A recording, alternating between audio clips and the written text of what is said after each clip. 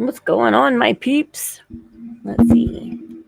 Hopefully the mic is working. Yeah. Yo, Mike. Yes, you are. Okay, good. Yay. Let's do this. Let's see.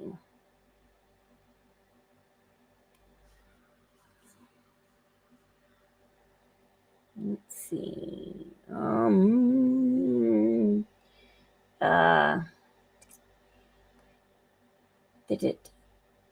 Trying to think.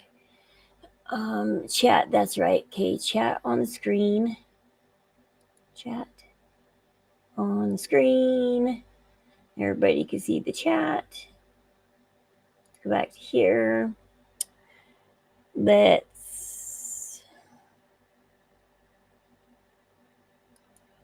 Yeah, I wanted to test something else too. Yeah.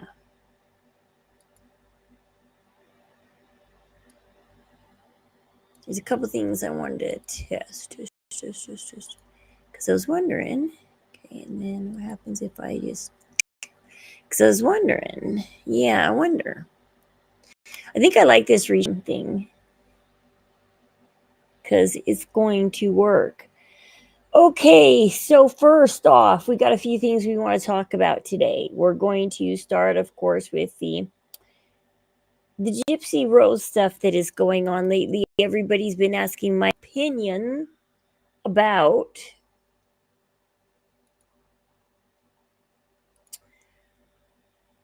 her recent trip to San Francisco, her license stuff that's going on there, the recent trip to San Francisco. So, first of all, the first thing that's raising me with her trip to San Francisco that nobody's talking about is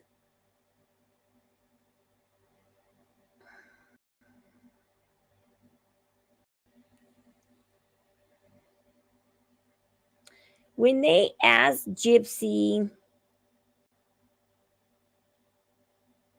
There it is. Okay, hold on. Let's see. I was going to pull up this video. About wanting the night combos. This is the husband-wife team I occasionally listen to. Don't know if you guys are aware of night combos. They're a small channel like me with just 1.13K subscribers. They got just, barely, they got about the same amount of subscribers as I do, basically. They're a small little tiny channel like me. Husband and wife talk.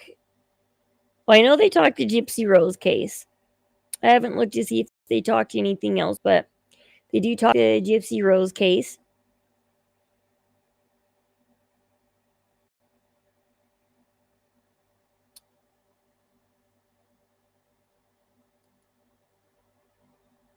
And okay, so she's talking about one thing why I wanted to talk about what she's talking about in here is because she's talking about, okay, Project Rebound, it turns out, allegedly, is the ones who just paid Gypsy $20K plus flight, hotel, food, everything. And apparently Ken's there too. Don't know if Gypsy paid for Ken or they paid for Ken. But Ken's there too. Acting like her little bodyguard, pretty much. Did you see when Gypsy's done? Okay, so Gypsy gets done with the thing and people are greeting her. It's almost like Ken is standing just a few feet in the background to be like, case any of you guys, he's like, I'm watching. Any one of you guys say anything mean to Gypsy, coming off this stage. Gonna get you. Come off the stage. I think that's what Gypsy brought him for. They're like, oh, we don't have bodyguards, by the way. And she's like, all right, that's okay. I got Ken. Arr. So, anyways, Project Rebound.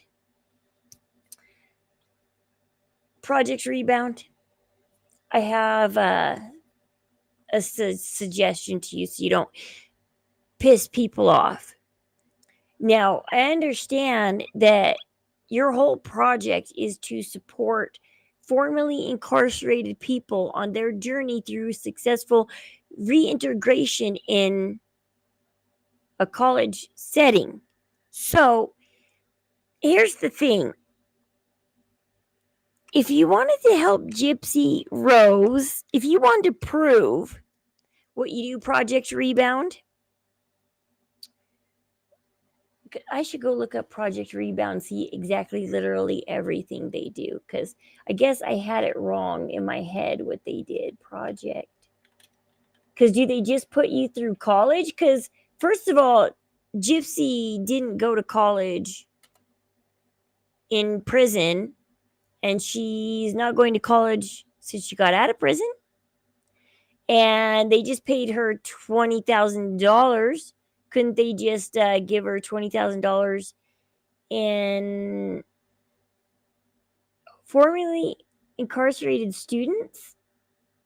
Help students who have been in prison pursue college degrees, rebuild their lives. Okay, well, Project Rebound, why did you give a speaking statement to Gypsy Rose? I mean, it's iffy right now. Everybody's debating on whether she even went and got her high school diploma. Because some people say she did. Some people say she didn't pass the math. Some people say she barely passed the math and she got. So, first of all, did she even get her high school diploma? So, Project Rebound, I don't get what you're having Gypsy talk about, because she didn't take any opportunities in prison to go to college. You should have gave this to like Rachel Garlick or somebody who did go to college while in prison. Not to Gypsy Rose, who is not planning on going to college, who did not go to college in prison. She plans on grifting her whole life away. And if you wanted to help somebody rebound, wouldn't you want to help teach Gypsy how to, like, get a job, a regular 9 to 5 job, to get a paycheck, to balance a checkbook, to buy her own place to live in, so that her and her baby don't have to live in a bedroom in the corner of her dad's house? Because the baby is living in the corner of a bedroom of your parents' house.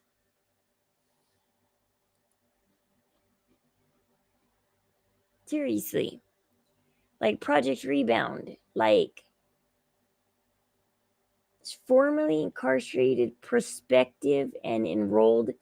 Okay, first of all, Gypsy is not a prospective student. And second of all, she is not an enrolled student at San Diego State University. So why were you having her in San Diego if she's in Louisiana and she's not going to San Diego State University?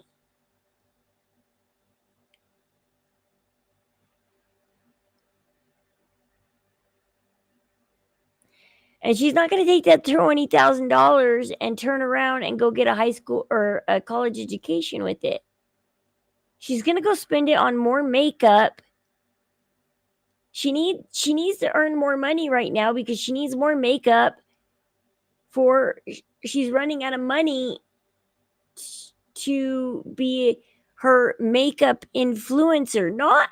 She's not trying to be an influencer for people who just got out of prison for good stuff. So Project Rebound,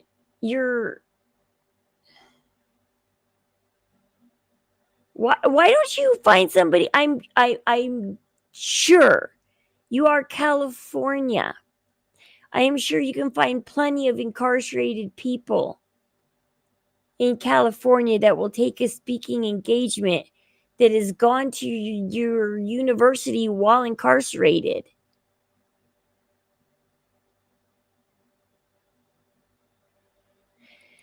I mean, Project University, if you want to show that you're successful, then get Gypsy Rose enrolled in classes and show us how you're going to get a felon, a job after she gets out of prison for unaliving her mother. She gets out of prison for murder, second degree murder, still a felony. Show us that you can get her a job. Because that's what the speaking engagement does. Nothing. She's just going to sit up there and tell people the new spun narrative that her and Chrissy have been spinning for the last 10, 11 months since she got out. And so, Project Rebound, you really screwed up there, because it's not about being jealous. Great noble cause. Talking about. So for that speaking engagement, it is alleged, now let me put an emphasis on alleged, that she made $20,000 plus airfare, plus hotel, plus food, plus transportation. Again, this is alleged, but this figure seems to be consistent everywhere I look. There are absolutely no words. I have a commenter on another video bring up a really good point. Project Rebound, the nonprofit, put it on. So where would they get this money? I have no idea. I do know that they get grant money. I know that there's donations that are made. All I know is that is the alleged figure that is going around consistently of what she was paid. A paid speaking engagement wearing this is not advocacy. Cosplaying Nancy Reagan is not advocacy. I wrote down some ideas for Gypsy Rose on what I think, and probably the majority of us. What everybody wants to see is Gypsy start living a normal life, do normal things, and advocate on the side, like we all do. We all lead normal lives. You know, we can't stream every moment of every day because we got jobs, we got kids, we got families, we got things we got to take care of. And Gypsy's just laying around the house saying, get me water, get me blankets, get me pillows. We saw Rod go in her bedroom middle of the day, wake up, you know, clean your room. She's in her 30s and her dad's still waking her up in the middle of the day telling her to clean her room like she's a 14-year-old again. What we want to see, Project Rebound, is we want to see you not give Gypsy a speaking engagement. We want to see you enroll her in college. We want her to go to college. We want her to get a job. We want her to learn how to do finances. We want to see her cooking a meal every single night. Not just a spaghetti meal for Ken once every 6 months that he hates to eat. We all saw that he had to smile because you put him on camera. Because he doesn't look like he was going to finish that plate of spaghetti. He took that bite and he put it down. We all know that spaghetti wasn't hot by the time Ken ate it. So him saying it was hot was a lie. We all know that it was cold by the time Ken got home. We saw you lay it out on the dinner table long before Ken got home. We know it wasn't hot. Okay, Ken? We all know people who make their husbands dinners and like to have it warm when they get home know when to put a meal on the table so that it's warm when the husband walks in. And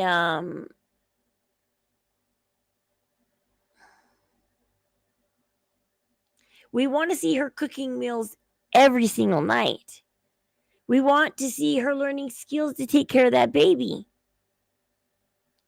We want to see her being taught to lead a regular domestic life and be happy with it without leaving your spouse because your domestic life is too predictable.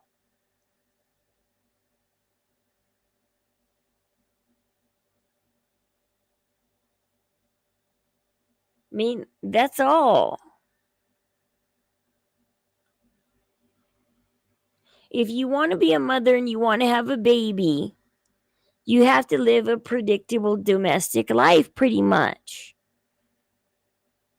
Because there is no spontaneous just getting up and going out and wearing and doing whatever you want. And so that's what you're supposed to do, Project Rebound. Not give her a $20,000 speaking engagement and another vacation to California while she's on parole. Because once again, while she's on probation, she gets to go fly off somewhere, make money, have a little vacation with Ken, go home $20,000 richer to keep putting money into her stupid social media that everybody is annoyed by 10 times over. No, we want to see Gypsy start living. She left her mom because her mom was too overprotective and controlling, and she wanted to just go live a normal life. Well, go live your normal life. The only thing we want to see on the internet is updates that you're living this normal life, because nobody wants to see you chronically online, because your chronic online is what led you to do this crime in the first place, because you knew you could eventually meet and run into somebody that would help you commit a crime, and you did. You met Nick and you hounded him for there was something she saw in Nick that she knew if she hounded him long enough, he would do it for her. Because we all know Nick wasn't the first guy she talked into it. We just know he was the one who finally said yes, because Dan, nobody, see, you guys got to put some of this on Dan and stuff too. If Dan knew that Gypsy was trying to get guys to unalive her mother, Dan, why didn't you call the cops and tell the cops that Gypsy was planning an unaliving? Hey, Lydia, working and listening. Okay. And Jay, what would I miss? I'm talking about Project Rebound and how everybody's upset at Project Rebound, and people are calling people, well, you guys are just jealous of Gypsy because she's making money being this influencer. No. Project Rebound is I read what they're about. They help people go to college, people who are incarcerated.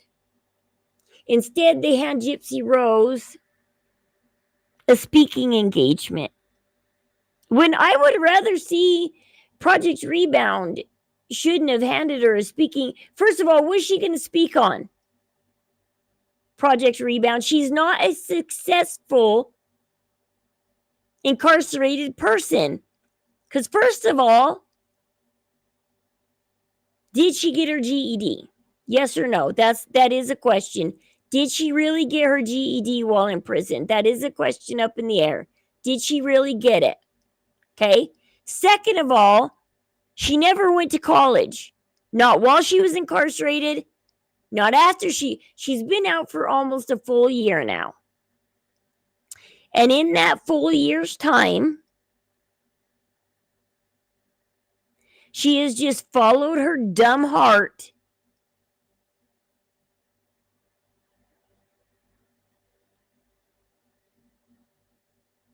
And it's like 50 other things I want to say. No, I'm just kidding. She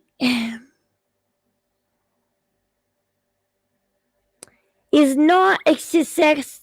They should have gave the speaking engagement to somebody like Rachel Garlick, who did go to college. What is it like to go to college while incarcerated and then continue college after you're incarcerated and get a job because of that college degree? Because the purpose of a college degree is to do something with it.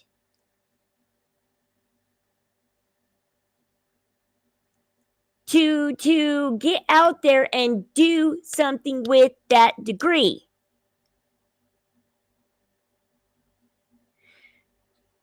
Project Rebound should have, instead of paying Gypsy to do a $20,000 speaking engagement, they should have gave her $20,000 worth of college tuition. They should have said, okay, Gypsy, your first $20,000 in college tuition here at San Diego, California, online is free. That's what they should have handed her.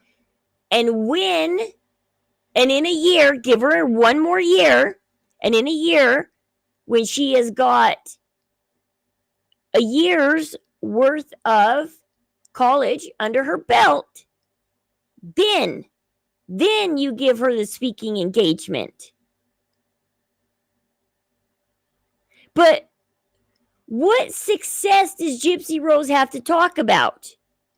What success has she had since she's gotten out of prison?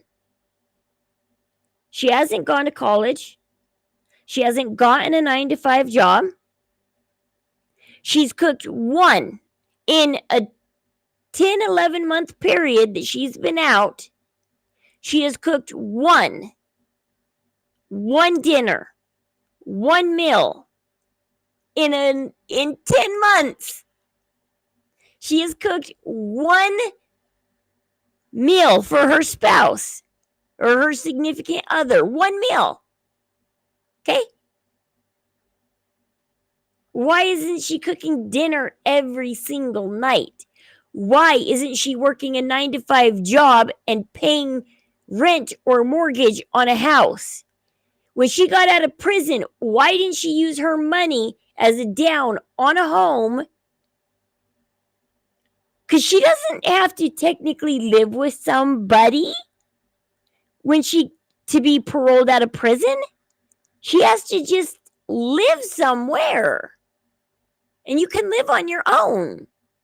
You can live on your own. But instead, she's choosing to live with people and not have a job and just be chronically online. Again, when her friends like Aaliyah and everybody will tell you, years before the crime, she was chronically online. Once again, everybody's mad. It's not because they're jealous. It's because, once again, Gypsy is chronically online. Project Rebound gave a speaking engagement to a prisoner solely because they have a famous name, not because they've accomplished anything.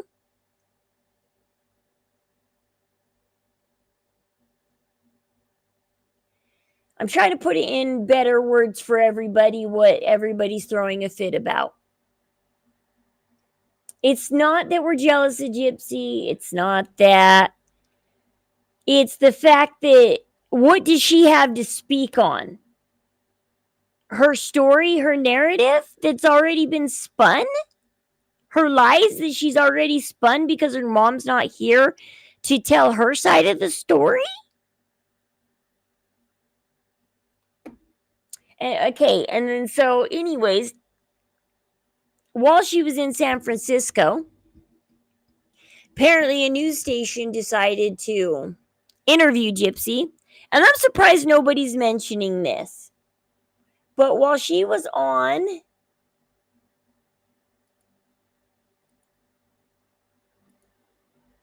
Oops.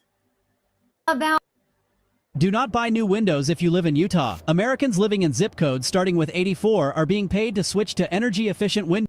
wanting the ability to show that you're a changed person. Thing that happened, but what do you want people to know and take away from this message? Said that she was going to name the baby Aurora. Okay, so these people are the first people who, because I'm sitting here going, you guys, why isn't anybody calling it out that she said she wanted to name the baby Aurora?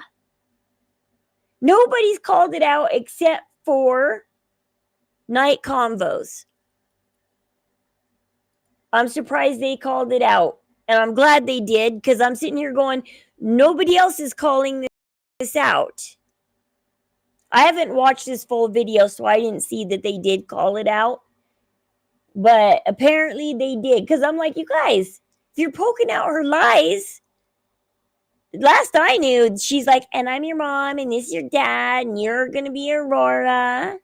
And everybody's like making fun of her for naming the baby Aurora. Well, I haven't seen her retract that. Where she retracted this? After a dog. And then the middle name.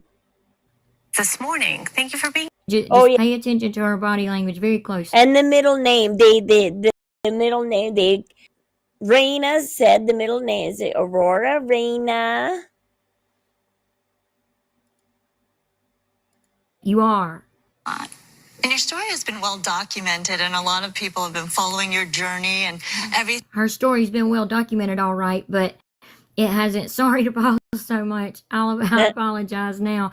I'll try not to do that so much. But her story has been well documented, and if Fox would have done their, investigations into her story and the crime scene photos and the autopsies and the interrogations and the investigation. And this is what I want to talk about in this, kind of leading into the Scott piece. And I've tried to explain this before to everybody. And the thing is this is the problem with our justice system. And once again, I'll explain this again, the problem with our justice system. Okay, so when you go to court, you get charged. You go to court. You're deciding between plea deal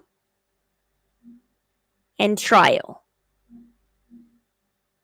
But before you can decide plea deal or trial, if you want to swing a good plea deal, it doesn't matter. You want to swing a good plea deal, you want to swing trial, first you got to bring your lawyer evidence. Your evidence.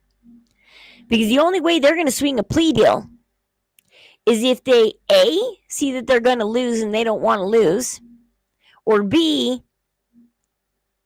see that you do have some pretty damn good evidence and you may or may not did the crime. No, they're never going to drop charges. They would rather do a plea deal than drop charges. So once again,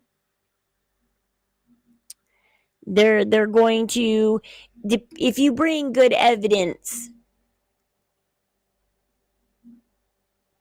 you'll get a good plea deal. So you got to bring your evidence, however much it is. That much. Like you bring your papers. You bring your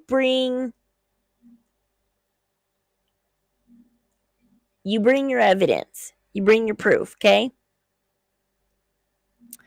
The defense and the prosecution see everything you bring. Okay? And they hash it out. And if you decide that you're going to go to trial, they start hashing out the evidence. What can and can't be. And this is where our system goes wrong. Okay? This is the difference between being me, a streamer, you, a streamer, us streamers, versus our justice system. We, as streamers, see 110% of the evidence, whereas a judge, 2 to 70% of the evidence. Depends on the case and what exactly is going on. They see 2% to 70%, I would say. Just depends on the case, really.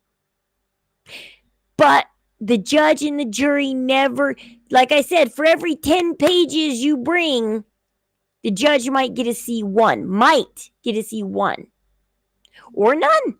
Your lawyer might decide, nah, I thanks for telling me your side of the story. I'll talk to the judge, but I'm not going to submit any of the evidence. And you're sitting here going, and you're only allowed to submit your evidence against that proves your innocence. You are not allowed to submit anything that puts the prosecution in a bad light.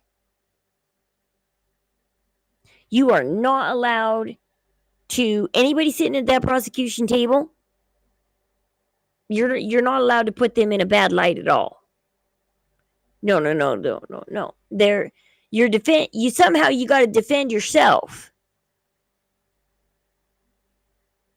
without showing they on the prosecution side can show that they can go all the way back to when you're 5 years old and be like, well, when she was 5, she stabbed a kid with a pencil at school. Whatever. I don't care.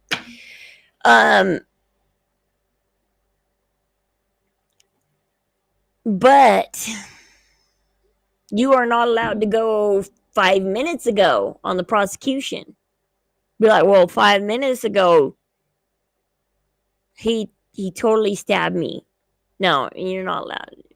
You are just, you got to defend yourself without showing that what you did they had anything to do with it.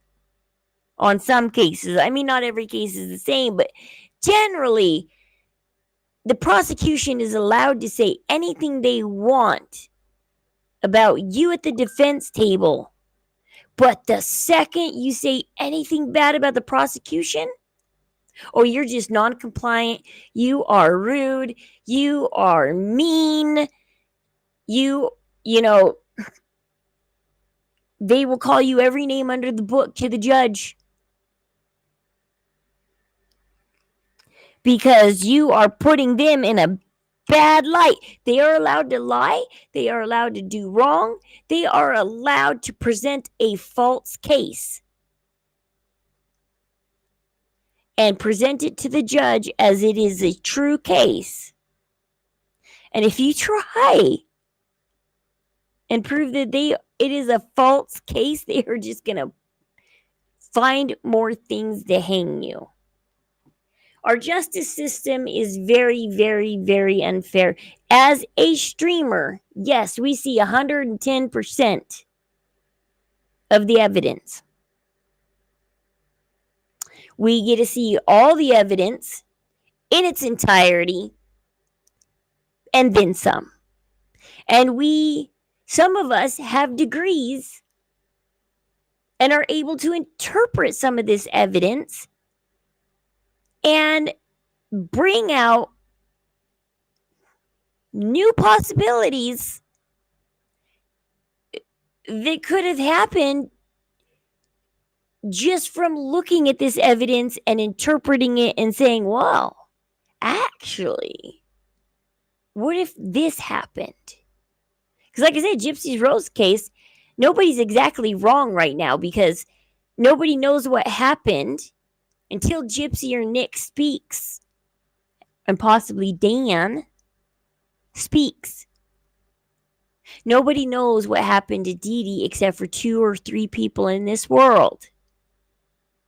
Maybe Anxious Aunt is still working on David Blanchard. We'll have to see if they come up with anything for David Blanchard. If anybody has anything on David Blanchard, let me know so we can help Anxious Aunt on the David Blanchard case, so that we can help them see if David Blanchard was any part of this. But the thing is as streamers, we get to sit here and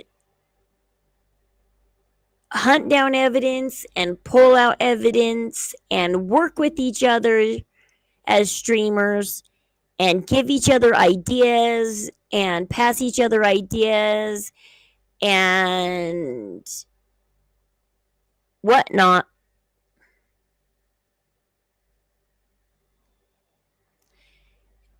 And even though we come to 20 different ways this case could have happened, everybody comes to one simple same conclusion.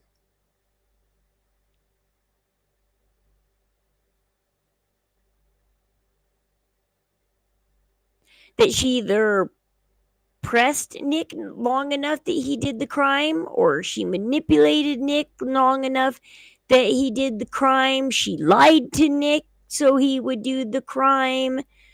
But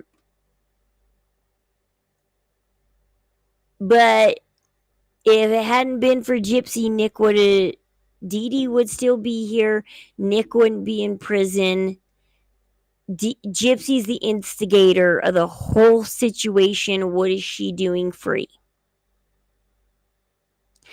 And getting these speaking engagements and grifting and having this baby that she's not ready to, she can't even take care of herself. She made one spaghetti dinner and she set it on fire. One spaghetti dinner.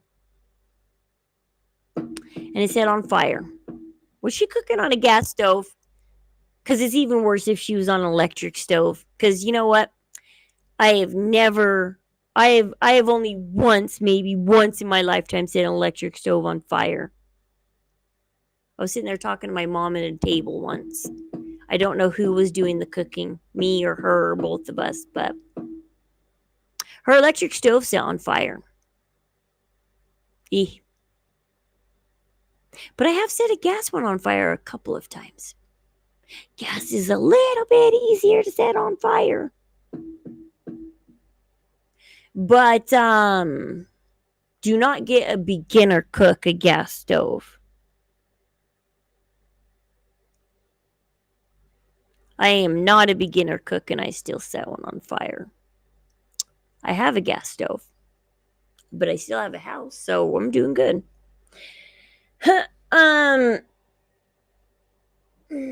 So the thing is, and I was thinking about this all night last night, once again, because I was going over the Scott Peterson case again, and because I hate to say it, guys, but there is a good chance that Scott Peterson might be innocent. Or he might be what I think is he figured out who the cult was that was looking for pregnant women and said, hey, my wife is 8 months pregnant. And probably told them, hey, she'll be walking the dog at 10 in the morning. I won't be home. So Scott Peterson was well alibied all day long. I mean, so was Lacey for 2 hours. For the first 2 hours, Scott Peterson was gone. Lacey, people either interacted with Lacey or saw Lacey, but she was well alibied for a couple of hours too. And there is plenty of evidence that Scott Peterson is innocent.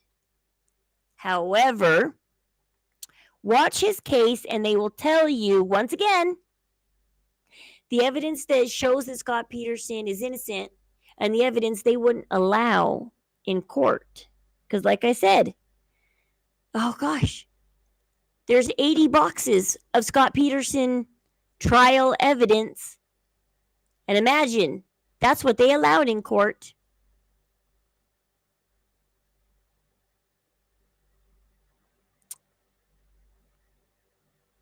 It's like, wow, that's what was allowed in court.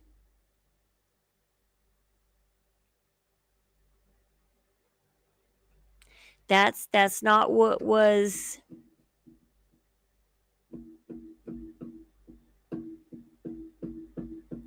And so this is what I'm talking about, because but I don't think anybody, not one person in America gets what they feel is a fair trial.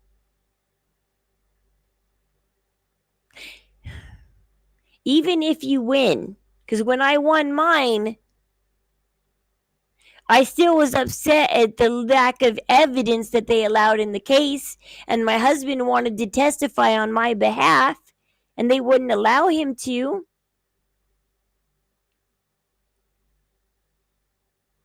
Because once again, he had bad things to say about the prosecution's witnesses, and you're not allowed to say anything bad about the prosecution's witnesses. And so they sit there, and the lawyers and everybody sit there and they hash out what the judge is allowed to see, what the judge is not allowed to see.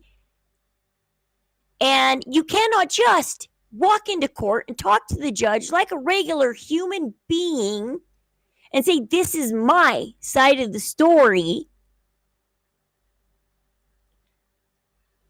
And literally just tell the truth to the judge.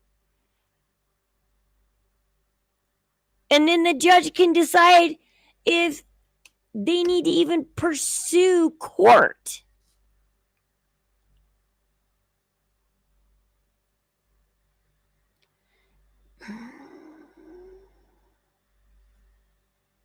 Because I think if you can walk into court and you can say, because with Scott Peterson, the second Lacey's body and Connor's body turned up in San Francisco Bay,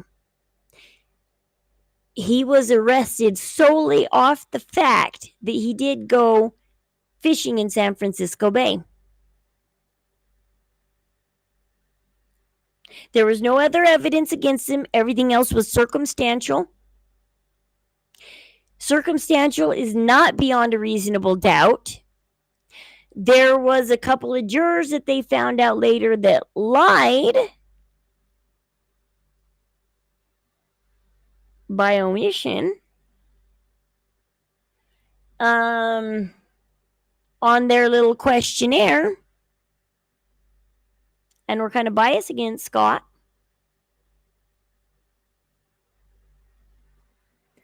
And so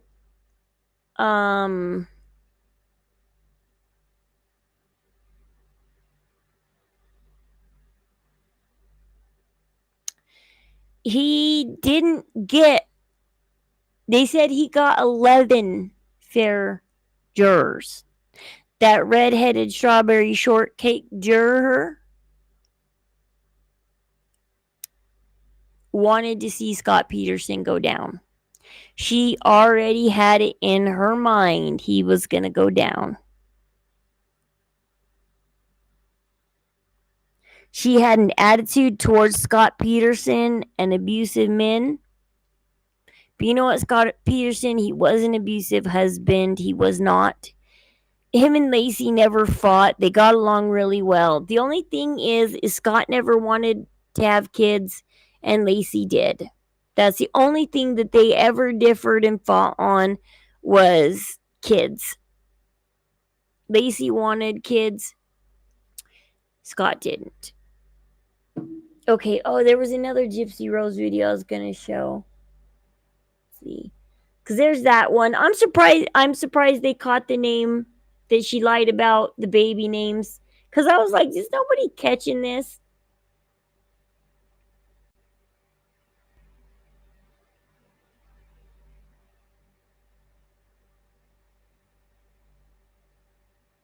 Oh, just that Viv, the pet stylist, was talking about.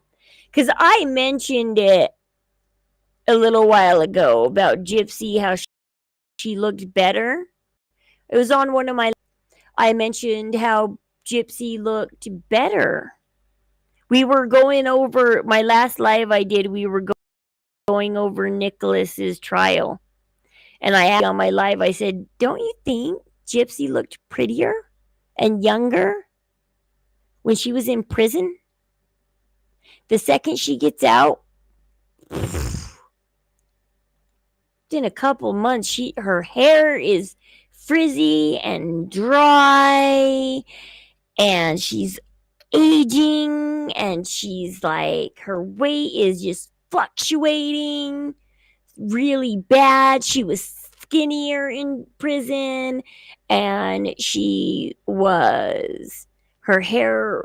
And so, yeah, people now started noticing the same thing I did. And now people are reporting on it. I wonder where they got it from. It's either a huge coincidence that, once again, either it's a huge coincidence or people watched my live, but it's just like once I state it, other people state it. Because nobody was talking about how Gypsy was prettier. I've always thought that since she got out. I always thought, wow, you are going so downhill. I'm like, how long ago was this in prison? Because I'm like, how come in prison you're still so young, so beautiful, so perfect, and you get out of prison and you can try and chop your nose down and everything else, but your hair looks like shit. And I mean, your hair was styled and pretty and soft and all kinds of ways in prison. And then you get out of prison and it's straight and it's frizzy and it's annoying you, so you start cutting it off, and you cut it off, and you're cutting it, and you're dyeing it and cutting it and doing this and that to it because it's nasty. And it's, what are you doing differently on the outside, Gypsy? Because you were so much healthier on the inside. It looks like you were living a healthier life on the inside. It's like if we put you back in prison, you might live a healthier, better life. Because here on the outside, just not cutting it.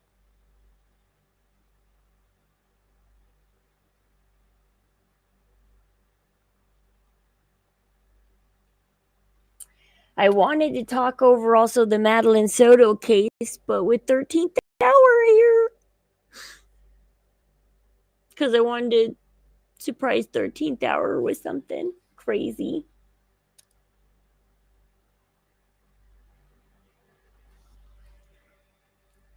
Because I just started, I've been seeing stuff about Madeline Soto case around.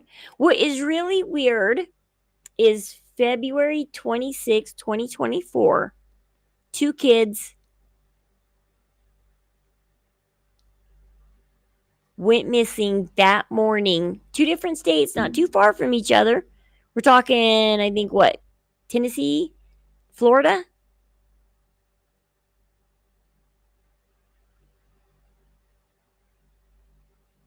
Tennessee and Florida. Same day. Only 5 days later, one is found unalived. And the other one, to this very day, still has not been found. So we don't know if he is alive and well or not. Nobody knows what happened to Sebastian Rogers. He just is gone.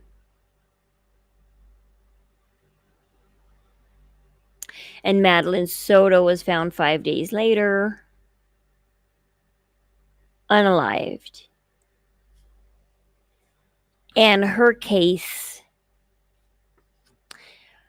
every time I see a picture of Madeline Soto and I see her smiling and laughing, and everybody says how she always smiled, laughed, and giggled, I don't get. Because if I was that girl, I don't know how I'd ever smile again. I don't know how I'd ever laugh again. I don't know how I'd ever survive again. I don't know. If I was her, I would never be able to laugh again. I would never be able to smile again. I would never be able to do anything again. I don't know.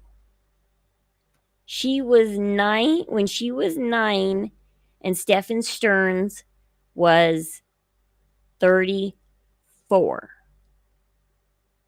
9 and 34.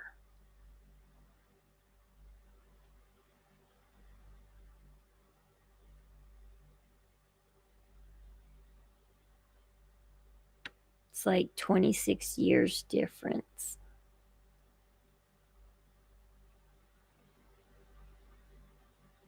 Nine and 34.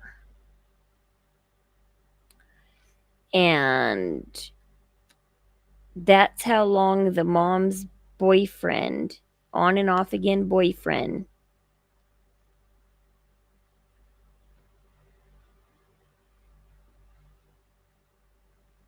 was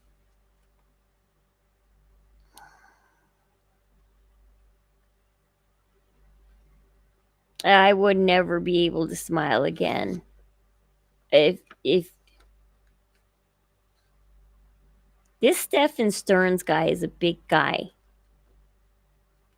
He's disgusting. And you know what I realized about Stephen Stearns, guys? I need to check this out. Check this out. Let's see.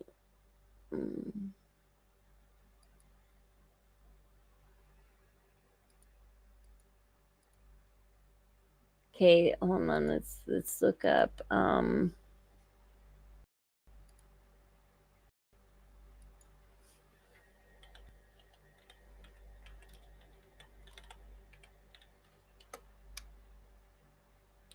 This guy's eyes kept bugging me, kept bugging the crap out of me. Every time I saw this guy,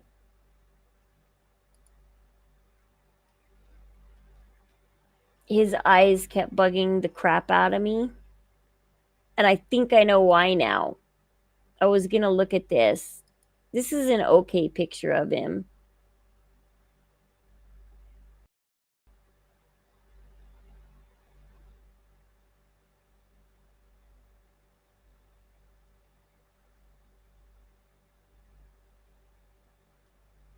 His eyes kept bugging me. They're not in that picture, though. His head's tilted. Like, let me get... Yeah, his eyes kept bugging me. In this photo. And the one where he's crying. His eyes kept bugging me.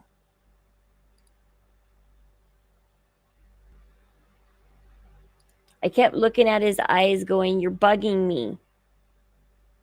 And I think I realized why. He has the same eyes as Charles Manson.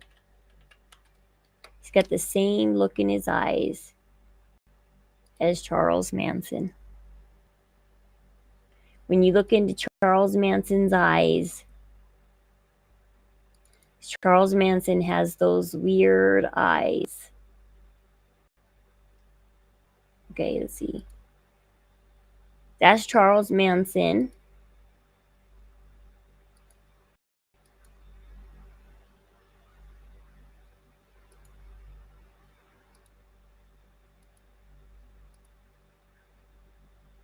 Okay, hold on. Now I gotta go back to look for Stefan Stearns again.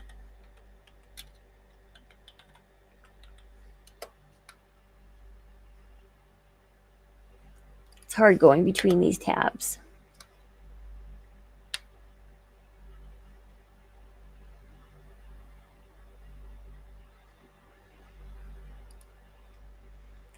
He's got that same kind of look in the eyes as Charles Manson, that you just look and there's something wrong when you look into their eyes. When you look into their eyes, you feel like something is wrong.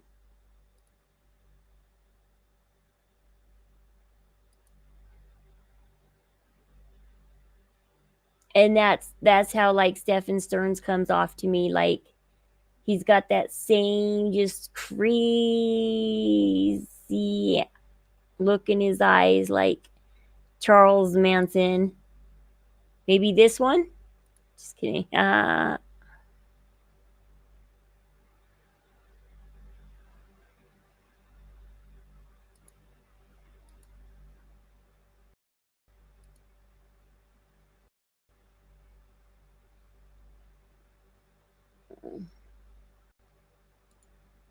mean, I thought this one actually looked pretty close to Charles Manson. Let's see. That's Stefan Stearns.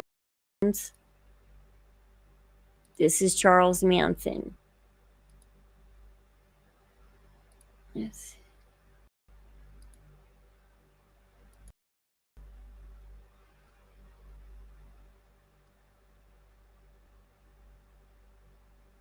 That's what he looked like to me when I saw him. I saw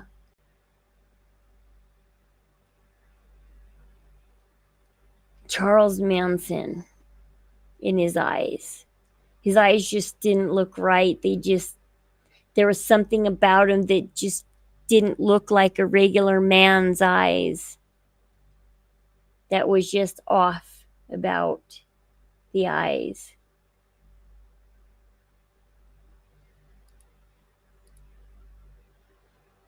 And like I said, I think it's because he's got like the same kind of off look as Charles Manson.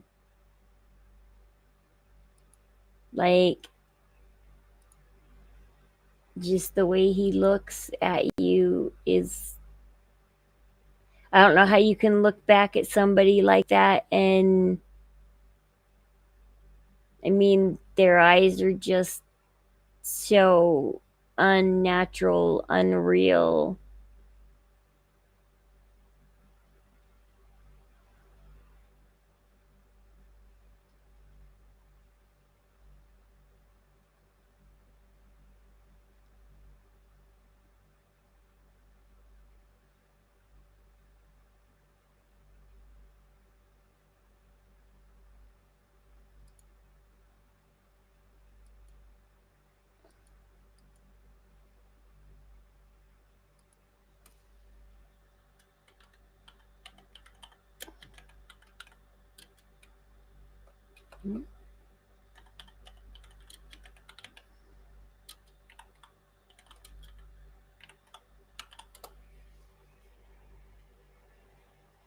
But yeah, I don't know what to say about our justice system. What could do a better justice system? Like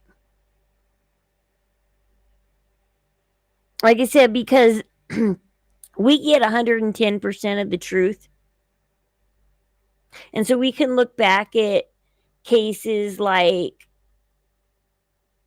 the Gypsy Rose case now, 5 years after the fact, after everybody's been sentenced 5 years later. Scott Peterson case 20 years later. Hey, W. He has Wade. Oh, let me look at. Oh, yeah, Wade Wilson. Let me look at his eyes. Hey, cutting board. Yeah, like I look at his eyes and I'm just like, there's something so wrong with Stefan's eyes. Let me look at Wade Wilson's. I've seen a picture of Wade Wilson, but I haven't looked at his eyes. Like, The first time I saw Stephen Stearns, I was just like, those eyes. Something wrong with those eyes. It's like there's something just not right.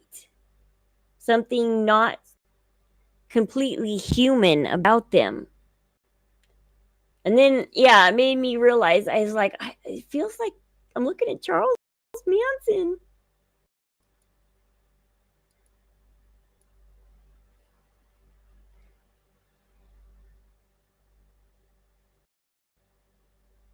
Problem is Wade Wilson's gonna bring up Deadpool. Because of Deadpool.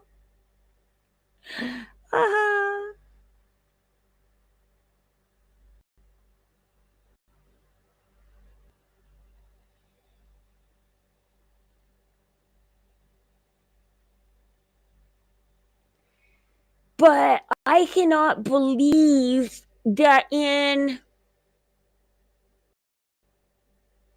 the Madeline Soto case,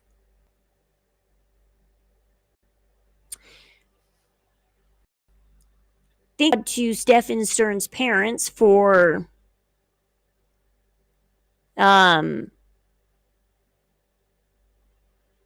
helping out the investigation, because they never liked their son or something. I don't know. Not never liked their son. I mean, they understood that their son, some people, even if they know that their son is bad, they'll cover for him. But these guys knew that things were not right with their son, and they never covered for him. And the thing that shocked me about the case also was the dad turned over the USB drive to the cops that he found in his home, because he found a computer and he called the cops and says, hey, my son's computer's here. You want it? And the cop said yes. But the problem was it took the cops a few days to get over to their house. And by the time they got over there, the hard drive was gone out of the computer. Stephen had come over and took the hard drive. Smart guy. It's like, you want the evidence erased? Take the hard drive. Hey, Susie. A few days ago, I came across a videos that the true crime documentaries were fake, or if they were true, they were pinned to a patsy. On what? And Tate wasn't CIA. Oh, the Sharon Tate thing. Why did CIA kill Tate? Let's see. Let's look that up. So, anyways, but Stephen Stearns' father had found a USB drive. Gave it to the cops. You're so not going to believe this. I don't know how people do this. It blows my mind what people do in their spare time. But this guy had 35,000 between stills and videos of child porn on this USB drive. 35,000. Not 3,500, 35,000. That was just on the USB drive. That wasn't his phone. That was just the USB drive alone. And that wasn't counting the hard drive that he threw away out of the computer and anything else he destroyed. 35,000 was just one USB drive. Just one. We don't know if he has USB drives anywhere else at anybody else's houses. We don't know if he threw any other USB drives away. We don't know what he had on that hard drive that he destroyed. We don't know. And we know what was on his Google Drive, though. The cops found stuff on his Google Drive because he tried to reset his phone. Only Google saves everything you do. Google, you just love to bust people. Okay, let's see. Sharon Tate. Well, it's kind of funny that you know how Charles Manson got caught, right? The Soto case.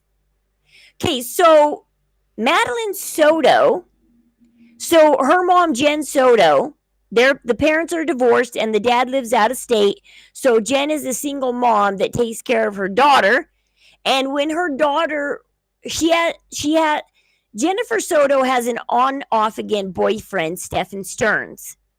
When Stephen Stearns was 34 years old and Madeline Soto was 9, that's when he started essaying her and graping her when she was 9. Right after her 13th birthday, she goes missing the day after her 13th birthday party. She was found 5 days later unalived. She was possibly pregnant.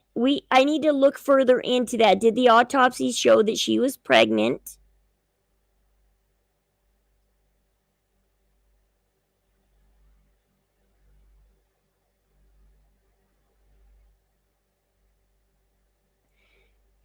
Because the reason why she possibly was unalived was because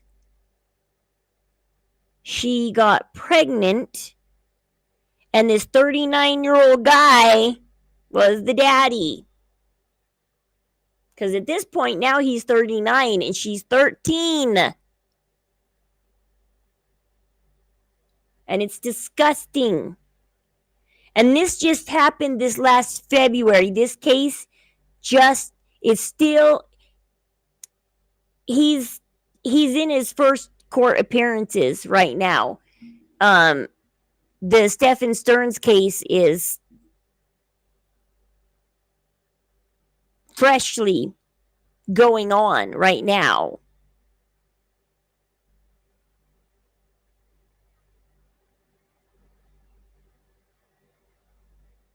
Antidote to poppycock poison.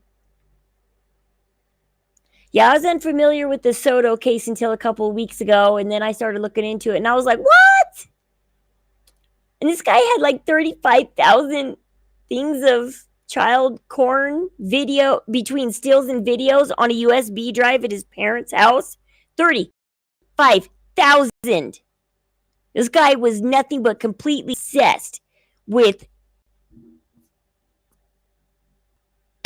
And the disgusting thing is they have video of Stephen Stearns driving Madeline Soto to school that morning because they were in a apartment complex with video surveillance. So he propped her unalived body up in the passenger seat and seatbelted it in and told the cops she was asleep. That's why she was leaned over in the seat.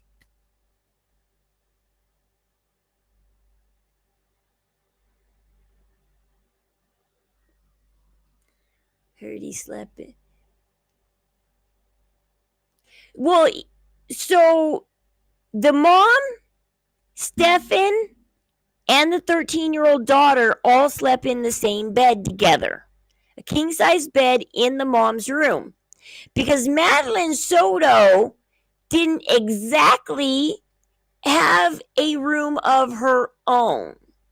She had a makeshift bedroom on the side of the living room.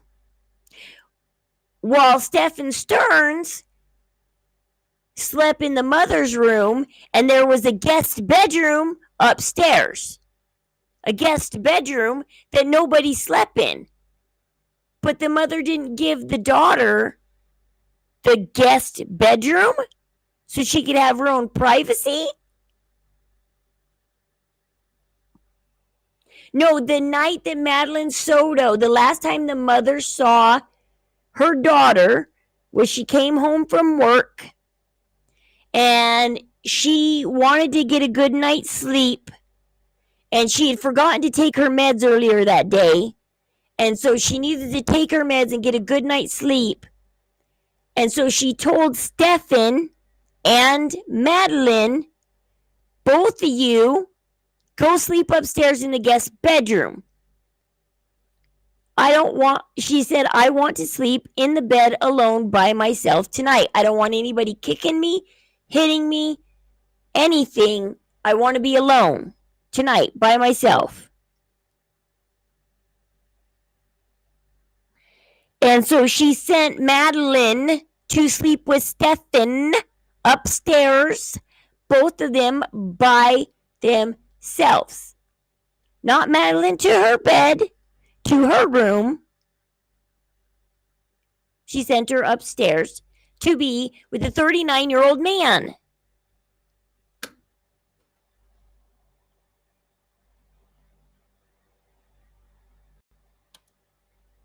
And so everybody's wondering, why isn't the mom arrested? This mom, no. This mom there's no way she didn't know that this abuse was going on for 4 years. There's no way she was oblivious to this abuse for 4 years. Carla Demon from Canada. Yeah, Carla Homolka. Yes. And that's what I was telling you about. Wasn't it you I was talking to in Discord about Carla Homolka, I think? Carla Homolka, who let her boyfriend, who was graping people, random people, let him have the sister.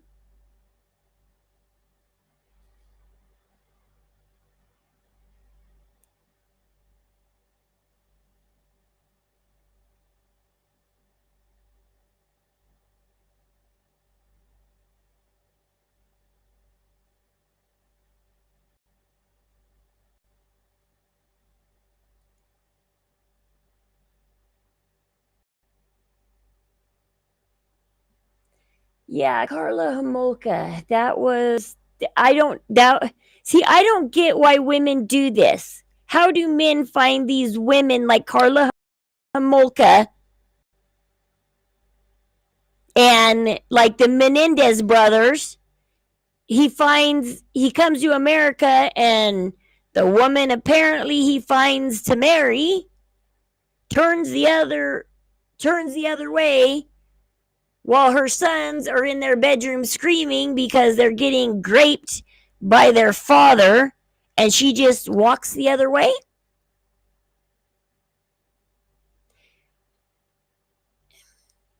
I mean,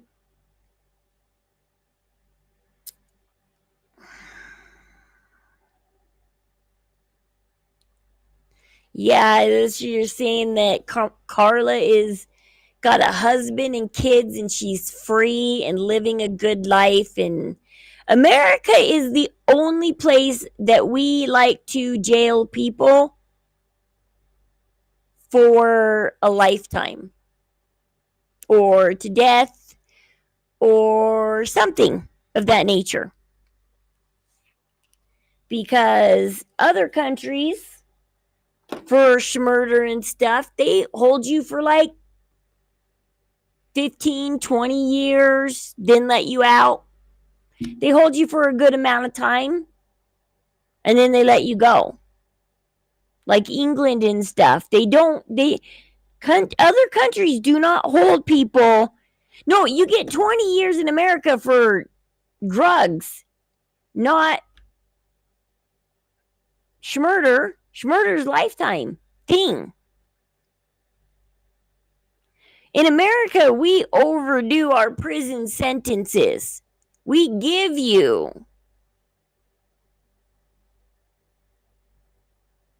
Okay, so Tate's dad, her dad worked for the CIA just like JonBenet Ramsey's dad. Oh.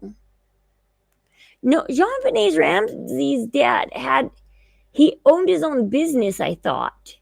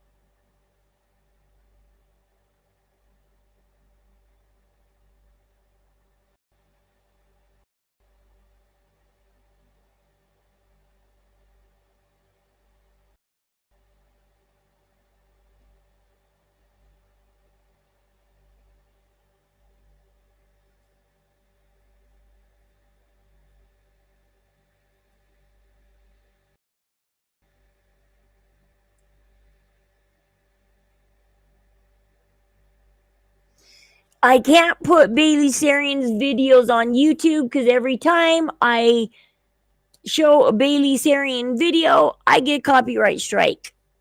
And I've already gotten 2 from her. 1 more and they're going to take my channel.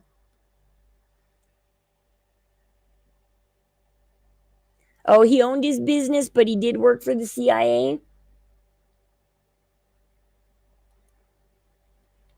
Because it is weird. There are that some of the most famous cases out there are the unsolved ones. Why is there so many unsolved, really famous cases out there like JonBenet Ramsey? I mean, the Sharon Tate ones are technically solved. Charles Manson went down for it.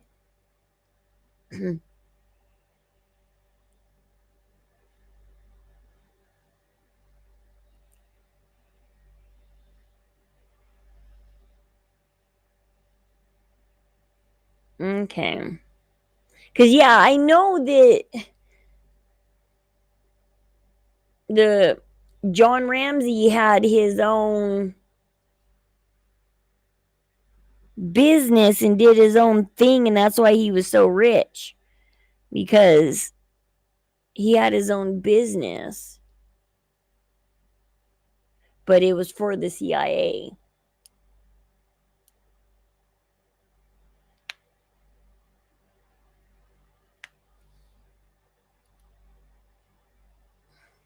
That's probably why he's guilty of JonBenet's murder, but nobody's ever going to arrest him.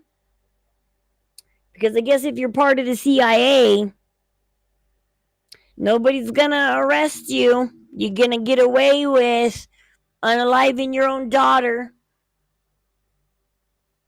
I remember when JonBenet's case happened, my mom blamed it on JonBenet's mom because my mom thought like, oh, JonBenet wasn't the perfect beauty queen, so the mom unalived her.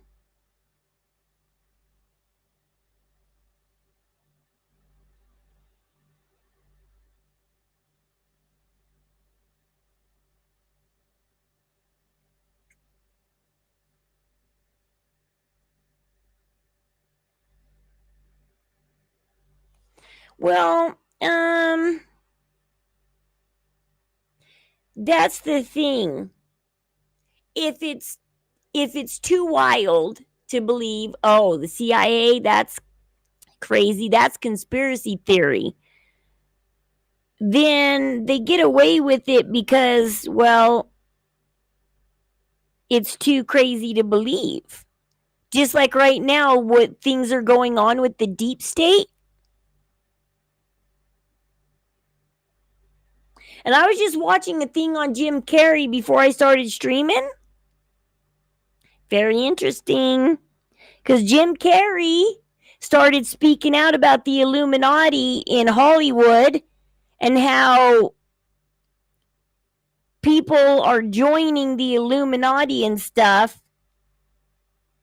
And he started coming out about actors and stuff joining the Illuminati and being the whistleblower on the Illuminati. And then his girlfriend passed away, and they tried to sue and blame Jim Carrey for it. Because if you speak up about the government right now, because the government is in everything, and it is corrupt. And if you speak up about it, they will come after you.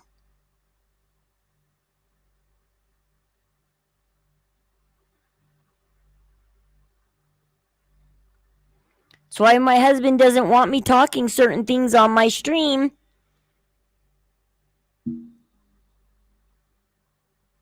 Because certain things might get you in trouble.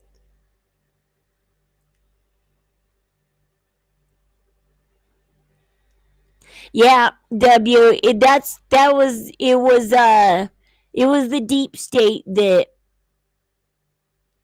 took out JFK. Not the CIA. It was the deep state. The deep state took him out. I'd have to ask my husband the reason why. Probably, I know he was sleeping around. And that's why they also took out Marilyn Monroe. She'd been sleeping around with the president too, and she was in love with him. And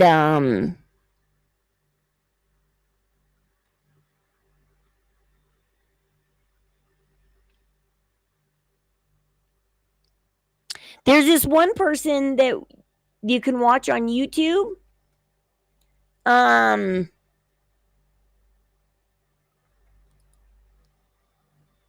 See, what's her name? Let's see.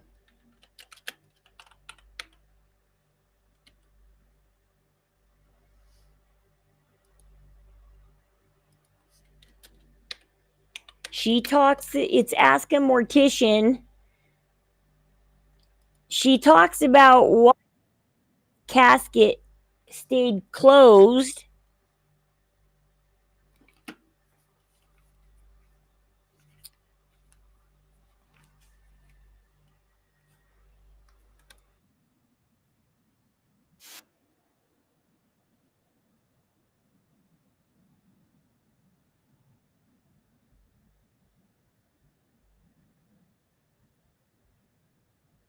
Of any color to register and to vote in a free election.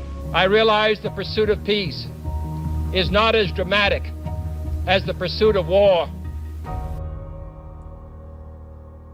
This is not a video. Oh, no, it's fine, Susie. It's fine. I don't think I'm a small streamer. I'm not going to get in trouble. My husband just worries a little bit that I don't think if I was a big streamer, like the reason why like Jim Carrey, they did that to him, he's a big actor in Hollywood. They're trying to ruin his career because that's why we live in this cancellation culture, Susie. I think the government is experimenting with this cancellation culture right now. See, because the deep state needs the cancellation culture. See, Jim Carrey started opening up about the Illuminati and everything. And so they charged him in his girlfriend's death to get society. Because they know, even though Jim Carrey's innocent, and they know that the case might either be dropped or he'd be found innocent, the one thing that the deep state can ensure is that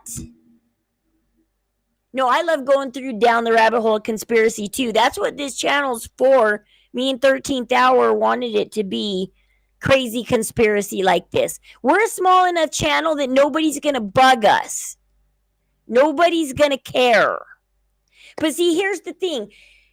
Because of cancel culture, even though Jim Carrey's cases were dropped, because they couldn't pin anything against Jim Carrey, they got enough people to be like, well, I think Jim Carrey did it.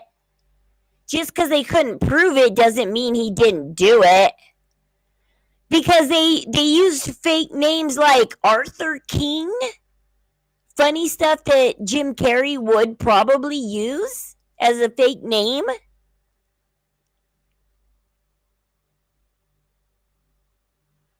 And then they have the newspapers. The newspapers are completely under the deep state. You cannot believe anything in print. They have the newspapers print stuff like, Jim Carrey's going crazy. Look what Jim Carrey has to say. I'll show you guys that video, the Jim Carrey one, in a minute, because it's a good one about conspiracy. Because Jim Carrey's not crazy, but they want you to think he's crazy, because if you think he's crazy, you won't listen to him. But the people that believe that Jim Carrey is completely sane and understand what he's talking about, understand that our government is corrupt. And that Jim Carrey is just saying it in his insane way because only the true believers will know what he's talking about. We'll go over the Jim Carrey thing in just a sec. About the assassination of President John F. Kennedy. At least not in the traditional sense, dissecting the minutes, seconds, and microseconds before and after the shooting itself. Instead, it's a video about days that would follow the assassination. The reconstruction that was taking to acknowledge Oswald, this window, since motor President Field. He was in Dallas as part of a campaign tour for his re-election to the presidency. Although re-election wouldn't be a problem if the Republicans nominated Barry Goldwater. That's a Barry Goldwater joke. I think. I don't know that much about Barry Goldwater. Extremism in the defense of liberty is no vice.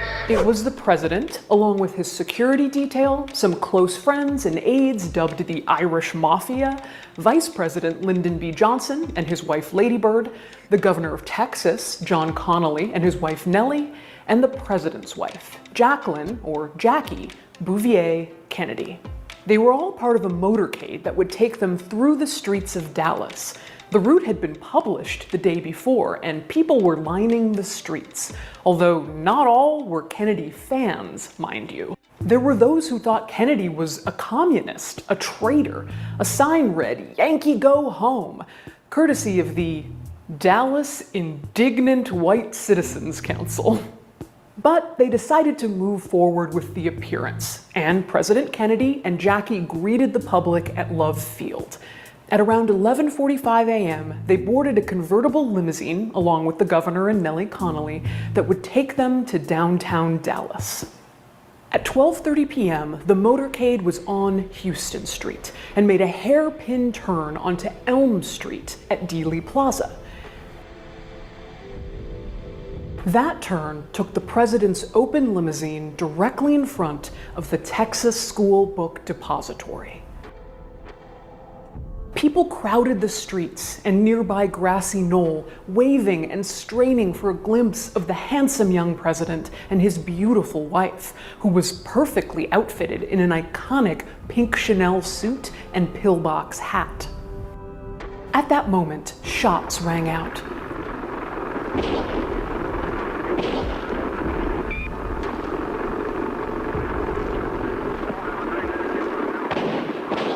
Two bullets hit President Kennedy, the first in the throat, which passed through Kennedy and also hit Governor Connally, and the second in the back of his head.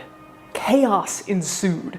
Was it a car backfiring? What was that?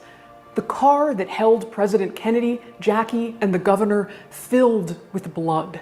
The president's limousine sped to Parkland Memorial Hospital, 4 miles away, arriving at 12:36 p.m. Parkland had not been properly notified. Stretchers were not waiting for the president. Attendants were not there. When Kennedy arrived at Parkland, he was still, shockingly, if only technically, alive. His eyes were fixed and dilated, but his heart continued to beat and his lungs fought to breathe. Though doctors knew that the president was most certainly going to die, they continued to administer life-saving measures. But we know how this part ends. We know that the president would die. Becomes the main character of our story. Jackie would not leave her husband's side, exhibiting an obstinate protectiveness that would continue, saying, "You know he's dead, let me alone." She wouldn't even leave him as he was being raced into the trauma room. Jackie ran beside him, her hand... Which is kind of weird. I find this part weird. So they're saying that Jackie would not leave his side. However, when he first got shot, the first thing she did was jump out the back of the car onto the trunk and try to jump off the car, but they stopped her. So, like, the first thing she wanted to do was leave his side. This is so weird. On the stretcher.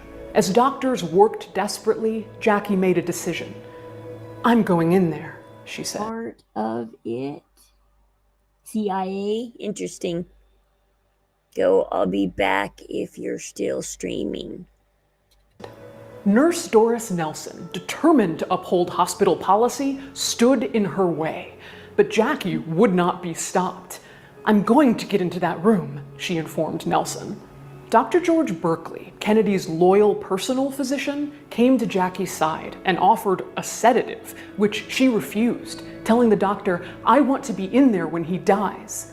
Berkeley turned to Nurse Nelson and said, "It's her right, it's her right, it's her prerogative," and led Jackie into the trauma room. The trauma room somehow had even more blood, tissues, tubes, and machines connected to Kennedy. That's a very small trauma room, by the way. Like, an extra person in there is too much. Jackie should have stayed out. Medical personnel running around trying in vain to save the dead president. Chief neurosurgeon William Kemp Clark said to Jackie, "Your husband has sustained a fatal wound." And she mouthed the words, "I know." At 1 p.m. Central Standard Time in Dallas, Texas, President John Fitzgerald Kennedy was declared dead. A Catholic priest, Father Oscar Huber, made his way through the throng and administered the last rites to the 35th President of the United States. From Dallas, Texas, the flash, apparently official, President Kennedy died at 1 p.m. Sitting silent, a book depository worker who had also shot and killed a Dallas police officer in the chaos after the assassination would emerge as a prime suspect. To him, Jackie said. So the most important order of business became getting the president's remains out of Dallas. In order to do this, they needed a casket. Vernon O'Neill of O'Neill Funeral Home, located 2.5 miles away, got a confidential call from the Secret Service. "This is Clint Hill." This is a crazy story, by the way. "Of the Secret Service, I want you to bring a casket out here to Parkland. I want you immediately." O'Neill responded, hold on, we've got merchandise at all prices. Bring the best one you have. Any questions?" O'Neill selected the Elgin Casket Company's Handley Britannia casket, his most expensive. It was over 400 pounds of double-walled, hermetically sealed solid bronze, which, perhaps a spoiler here, is absolutely the worst choice for swift and easy cross-country transport of one of the most important dead bodies of all time. But O'Neill had his orders from the federal government, the best one he had. So he, along with 3 others from... Yeah, it's sad what they do to this casket, because apparently it's the best one. It's sad what they do to it. His staff hurriedly loaded the casket into his brand new 1964 white Cadillac hearse and sped to Parkland with an ambulance sign in the window. Jackie went to her husband's side and took off her wedding band. At her father's funeral, she had placed an item he had given her into his casket. Now she picked up Jack's hand, and with the help of an orderly, she put the ring on his finger. She turned to Ken O'Donnell, a devoted advisor of Kennedy's, and asked, "The ring, did I do the right thing?" His response was, "You leave it right where it is." When O'Neill arrived with the casket, people leapt up to shield and distract Jackie from the sight of it. But again, she resisted. When Dr. Clark, the neurosurgeon, told her she couldn't go into the room as they casketed her husband, she said, "Do you think seeing a coffin can upset me, doctor?" For ritualistic reasons? What? Interesting. That Gypsy coming to San Francisco and LA. Ritualistic reasons. The Color Purple. I know there's a movie called The Color Purple. Or what? Purple, etc. Oh, and wearing the color purple in October? Oh, okay, never mind. My mind is... Okay, so she wore purple on stage. Jackie, everybody is saying it was Jackie Kennedy style. Purple in October in San Francisco and LA. Ritualistic.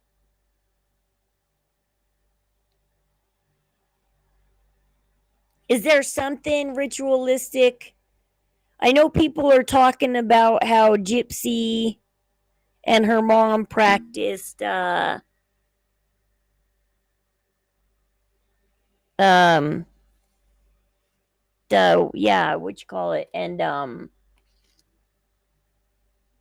because Gypsy talked about her mom casting spells.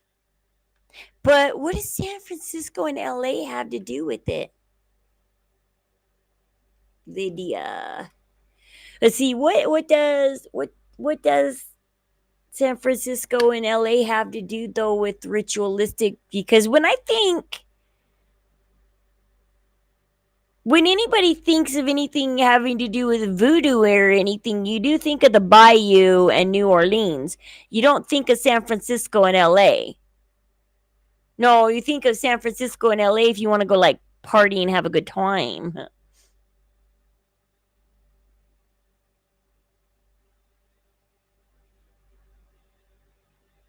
You think Mardi Gras, you think LA, or not LA, I mean New Orleans. You think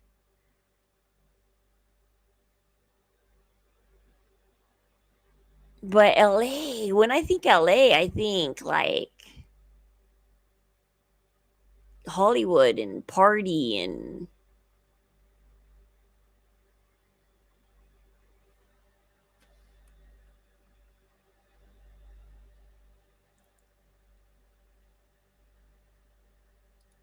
"I've seen my husband die."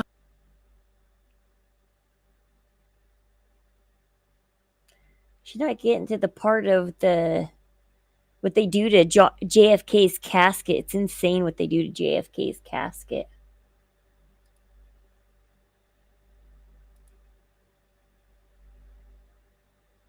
Guys will have to watch it. Ask a mortician why JFK's casket stayed closed during the funeral. It's crazy. If you've been getting scam texts like these, it was me. I said that probably means your data's been leaked, and I have all of it. Who leaked? Once he reached the pinnacle. Okay, 26-minute marker. There's something that Jim Carrey says I remember around the 26-minute marker that's interesting. A jam for a little bit. I had to get off at a certain point because I realized that, everything's just okay. No peaks and valleys. There are peaks, there are valleys, but they're all kind of carved and smoothed out, and it feels like a low level of despair you live in, where you're not getting any answers, but you're living okay, and you can smile at the office, but it's a low level of despair. And you don't take any of them, or you don't take anything now? Nothing. I don't take anything. I rarely drink coffee. I'm very serious about no alcohol, no drugs. Life is too beautiful. So where I hang out with Buddha and Krishna and, all those guys. Are you a Jesus. Buddhist? I'm a Buddhist, I'm a Muslim, I'm a Christian, I'm whatever you want me to be. It all comes down to the same thing. You're in a loving place or you're in an unloving place. If you're with me right now, we cannot be unhappy. It's not possible. After winning multiple awards, generating hundreds Isn't that a beautiful thought? I mean, doesn't matter who you worship. You're either happy or you're not. You're either with somebody and you're hanging out and you're happy, or you're not. You're either in a loving place or you're not. And it's your choice. My husband's favorite saying that he always says to me is, well, that sounds like a choice. It sounds like it's your choice. Sounds like you're making a choice, is what he always constantly says. It's your choice. Because that's all life is one choice after another. As you take a step in life, it's one choice after another that you make. And where do you spend your life? Where's your choices at?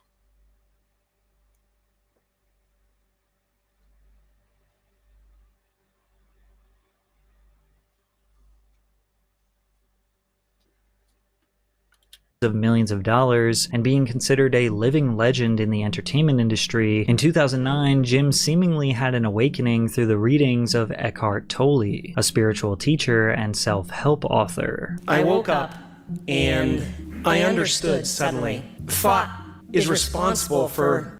I don't know what that is. I have no idea. You don't know. Jimmy Fallon doesn't know. David Letterman doesn't know. We don't know. All the comics and show business don't know what this is. I know what that is. To blow the lid off it, to be the whistleblower. I'm sick and tired of the secrets and the lies. It is the secret symbol of the Illuminati, and you're a part of it, and it is the all-mocking tongue.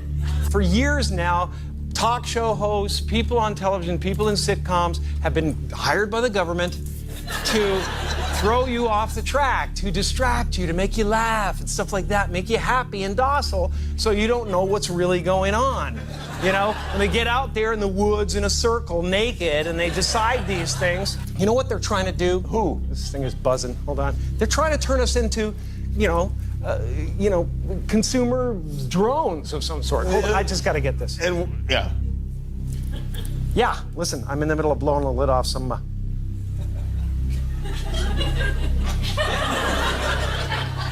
What happened? I'm sorry, Jimmy. I was temporarily interrupted by my iPhone 6 Plus. 5.5 heads-up HD display. I think what I was really trying to say was I think people will enjoy Dumb and Dumber this weekend. There were multiple sources that claimed that they were at the show and that the whole time there was no actual audience laughter, and a laugh track was added in post-production to the video that was uploaded to YouTube. Some people looked at... Well, it sounds like a laugh track. I wouldn't have never thought that was an audience. It sounds like a laugh track to me. Total laugh track. But, Jim Carrey gets kind of, they get to a point towards the end of this video where, they're making Jim Carrey look insane and crazy. Things happening, and there are clusters of tetrahedrons moving around together. Okay. Yes. So what's happening in our world right now? Because there is a lot of news that actually is relevant that's not that Here's uplifting. the thing, it's not our world. None That's of this the is key. real? Nope. The others probably benefit from. Ourselves so that we can finally define ourselves, and then everybody will get us and they'll go, okay, this is what you are. And then if you actually get there, you will find it so empty that you'll realize that's really not what it's about. It's about not only just going with the flow, but it's about not taking it personal. It's like the difference between a house and my house is a world of difference, and it's the my that's the problem. Don't get me wrong, Jim Carrey is a great character, and I was lucky to get the part. This is why I stopped shopping I on find this Amazon, and you interesting should what he too. says next. Don't spend another dime on Amazon. When he talks about being Jim Carrey is another role. Basically, I think he's saying that everybody's first role in life is who they're born as. But I don't think of that as me anymore. I would love to discuss this further with Jim Carrey. Exist. So they're all characters that I played, including Jim Carrey, including Joel Barish, including any of those things. They're all characters. You know, Jim Carrey was a less intentional character, right?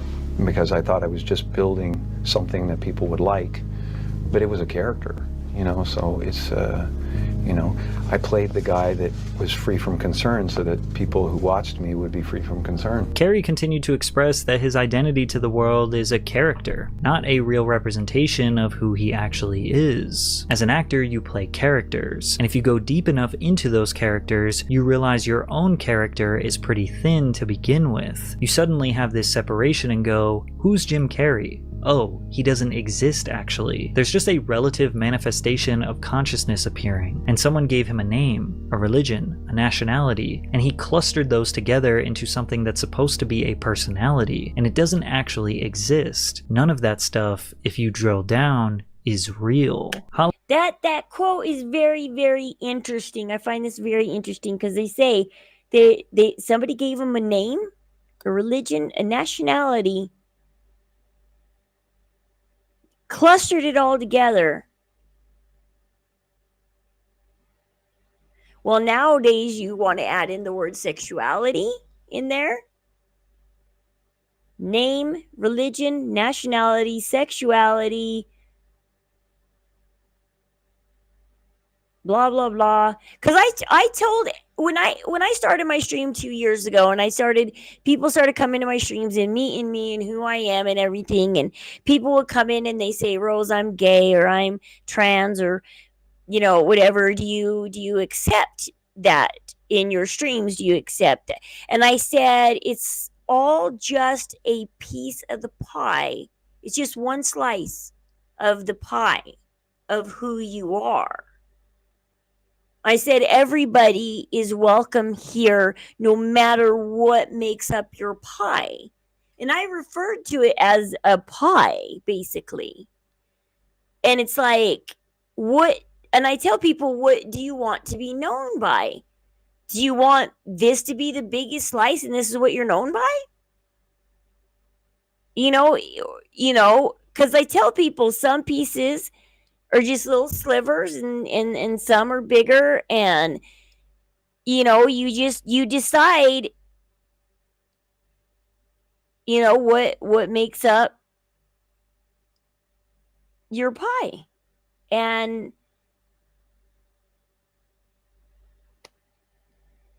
you know, whatever you want to be known as, make it good.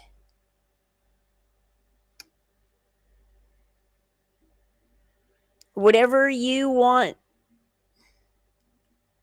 you know, like however you dress is when you appear in society, that's what you're telling people how you want to be known. Do you want to be known as colorful? Do you want to be known as male, female, fashionable, goth?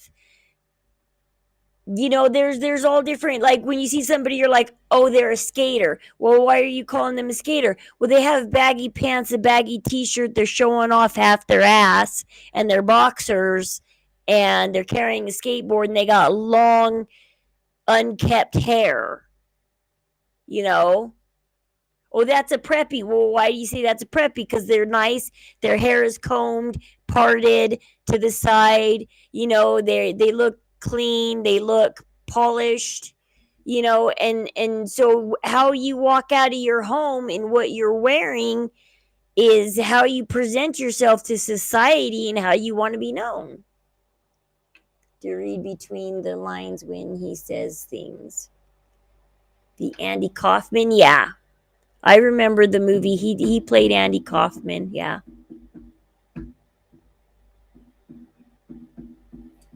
My dad really loved that movie about Andy Kaufman because we grew up listening to that song by REM that they made about Andy Kaufman, about Man on the Moon by REM.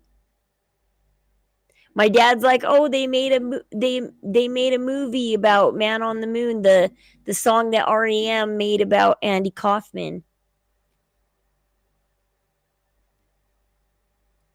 Actually exist. None of that stuff, if you drill.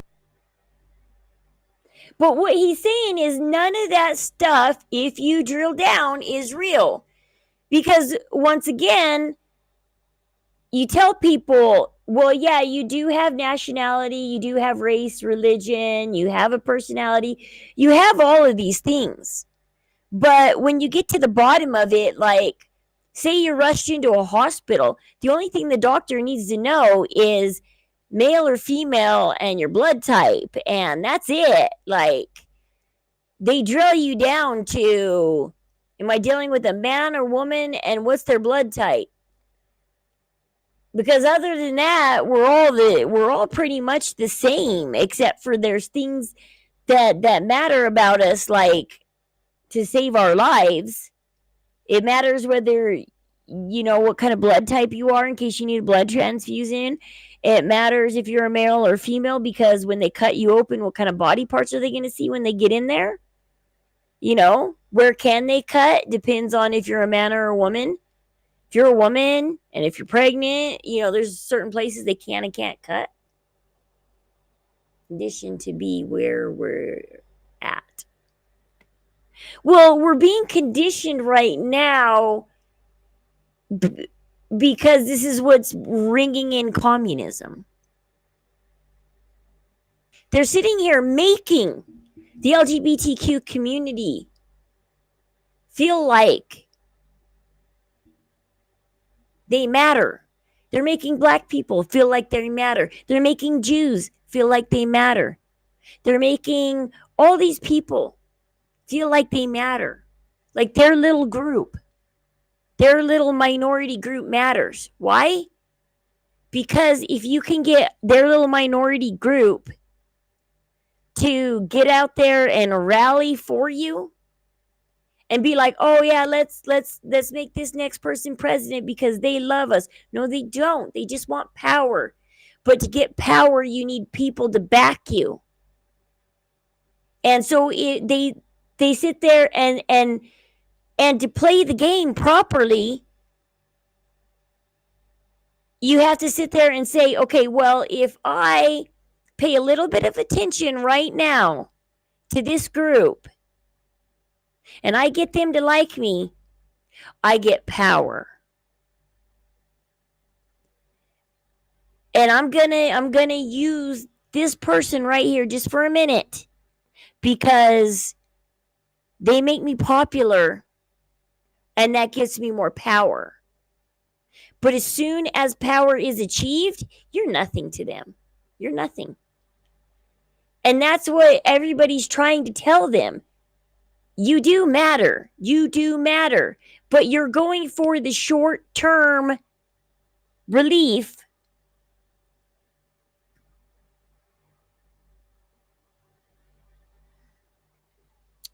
They're going for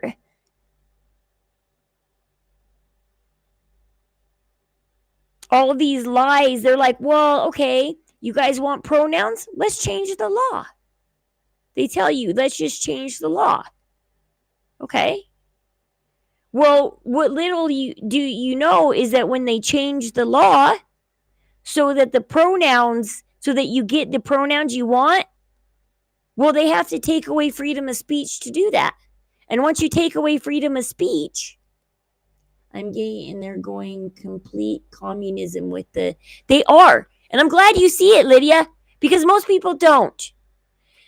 I have a hard time. I've had a hard time lately about wanting to open up about. I tell people, you do matter, but the problem is the people that are making you feel like you matter, they just want communism. They don't really want to help you. They don't. They just want power. They're going to tell you your pronouns matter. Let's change the law. Because why? The second they change the law because your pronouns matter. No, your pronouns don't matter, but they want you to because they need somebody, they need a group of people to fight for this law change.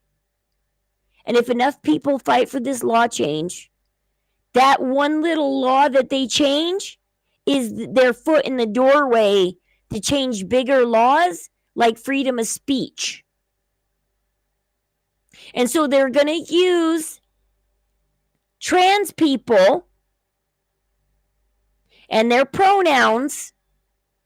And so they're getting everybody on TikTok to cry about their pronouns and make a big deal about their pronouns so that they can change laws. Gotten in arguments with people about what they are doing. I know, and you're like, me against you? It's like I'm one of you. It's like I'm in your community. That's why the L and the G are splitting off from the B and the T and the Q, and they're all just breaking apart because the gays are like, okay, you know what? I'm done with the trans people because you guys have gone a little too far. They don't want their eyes open. They want what they want. They're little children.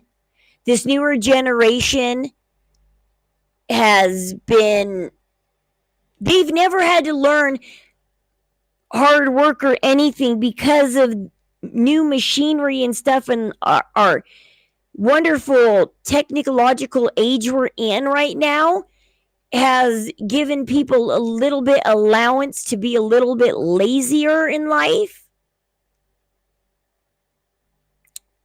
And because of that,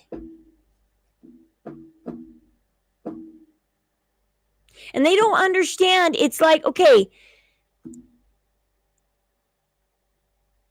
it doesn't matter how many laws you change. You can make people start saying the right pronoun, but in their heads, they're probably going to be cussing you out the whole time, and they're not going to like you. And they'll be nice to your face because they don't want to go to jail, because they don't want to get a ticket over simply saying the wrong pronoun. But they hate your guts. They hate you with a passion. Because I know the truth of why pronouns. Yeah, they're put out there so that we can lose our freedom of speech. Pronouns don't actually matter. They want you to think they matter so that we can lose our freedom of speech. Like right now, they're using Jews to pass a law to start banning parts of the Bible. And if they start banning one part of the Bible, then they can start banning other parts of the Bible. Pretty soon, they can ban the whole Bible and start banning Christianity. And they're going up to Jews and they're just cozying up to a bunch of Jews. And they're doing that with everybody. It's like, everybody, stop and take a look at what somebody is doing for you and ask why. Stop for 1 second. Because nobody in this world is selfish or is selfless. Everybody is selfish. So if somebody is going to help you, stop for a second and ask yourself why. Why would somebody do this for me? Why? I told my husband that because, that's, and I've been telling my husband that lately because all of a sudden my mom's husband, who was paying zero attention to us, and I said, you got to ask yourself why. Nobody does anything selfless in this world. If somebody does something for you, if they really are purely selfless, you got yourself a good person. Because there can be selfless people in this world. There can be. I'm not going to say there isn't. It's not like they don't exist. But for the most part, if somebody is going to help you, change the world for you, they're not going to do it for nothing. They're not going to do it for nothing at all.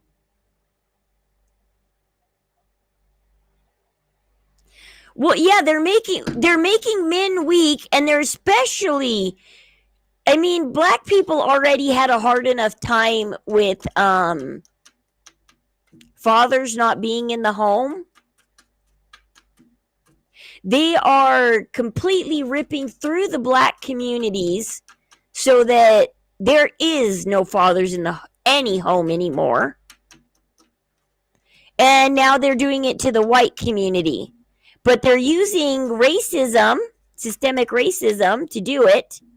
See, nothing anybody does is ever because they're selfless. See, they're helping out black people with racism because they want you to hate straight, white men. So they're really going to cozy up to black trans people because they want you to hate straight, white men. They want you to ruin their lives, and they want you to wreck the standard household. If they turn as many people as they can, gay and trans, and what's left that's straight, if they find a way to wreck straight white men, right now they got the feminists and the black people punishing white men.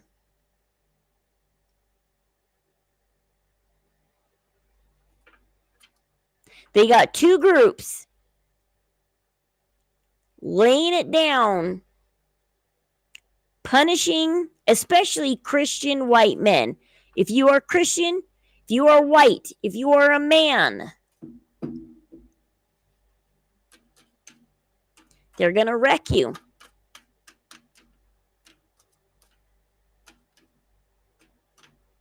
They've used black people so hard. I wish the black community would see, first of all, you're never going to get rid of racism completely. Ever. There are going to be people that do not like people of darker skin. And that's just a fact. This world will never 100% be rid of sin. That's just a fact. Okay? This world has sin in it.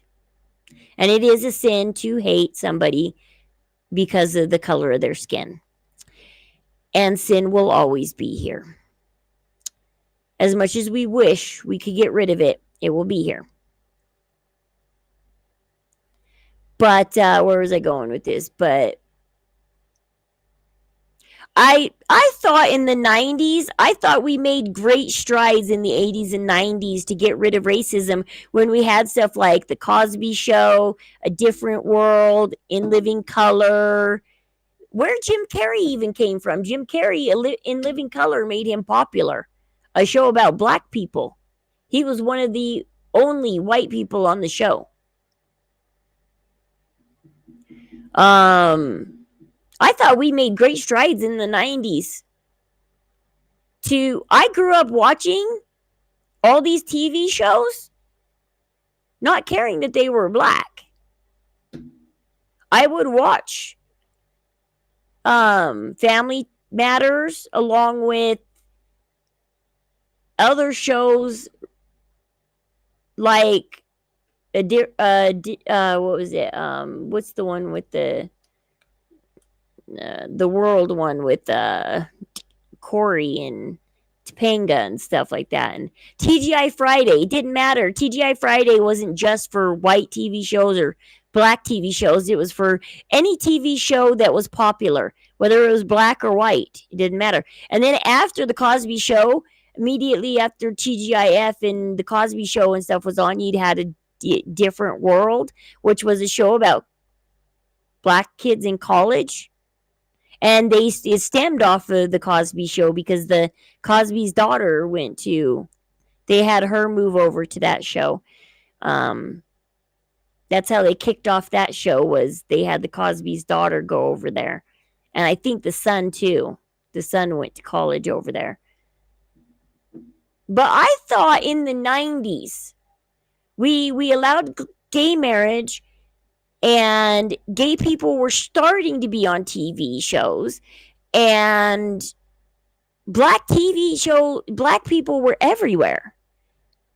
I mean, who did not love Jaleel White as Urkel on Family Matters? Who doesn't? Who from the 90s does not know Urkel and did not love Urkel? You knew Urkel, you loved Urkel. Who cares that he was black?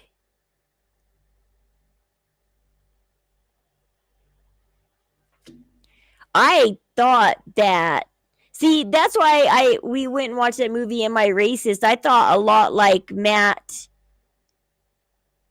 the guy who did the show, Matt Walsh. He's like, I mean, we grew up in the 90s. We weren't blind. We knew that people had different color skin than us.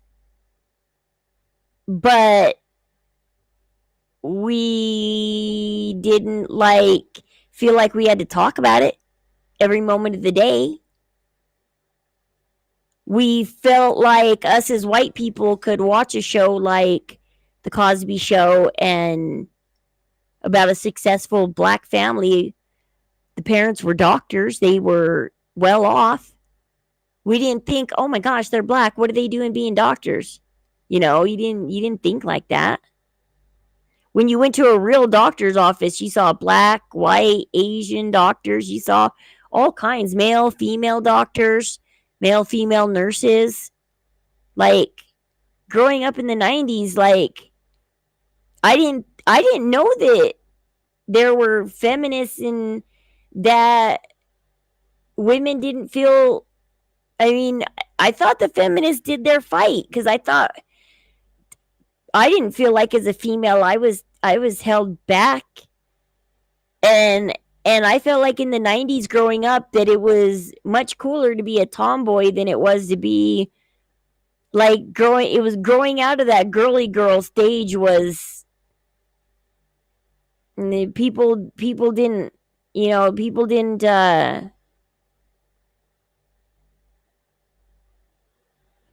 people thought it was cool if you were more a tomboy than if you were a girly girl kind of thing.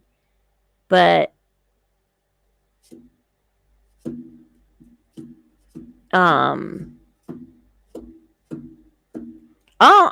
know, and then here we are 20 years later saying that everybody who's white is racist.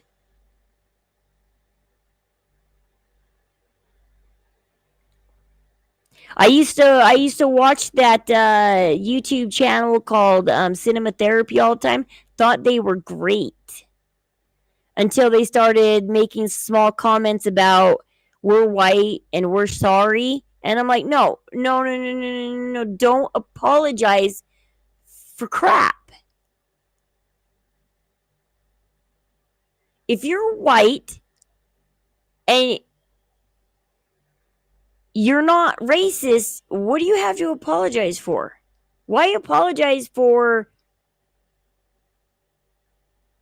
your ancestors? Why apologize if they are? Just because you're white doesn't mean... one of the guys on the show is Irish. He has an Irish background. He's white because of his Irish skin, and he's got that blondish red strawberry blonde hair because he's Irish. I'm like, you're Irish. At one point in America, when America was first beginning, Irish people were seen as slaves also, and Irish people were beat up, and at one time people wouldn't hire Irish people in America. So you're Irish, what do you have to apologize for? Everybody comes from some kind of race, and at one point in time, that race experienced racism. So what do you have to apologize for? And how some people judge others. Skin color or the race when they find out their race, like I said, Irish people. I mean, people make fun of redheads. They say redheads have no soul.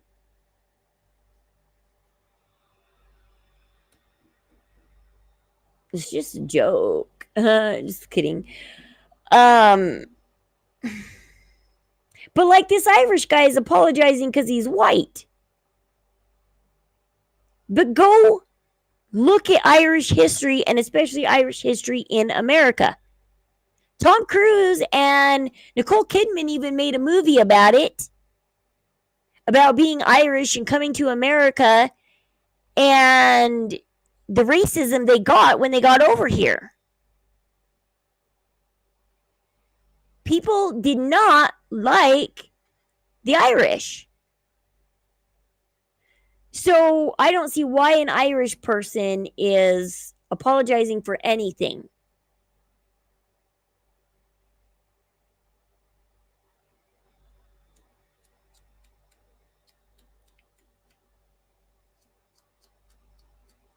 I mean, it's like, give me a race and look up their history and see the racism that, I mean, everybody hates Germans. We know why. They started 2 world wars. People see Germans as vicious, mean people.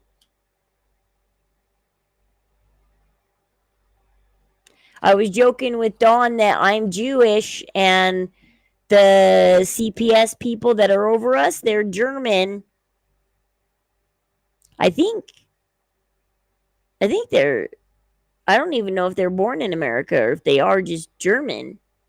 Because they go back to Germany every once in a while. At least once or more a year, possibly to keep their citizenship. And I was like, do I need to call racism that they're being mean to us because they're German and I'm Jewish? Because it's like,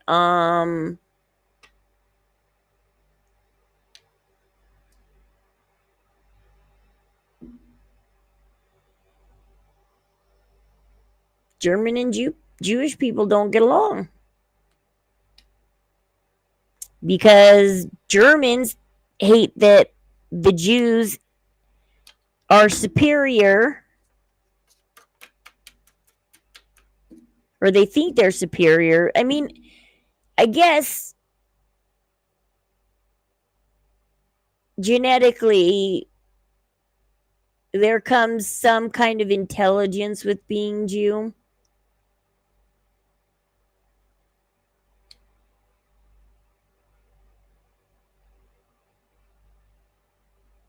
And they're just born hard workers. And the Germans wanted them out of their country.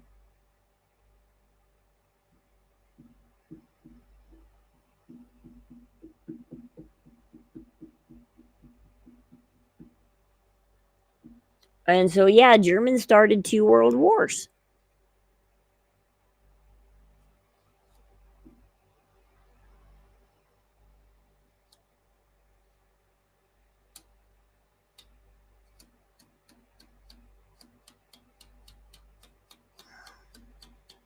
I mean, every nationality out there, doesn't matter your skin color, because everybody has some form of a nationality out there.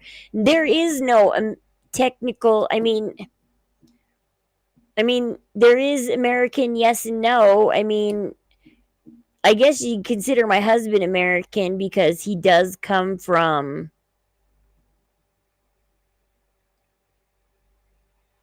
Jamestown. the first settlement. His ancestors are from Jamestown, the first settlement here in America, one of the first settlements. I mean, because they've been here for a couple hundred years, but even they are English by blood. Like, there is no American. When you do the 23andMe, American blood doesn't come up. Everybody in America has some.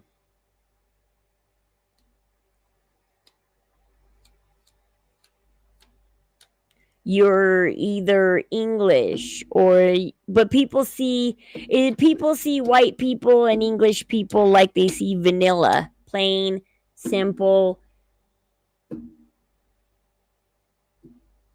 just the standard.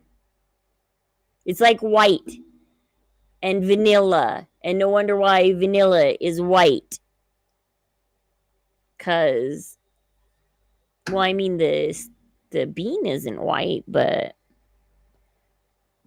the vanilla flavoring isn't white, but because I guess it's white though, but somehow it comes out white. The pudding, the ice cream, all of it comes out white. But vanilla, everybody just sees it as the plain standard, white blank sheet of paper. And it's boring to be the blank standard white sheet of paper. Unless you have an English accent. If you're English without the accent, you're boring. If you're English, you gotta go get the accent. My parents are from Mexico, but I was born in the U.S. Racist, but white people are racist against Mexican. I live in the West here, and I know about like people being racist against Mexicans because that's the biggest thing we have to deal with over here in the West, in Utah, Arizona, New Mexico, Texas, Colorado, Nevada, California. We have to, because we are close to the Mexican border. And plus, this land used to be owned by Mexico, but once again, the forefathers bought it out because it was shitty land when they bought it. But then people moved to it, cultivated it, and the gold rush happened. And then, yeah, that kind of pissed off the Mexican people a little bit, that it was like, ah, shit, we sold good land. It turned out we sold good land, and now they want it back.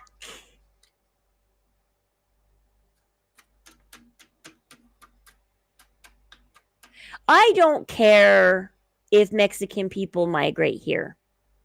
Just don't bring your drugs and your crime here. If you're coming here to get a better life, then come here and get a better life. Don't come here. Don't run drugs. Don't steal our cars. Don't graffiti our shit. Don't create gangs.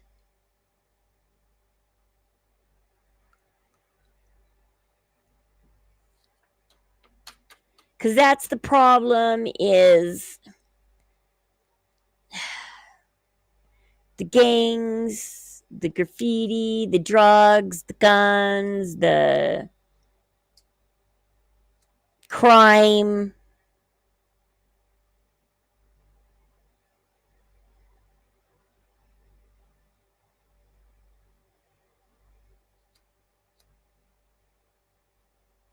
If you want to keep doing all that stuff, it's like stay in your own country and ruin your own country. But don't come to America and ruin our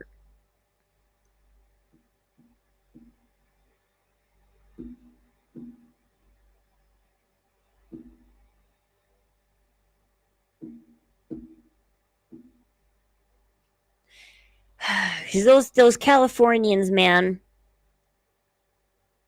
They say Utah is like 2 years behind California.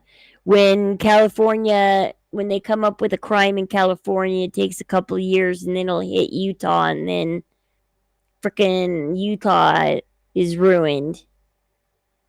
So it takes a couple of years for it to migrate over here. And so they're like, yeah, this crime's starting in California, Utah. Watch out for it. It'll come to you soon. And it's like, oh man.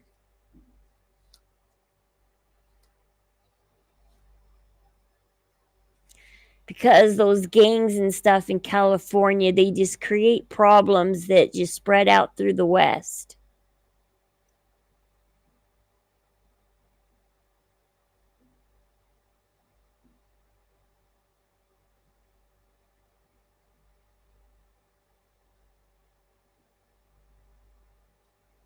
It's all that cartel crap and stuff that's in like Mexico and Cuba and stuff. It gets brought here.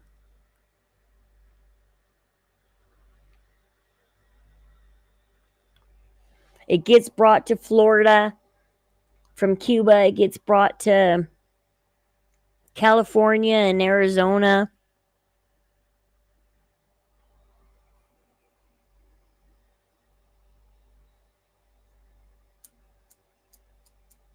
Wish there was just some way to get rid of all that gang stuff. And why do people even need to join gangs and be cool and unalive people all the time?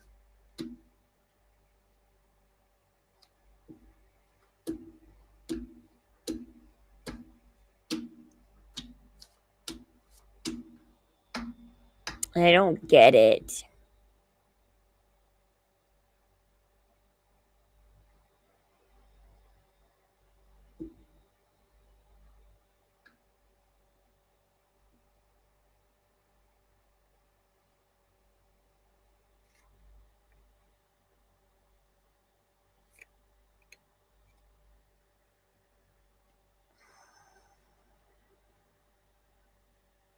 And I think that's just what,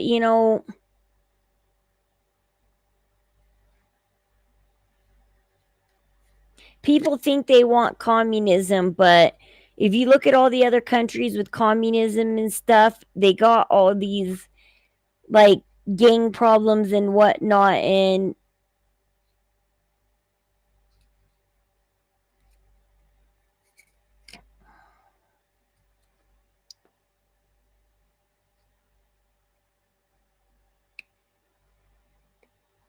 I don't know. It's all crazy to talk about. It's all crazy.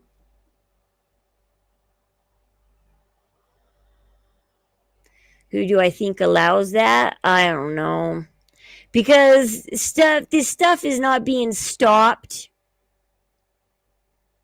But the cartel does make people money. Like the cartel owns all the diamonds in the world. Every time you buy a ring with a diamond in it, you buy your fiance a diamond. You're just supplying the cartel.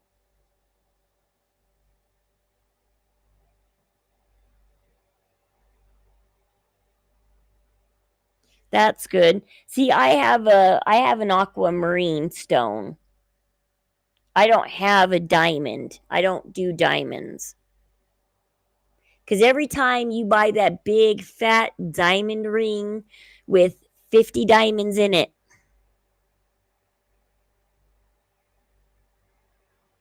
diamonds are not rare. It's a lie. Diamonds are owned by the De Beers company, which is owned by the cartel. They have all the diamonds locked away, and they slowly sell them. They have all the diamonds locked away in one place. They tell people they're rare. They tell people they're forever. Well, they are forever, but they tell people they are rare, blah, blah, blah. No, what's rare is birthstones. Not diamonds, birthstones.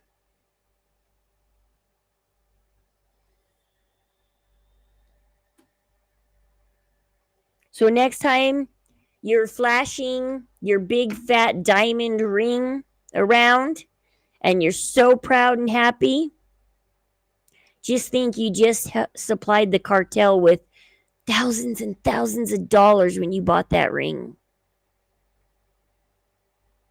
Be like, yeah, I gave the cartel 10 grand for a small rock. My daughter-in-law and everybody, they don't do diamonds either. I don't encourage diamonds. Because diamonds are just supplying the biggest mob and gang in the world. The cartel. You are just supplying the cartel.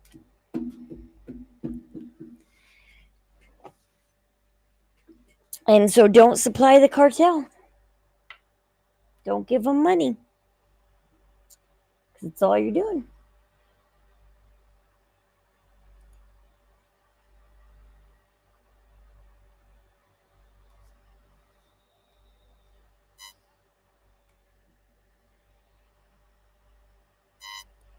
Down is real. Hollywood will not make you happy. A career or a dream job will not make you happy. But you shouldn't let that disappoint you. Instead, let it free you of the constraints and the pressures that you or society have put on yourself. What you do is not who you are.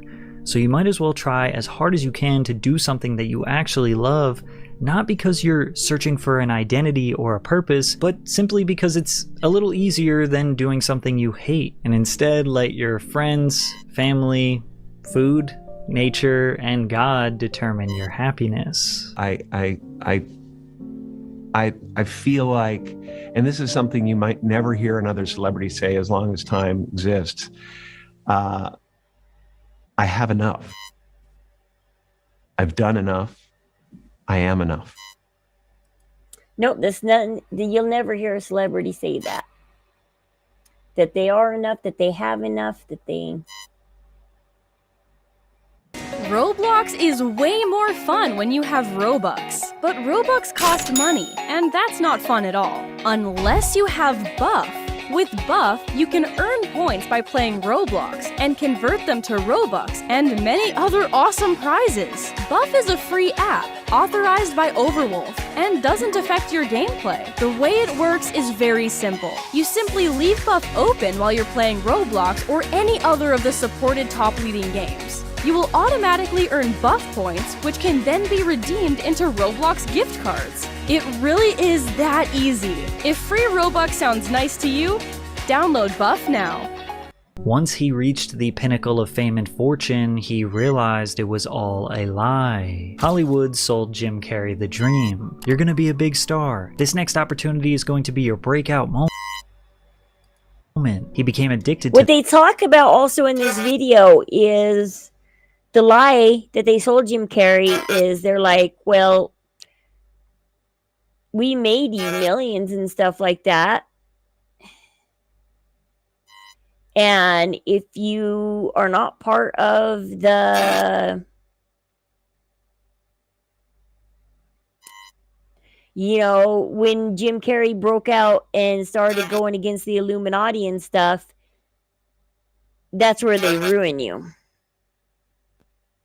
They ruin you. They made you, they can ruin you.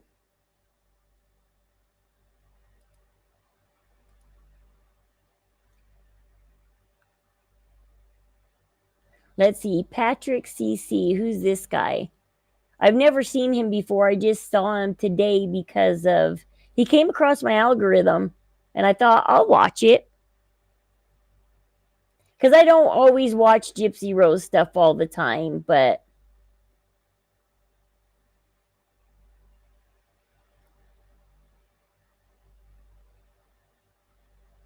the downward spiral of BAM. I wonder if this stuff is starting to come across my algorithm because me and 13th Hour looking up stuff about cults and whatnot.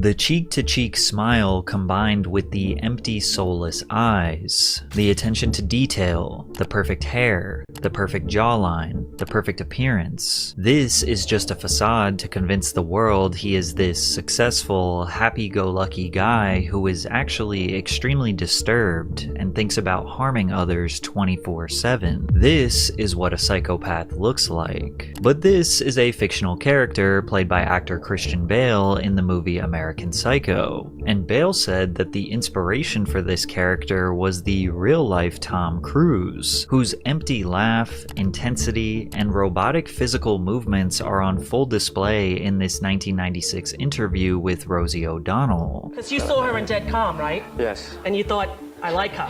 Yeah, I thought she's very talented. Yeah, she is talented. The new movie's supposed to be great. Yeah, she's extraordinary. She's coming on this show. I know, she's just a couple days, yeah. No, I like her, I do, it's okay. It's Renee I was upset with. It's Renee in the movie with all that kissing with you, Tom. I didn't like that.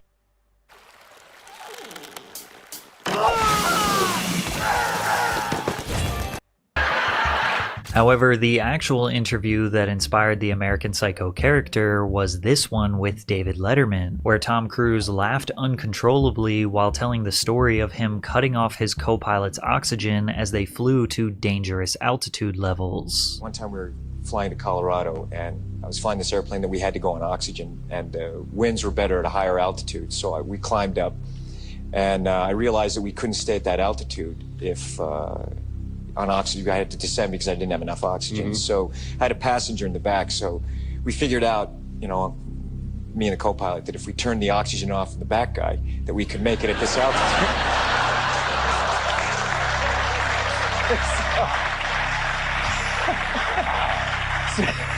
so we, you know, it wasn't dangerous or anything, you know. So what happened when you turned his oxygen off? He was very quiet. He felt Letterman didn't seem to think this story was as funny as Tom thought it was. Yeah, I don't think it's that funny either. He fell That's asleep. He slept the whole way. Well, you know, it's the kind of guy you wanted to have him sleep the whole way. You know, it's like just. But honestly, looking at it from another direction, isn't that attempted manslaughter? You just turn a guy's oxygen off? You're lucky you're not doing time, for the love of God. He woke up. He did wake up, yeah. You know, when we were landing on descent, he. As the passenger blacked out after being oxygen deprived for several minutes, Tom finds it hysterical how confused the man was when he regained consciousness, feeling numb and disoriented.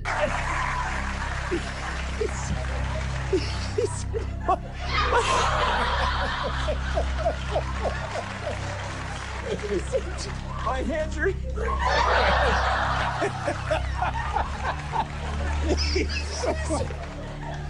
He said, my hands. My hands are your all's hands.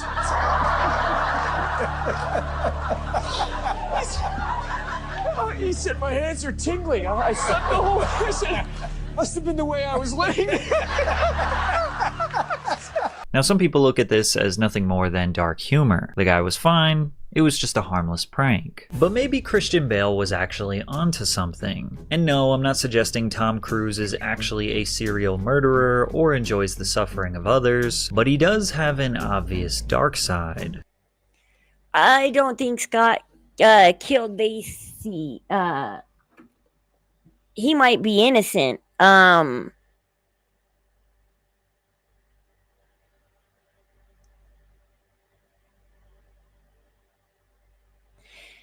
My theory is there's a possibility that Scott knew about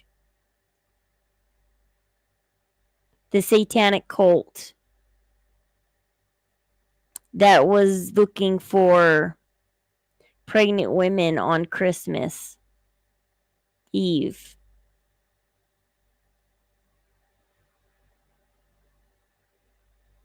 Although there's one strange thing about that case, though. if they snagged Lacey that morning,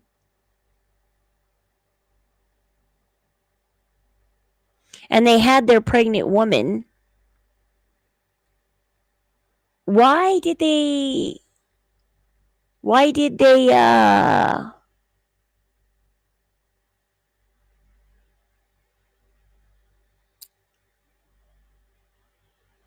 taunt that girl at the dress shop? Why did they stalk her for a minute, thinking they could snag her? Did they want to snag? Plus, oh, yes, this is another reason why Scott couldn't have done it. Why Scott did not unalive Lacey. Because when they found Connor's body, first of all, I mean, there was no umbilical cord or anything tied to his body, no placenta, umbilical cord, anything. Had he been a coffin birth, the umbilical cord, placenta, everything would have been there. 2, there was tape on his ear, and there was twine around his neck and his stomach. And so somebody had done stuff to the baby's body. And so unless Scott did exactly what the cult would have done, because Lacey didn't have no head, hands, or feet either, just like the woman 6 months prior to her didn't have no hands, head, or feet and was found in the San Francisco Bay. Her baby wasn't found, but she was found. Lacey's baby was found, but the other chick's baby wasn't found. And there's a chance that Lacey was alive for a week, like they held her captive for a week. There's a chance they might have held her captive for a week because Connor didn't pass away until the 3rd, which means Lacey had to have been alive till January 3rd.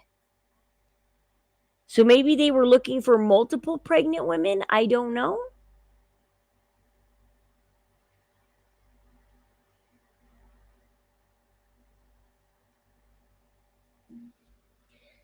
Because the Scott Peterson case, I don't think Scott is directly guilty. I don't know how guilty he is. His alibi has always bothered me because he's too well alibied. Nobody's that well alibied. That he has such a great alibi. Like every moment of his day has a receipt. Every 30 minutes, he's got a receipt of exactly where he was. Like every 30 minutes, 30 to 45 minutes, he's time-stamped somewhere. And it's away from where Lacey is. And he was also having a hard time sticking that boat in the water. And there were guys staring at him and laughing at him. And none of them saw a body and a tarp or anything in the boat. And 2, I do believe the defense team when they say that his boat would have capsized, him trying to throw Lacey and 5 weights into the water. I believe that his boat would have capsized. There would have been nothing in the boat, no pliers to find hair or anything in if he'd capsized, because everything would be at the bottom of the lake. He would have capsized. And just because you cheat on your wife doesn't mean that you're guilty of unaliving her. And you know what? Scott's been cheating on Lacey since day one he was dating her. He was cheating on her before they got married. He was cheating on her right after they got married. Scott was never, ever a faithful guy. He never cared about getting married and having kids, but he didn't want to lose Lacey because he knew that if he didn't marry Lacey, Lacey would have moved on. Like, I don't know why. You just let somebody go. If you're not going to be faithful to him, just let him go. You know? Don't keep them because you're selfish for some reason. You're like, well, I don't want to lose them, so I'm not going to be faithful to them, but at least I won't lose them. Because the Scott Peterson case is just crazy, but I do think he's innocent. Like I said, I don't know how innocent. I know he didn't literally do the unaliving, but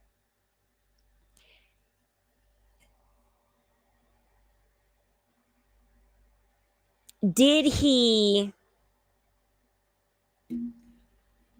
did that gang just find her?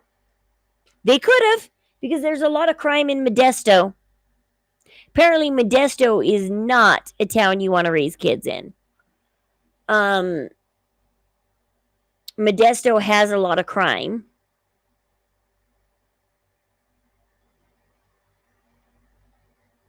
And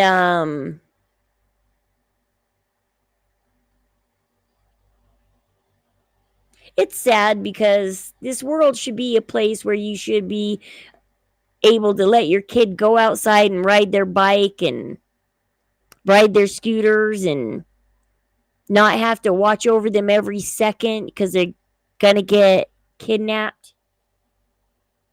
Neighborhoods should be a safe place for kids to roam. It's why do people got to bring gangs and crap and stuff into our lives? I mean, come on, guys. But the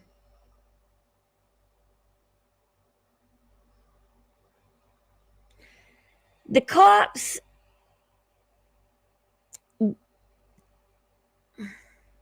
they don't like to be told they're wrong. Cops are humans. They didn't like how Scott was acting. If you don't act how they want you to act, how often do you hear that? Well, they didn't act how I wanted them to act, so I got them in trouble. Well, gee, thanks.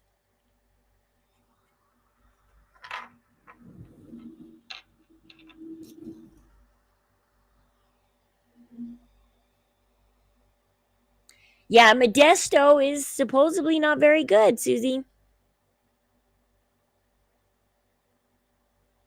And so, do you honestly think that Scott did it if he lived in Modesto? You honestly think that nobody else in Modesto? There was 5 other crimes that happened that day on Christmas Eve in their neighborhood. I watched a video on it today. There was 5 other crimes that happened on the morning of the 24th in Modesto around Scott's neighborhood. And one of them was even across the street from the Petersons. And the cops are like, well, the robbers say that they did the robbery on the 26th, not the 24th. And they say they don't know who Lacey is. Oh, you're going to believe 2 robbers? 2 people who already don't have enough morals that they will rob somebody who just left on Christmas vacation 20 minutes ago? They left on Christmas vacation 20 minutes ago. 20 minutes after they leave, somebody robs their house? Antidote to poppycock poison. Amber Fry was a crisis actor.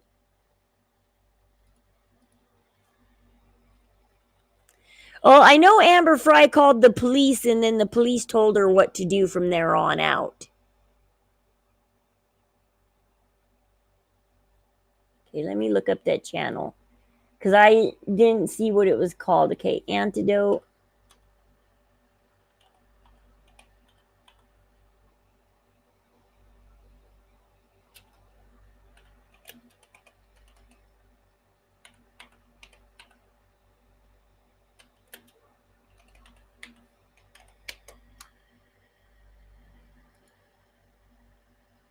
Hey, look, it's Columbo.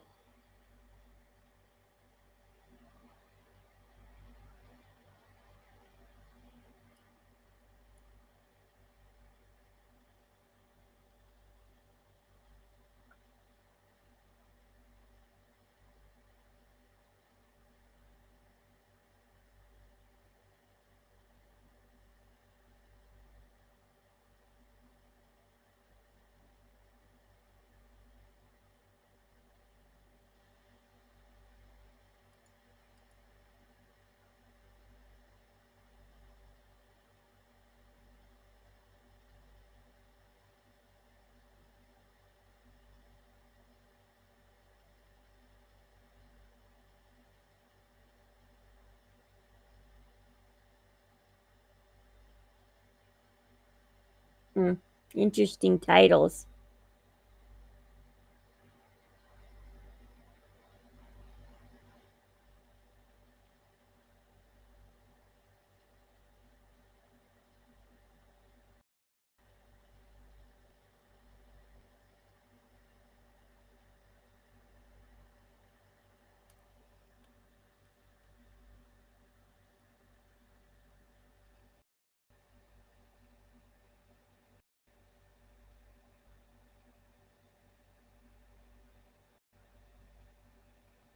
What is this about? What?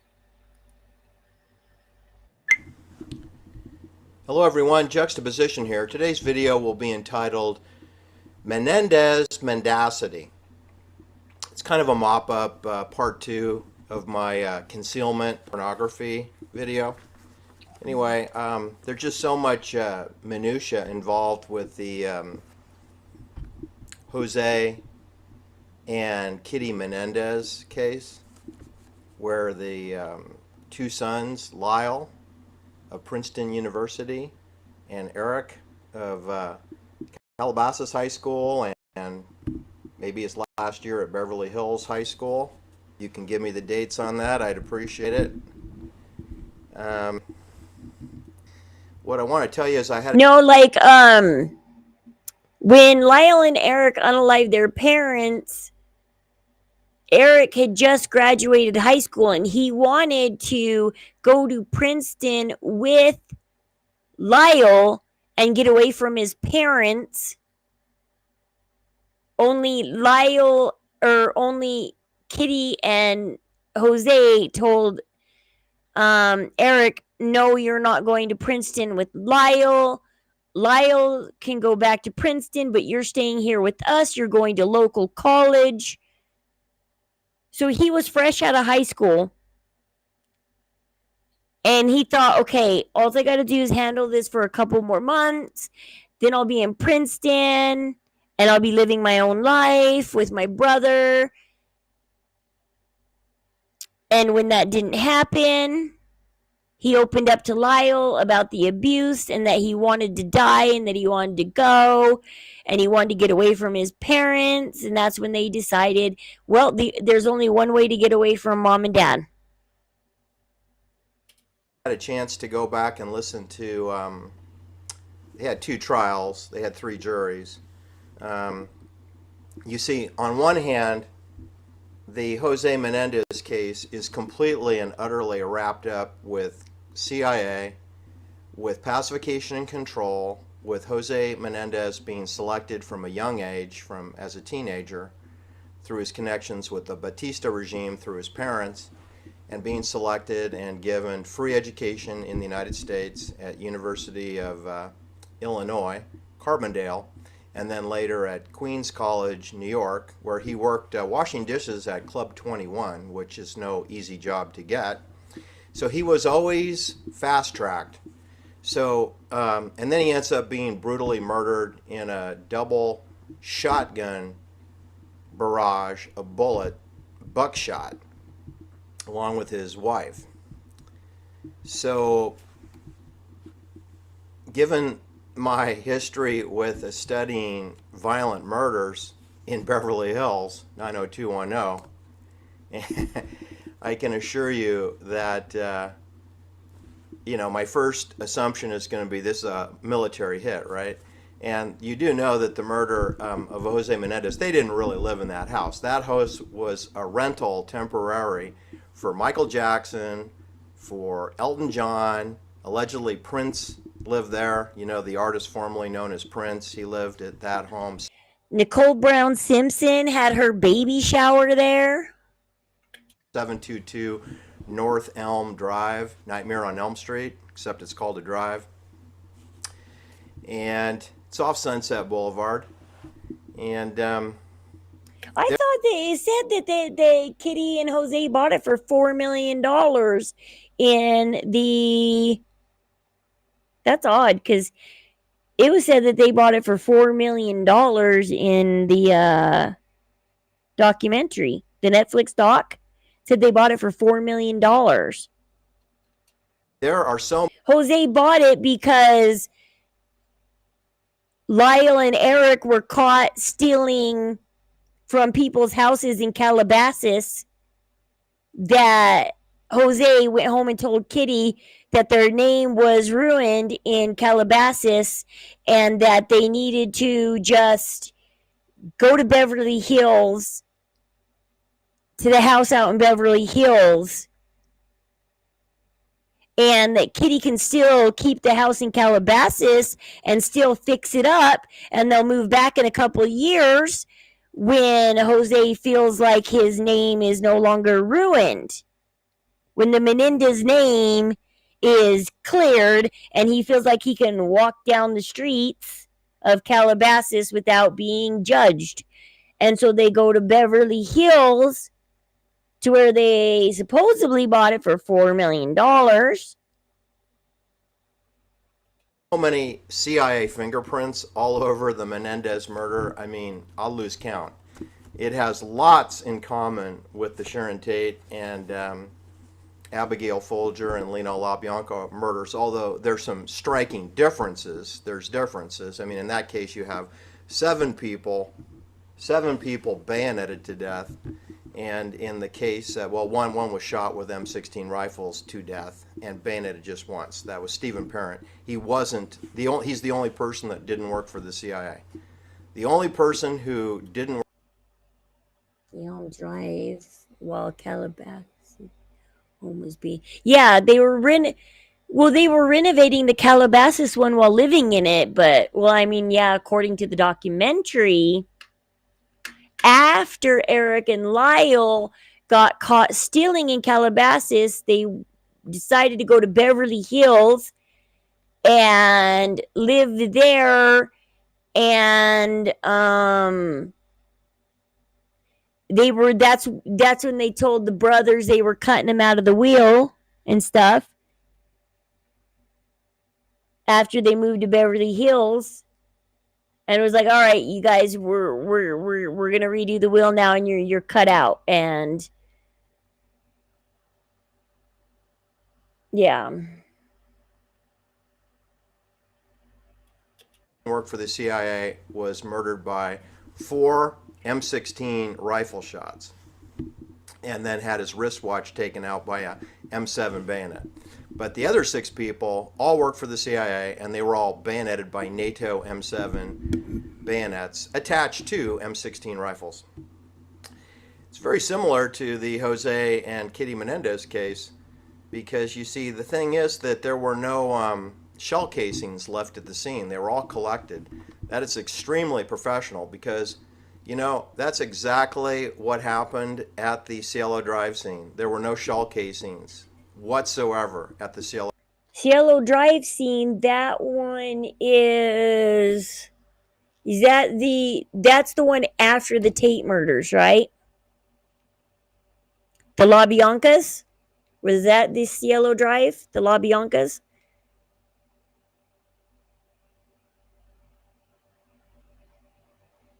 I thought those were not. I thought the Tate murders and the LaBianca murders were knives.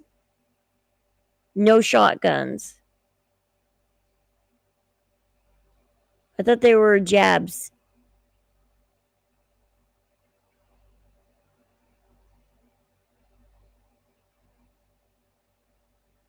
Well, I mean, the problem is documentaries are good, and you can trust some of the things they say in there, but don't trust everything. I'm open to listening to him because, once again, Netflix and everything, there's going to be some truth in there. But Netflix, who owns Netflix? Who really owns Netflix? Okay, that's the question. Who really owns Netflix? So who really owns the story that was told on Netflix? Drive crime scene, and there were seven rifle bullets dug out of 3 victims. Stephen Parent had 4 bullets, Wojtek Frykowski had 2 bullets, and Jay Sebring, who's really Tom Coomer, had 1 bullet that ripped through his stomach, and the bullet was actually tucked away in his shirt.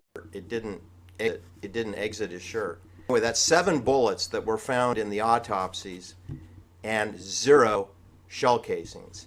And at the Kitty and Lyle Menendez shotgun blast, there's a kind of a question mark as to how many shotgun. Well, yeah, there's no shotgun shells left behind because fingerprints.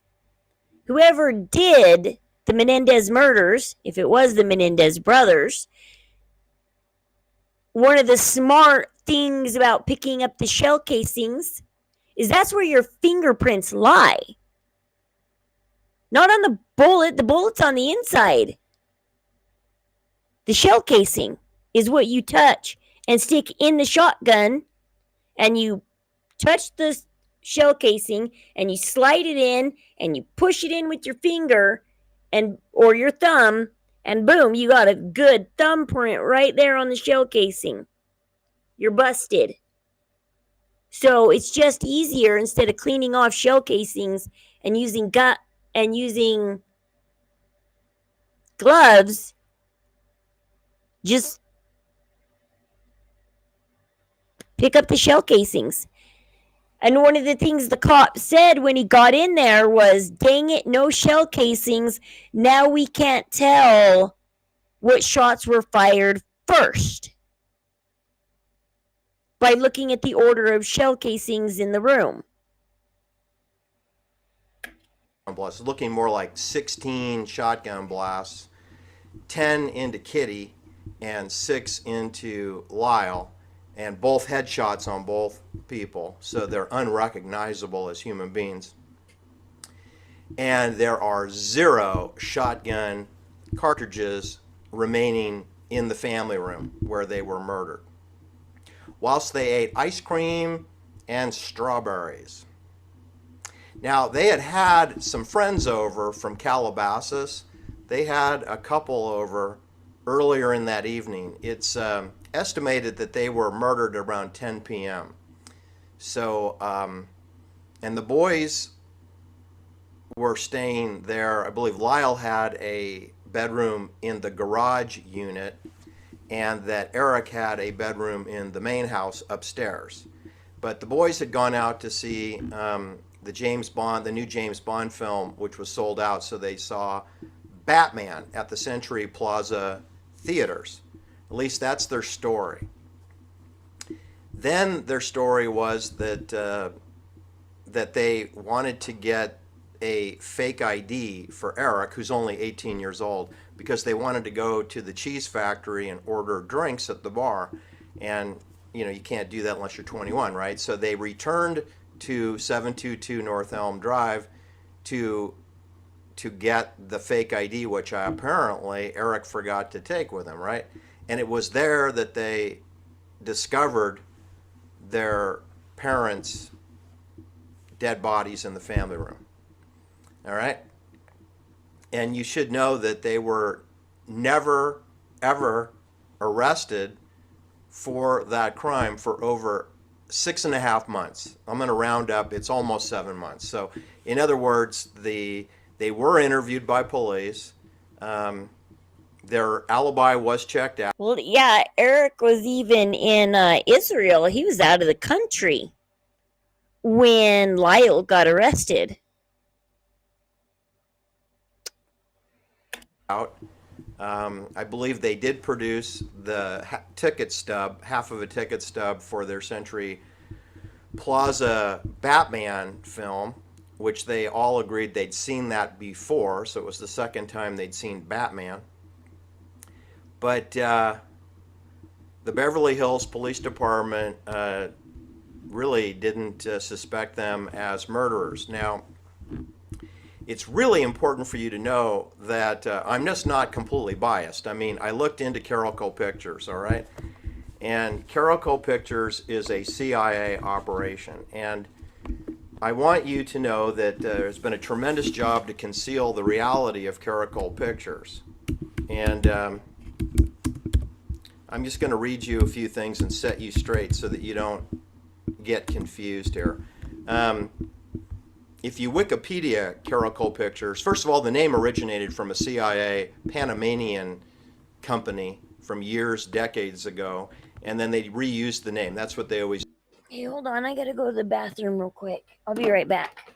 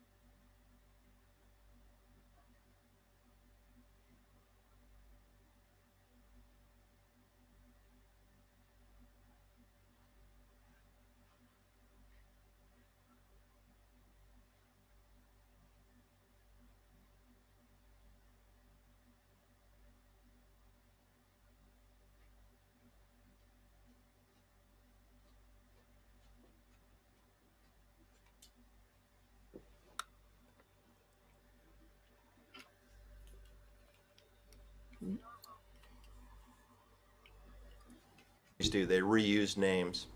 Anyway, it's listed as a Caracol Pictures, Incorporated, an American independent studio that existed from 1976 through 1995, and you know that it had subsidiaries, right? Anyway, it was founded by Mario Kassar, who's from Palestine, and Andrew G. Vajna from Istanbul, Turkey, except that's not his real name. His real name is Andras Weidman. He's Jewish, but he goes by Andrew Vajna. He has an Asian wife, and they had a wig company in Hong Kong. So just if you're wondering who's purveying porn in America, it's people that go to Yale University, Harvard University, or own wig companies or come from Palestine. That's who owns those clubs on Sunset Boulevard, like the Whiskey A Go-Go or the Viper Club. Those are all owned by CIA operatives, okay? I thought the Viper Club was owned by...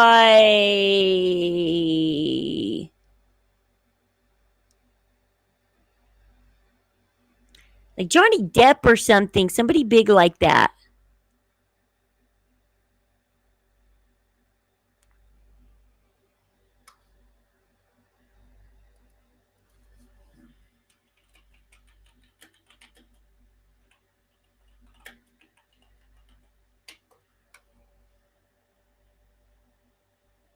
James Cooper. As part of the settlement of a lawsuit against Johnny Depp and 4 others involving allegations of mismanagement of profits.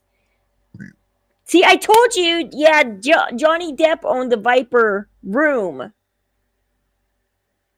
Johnny Depp relinquished his ownership of the Viper Room. The club changed hands multiple times, but it is now James Cooper. So up until 2004, it was Johnny Depp's.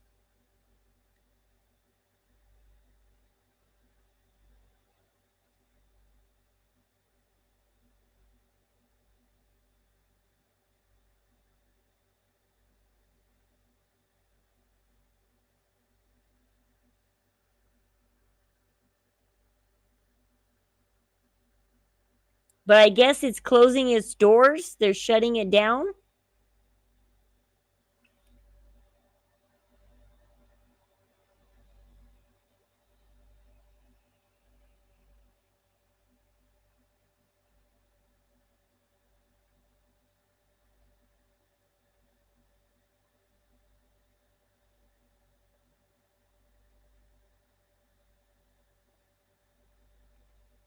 Yeah, that's what I thought. I thought Johnny Depp owned the Viper Room at one time. So does that mean Johnny Depp is an operative? And usually they're from Israel, okay? Eddie Nash, he's from Jerusalem, and he owned, I believe, a minimum of 6 of the clubs on Sunset Boulevard that John Lennon went to most of them. You know, the who's who of Hollywood. And that knucklehead came from Jerusalem, Israel. Eddie Nash, not his real name. He's Jewish, but he's Christian Jewish. He's a Christian Jewish person. A lot of Jewish people changed their names. Stan Lee, that isn't his real last name. Jack Kirby, that isn't his real last name. They're all Jewish. I mean, it's like if you're Jew, change your last name and go to America is the thing to do, because that's what my family did too. I don't know their real last name either. Like everybody's like, change your last name so it doesn't sound Jewish anymore. Change it so it sounds American and go to America and live like an American. All right, so if you read the details about Caracol Pictures, you get that Mario Kassar and Andrew Vajna are the founders of it, okay? And they hired Peter Hoffman, a Jewish man who went to the Yale Law School, to be their chief executive officer and to handle acquisitions and mergers for them, because they have CIA banking support. And they have produced such films as the Rambo franchise, at least Rambo 2 on. I don't think they did Rambo 1, but they did Rambo 2 on. They did Arnold Schwarzenegger's Total Recall, Terminator 2, Judgment Day, Basic Instinct with Michael Douglas and Sharon Stone, is that right? And then Universal Soldier, Cliffhanger, which again I think is Sylvester Stallone, Stargate. They also did Cutthroat Island, which was supposed to be a comeback film.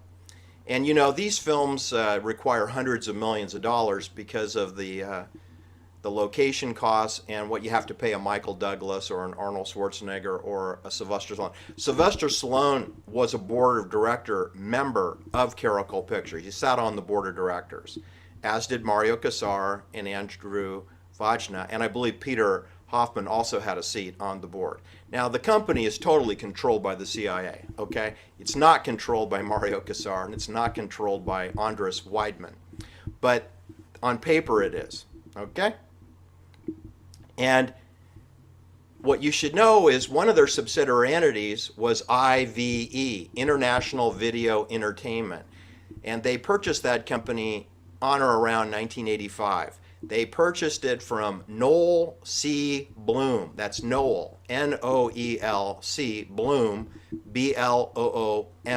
Noel Bloom, a Jewish man whose father, Bernie, got into the pornography business and then turned the business over to his son, Noel, who lives in Oxnard, and that is why they have an office in Newbury Park, because it's next door to Oxnard and Thousand Oaks, but it's right up the road from Calabasas on the Ventura Highway, Highway 101, and also known as the Hollywood Freeway.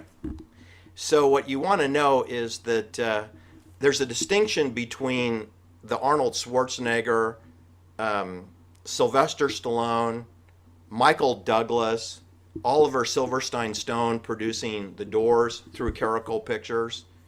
And remember, Caracol Pictures does the production. They handle the money to make the bills get paid on all these films, but they don't do distribution. Distribution's handled by Time Warner, Warner Brothers, or Columbia Pictures, or Paramount Pictures, or RCA. Okay, that's who controls the radio frequency and the theater chains. Okay, Caracol Pictures does not own the theater chains, and they don't own the radio frequencies. So they only do what's called executive producing. In other words, they're a broker. They're a broker, and they can produce porn. They can produce children's entertainment. And guess what? They do. They do all those things. They do adult entertainment. They do action films. They do porn. Now, Jose Menendez was hired by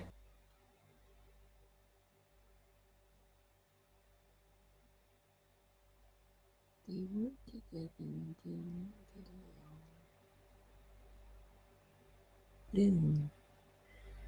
He did say something about Bloom. Lyle blamed.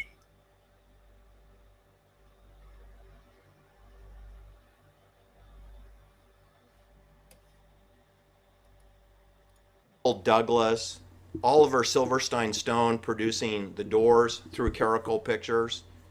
And remember, Caracol Pictures does the production. They handle the money to make the bills get paid on all these films, but they don't do distribution. Distribution's handled by Time Warner, Warner Brothers, or Columbia Pictures, or Paramount Pictures, or RCA. Okay, that's who controls the radio frequency and the theater chains. Okay, Caracol Pictures does not own the theater chains, and they don't own the radio frequencies. So they only do what's called executive producing. In other words, they're a broker. They're a broker, and they can produce porn. They can produce children's entertainment. And guess what? They do. They do all those things. They do adult entertainment. They do action films. They do porn. Now, Jose Menendez was hired by Peter Hoffman, who undoubtedly knew him from RCA, Radio Corporation of America, and Mario Casar and Andrew Vajna had to approve that purchase. And they offered him a potential annual salary of $1.1 million. It was later up to $1.35 million a year. Base salary was 50%, and his bonus was 50%, approximately. The employment contract was renewed once. They only worked together for exactly 3 years, okay? Just under 3 years. So it's not a long employment. You should know, and this is very important, and it's completely overlooked by all the so-called experts on the Menendez case, including all the imbecile lawyers and judges who are associated. There's See, this is what I'm talking about. Not everything gets shown in court. So whatever he's about to say, I believe that is probably known by the lawyers, and it's probably known by everybody, but there's a reason they're not showing it in court. So let's hear what he's got to say. That it's apparent news that,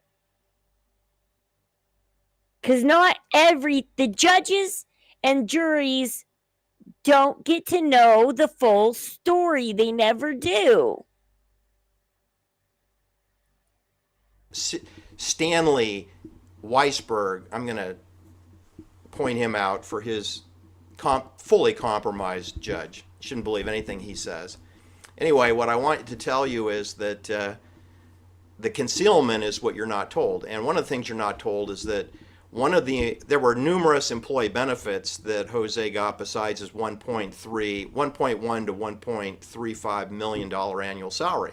And that is, they were to the company was to pay for a $5 million life insurance, which presumably he would name his family or his family trust as the beneficiary. That never got issued because it was Jose's fault. Jose, even though he was reminded numerous times to take a paramedical examination, he wouldn't do it. He never did it, even though he's reminded many times, and didn't do it. So that policy didn't get issued.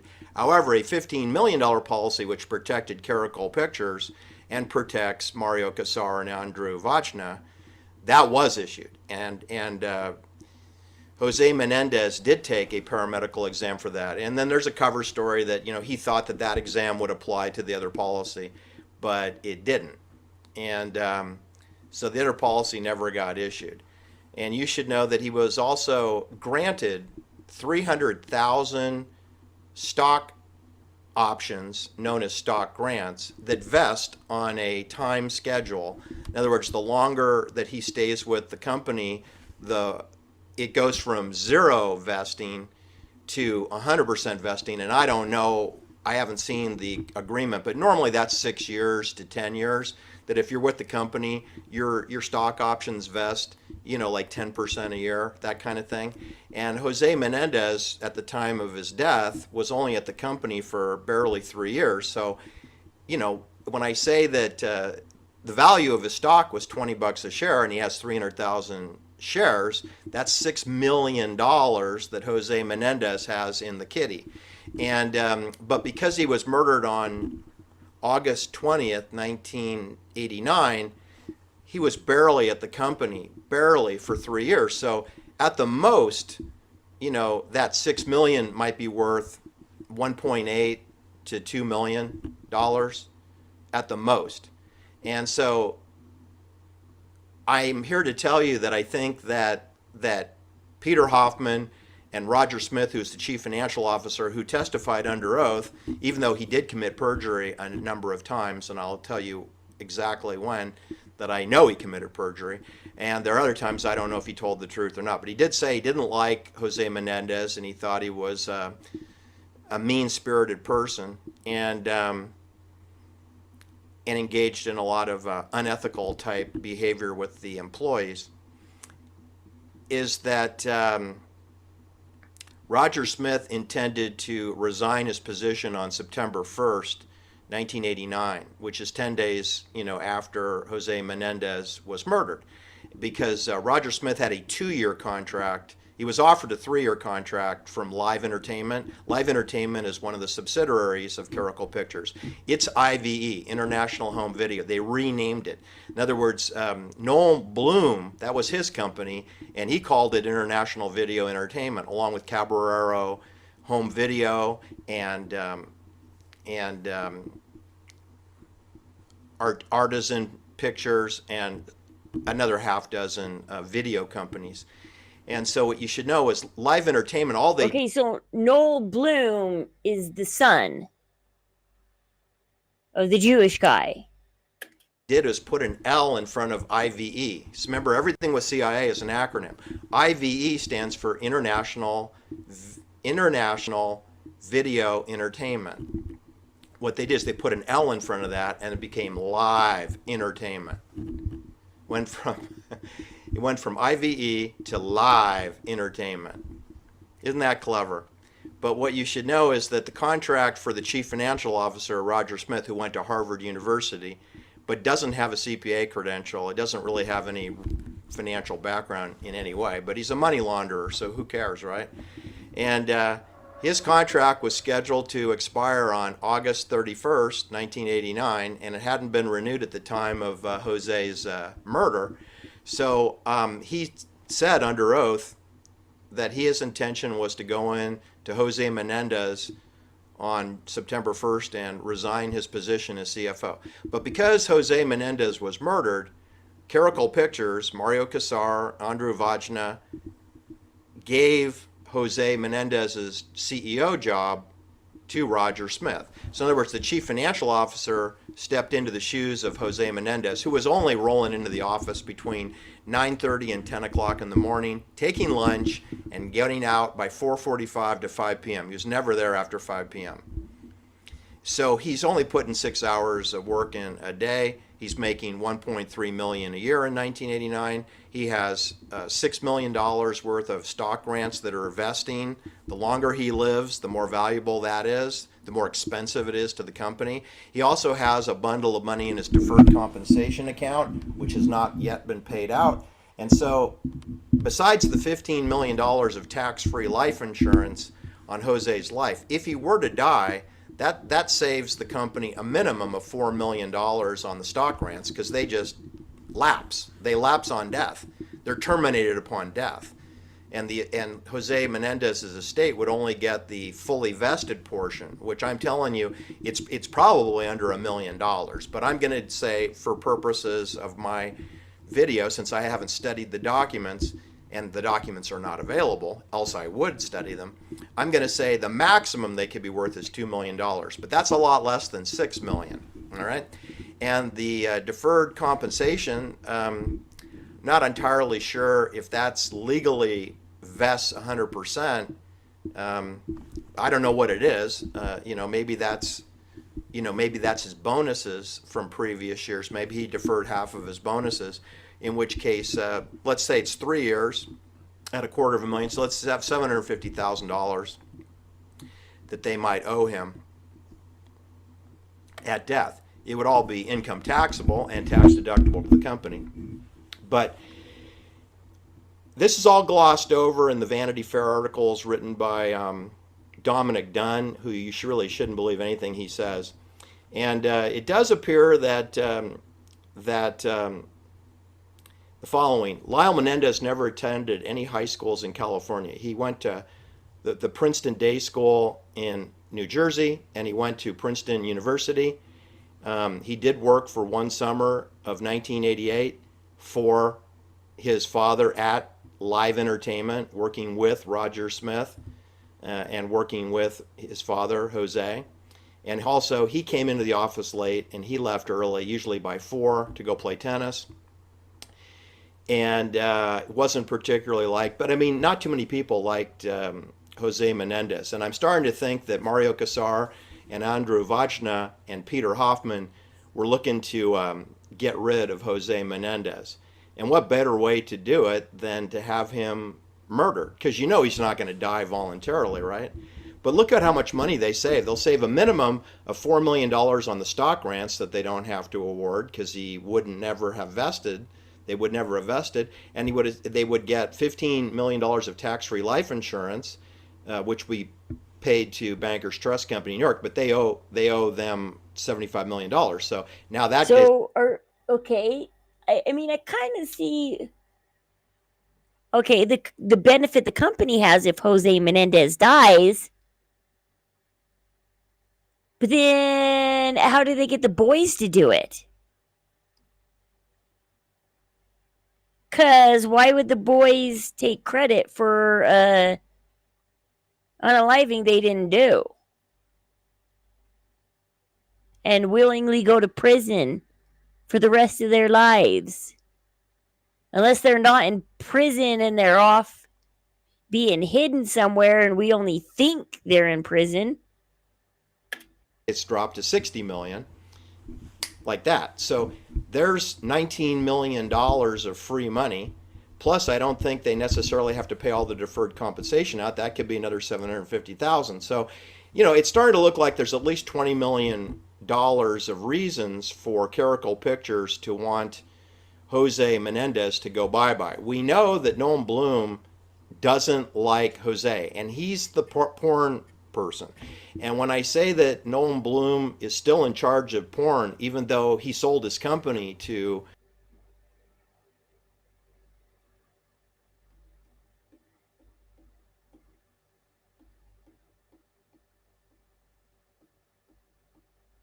He never got the money claimed in media.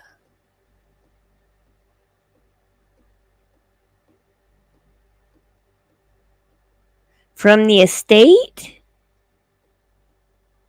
Because they were saying that Jose Menendez at the time of his death was worth $14 million.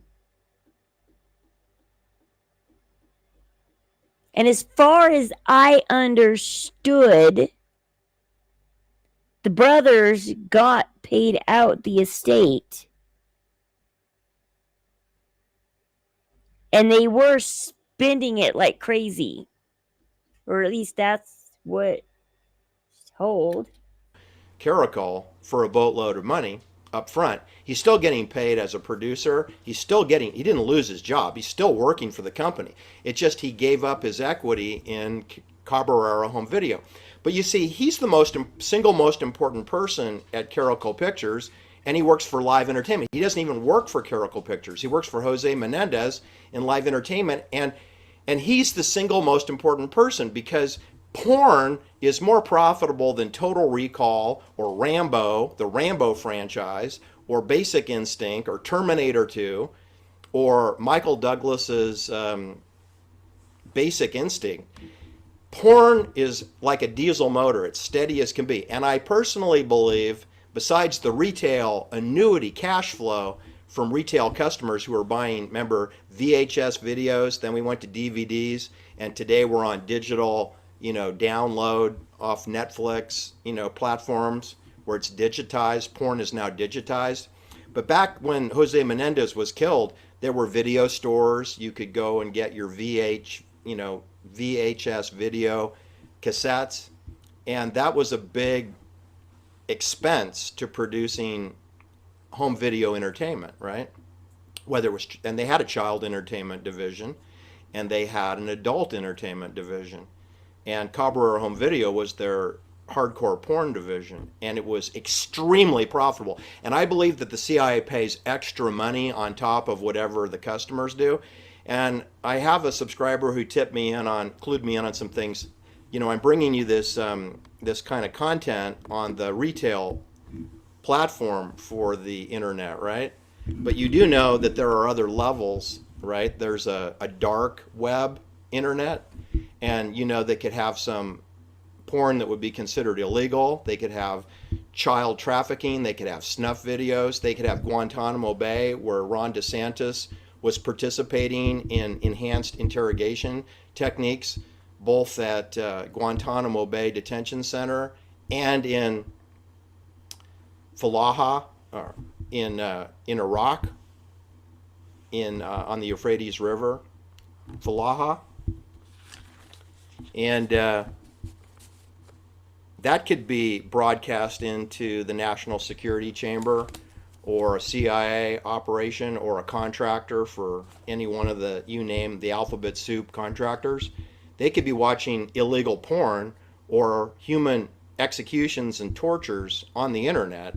It's not commonly available, right? And they also can, of course, be communicating with themselves, command and control, banking and money laundering instructions, or command and control facilities like the chemtrails. Maybe that's being done in the dark web. I don't know. But I do know that there are levels of pornography and there are levels of communication radio frequency. And I don't know all the levels, but what I'm saying is that one of my viewers seems to be pretty hip to distribution techniques. And since we've all gone to digitize now for porn, that would include, all methods of war, all methods of communication are now digitized. And they just want to take our banking system to that level. It's almost there now. We have digital money now. But what I'm saying is that there's another layer of clandestine services besides the one that you're watching, and listening to my speech. Anyway, I want to tell you. My husband has been talking lately about from RCA got the money. Interesting.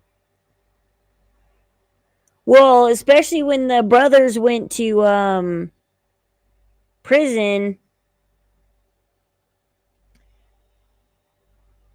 Well, I mean, did the Menendez even own anything? You said they owned the house in Calabasas, but not Beverly Hills. My husband's been talking lately, saying that the communists are also trying to ruin the American dollar and make everything go digital. The whole world's going to go digital under the same currency. One world currency.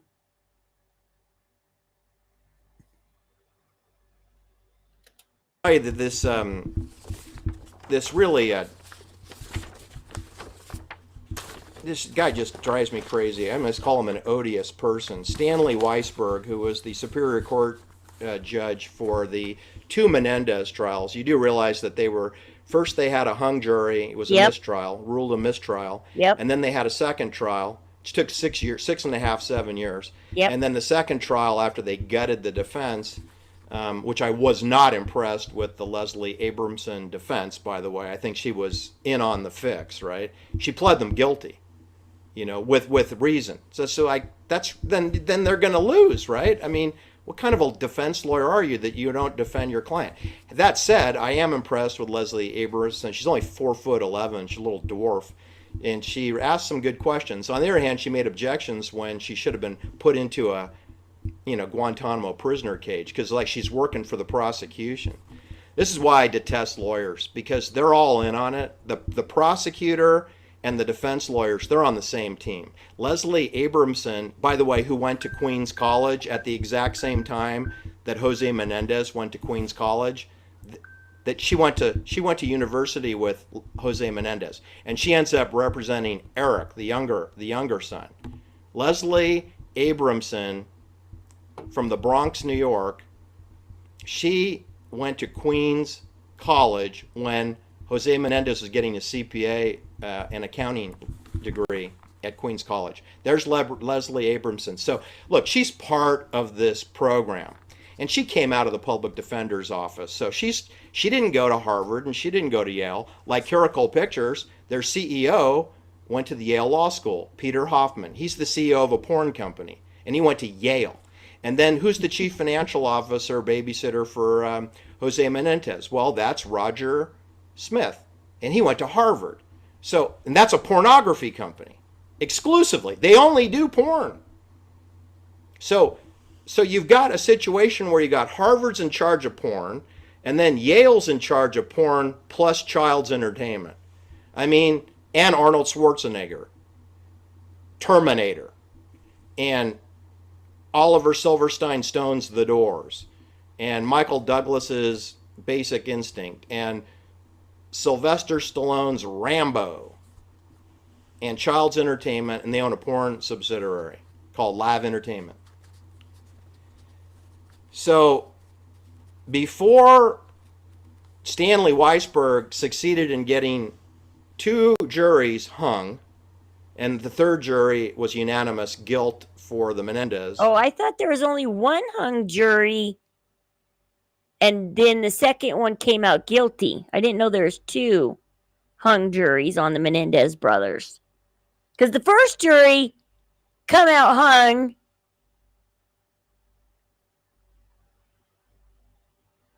and the second round, they took the abuse out of the trial. And that's why they were found guilty.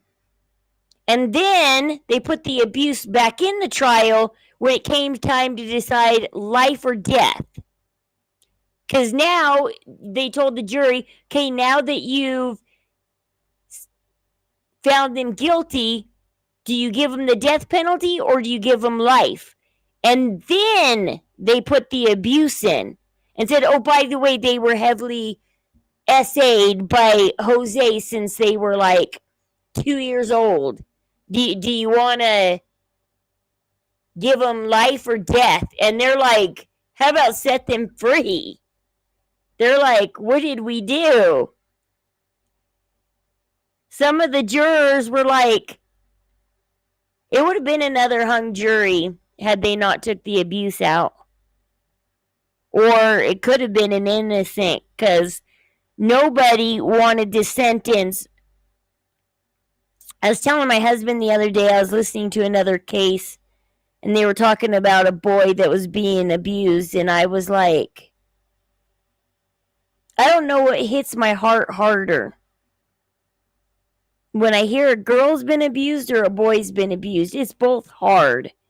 But sometimes it feels like it hits my heart harder when I hear that a boy has been abused.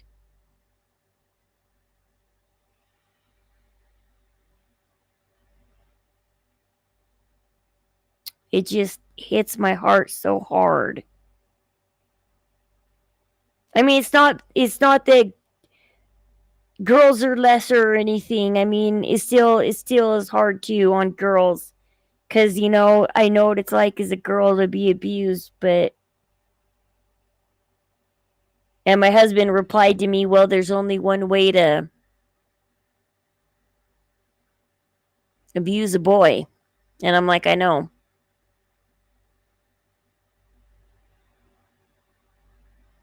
And it's like, is that why it hits it hard? Because when you hear that there's no way around imagining what happened to them. There's only one way. There's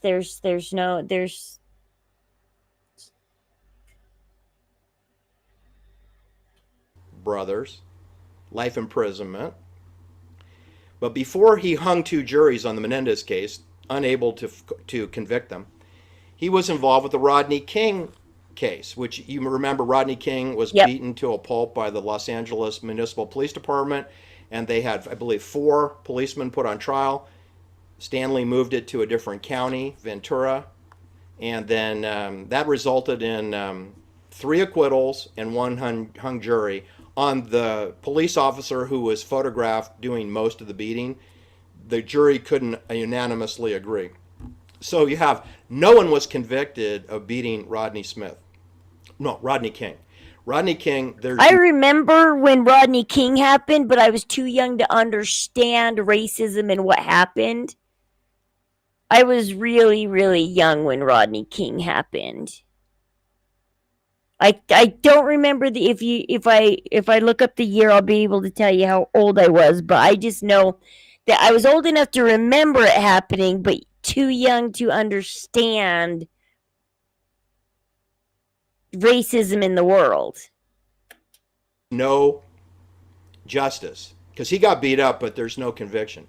And then before that, we had 3.5 years of the McMartin School molestation case, where Stanley Weisberg, who was a brand new judge with no experience whatsoever, he was like 43 years old, they put him in charge of this high-profile case. Again, that results in 2 trials and 2... Yeah, they did portray that in the Netflix document, that the one chick with the curly hair was Eric's lawyer. The other blonde chick was Lyle's lawyer.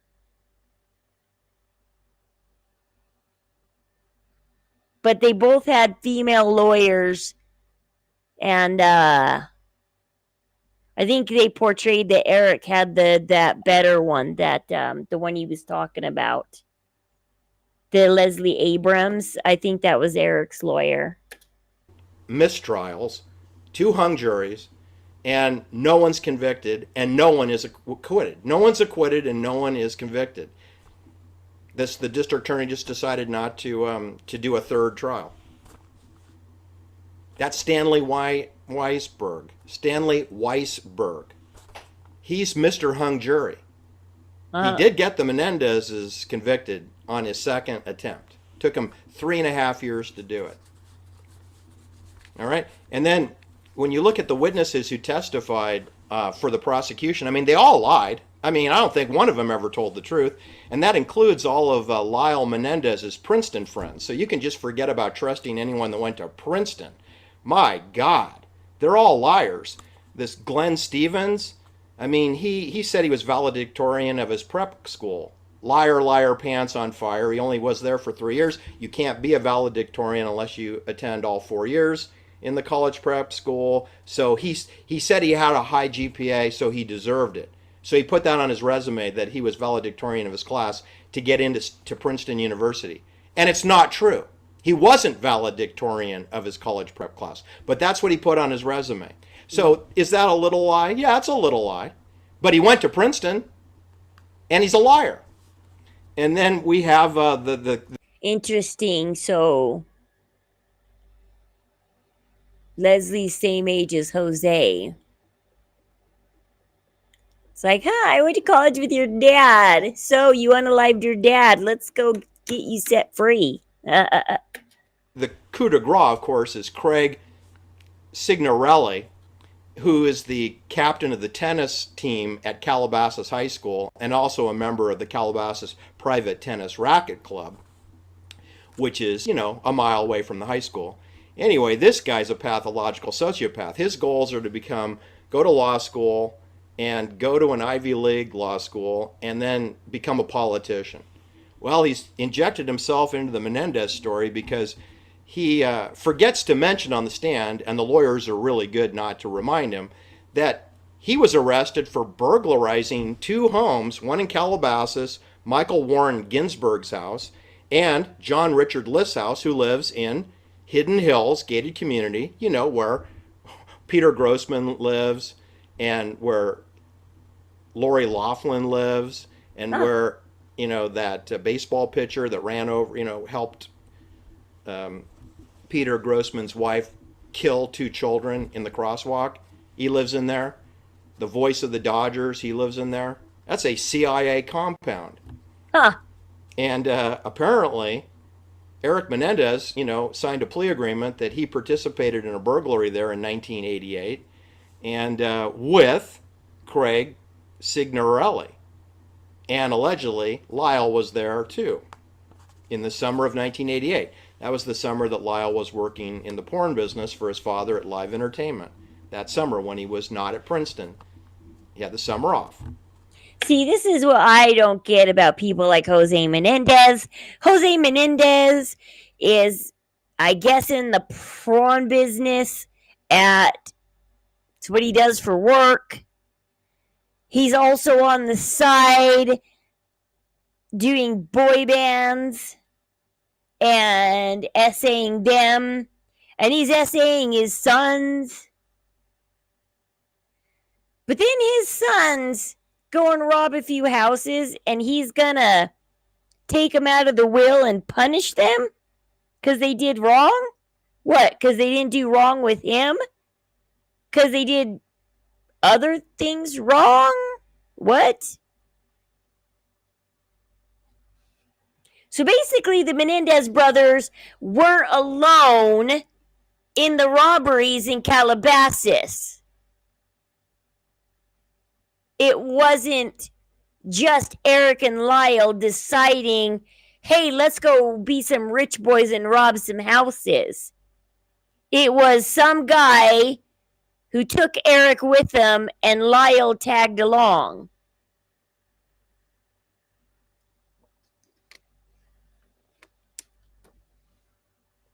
Because the Netflix documentary just portrays it as Eric and Lyle.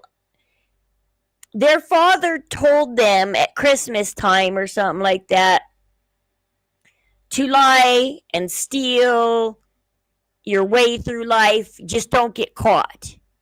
And so they're like, all right, let's lie and steal. Let's go rob some houses and not get caught. And then they drove around the neighborhood and stole some things, got busted. The cops called Jose. Jose went and picked his kids up. And then they found out what houses they stole from. And Jose went and wrote everybody a check for what was stolen from their house. Anyway, what I'm trying to tell you is, look, it's really hard to follow this case because nobody tells the truth. In the case of Roger Smith, let me give an example of perjury that he committed, and none of the lawyers challenged him on it. And I know why they didn't challenge him. One's because they're stupid, and the other is they're not supposed to bring up porn, right? You're doing a case where you have a CEO of a pornography company who's brutally murdered, but we're not... See, this is what I told you guys at the beginning of my video today. What did I tell you? The prosecution is allowed to say anything mean they want to say about who is sitting at the defense table. The prosecution will get down on you all day long for everything you have done in your whole life, going all the way back to the day you were born. You know? But, on the other hand, the defense is not allowed to say one thing bad about the prosecution. So yes, Jose Menendez was a horrible, horrible man. And he worked a job at a porn company that made prawn videos. And they were not allowed at trial to state what Jose did for a job because it did not look good. Oh yeah, he's the CEO of that porno industry. This is what I was telling you guys earlier today. This is how our justice system works.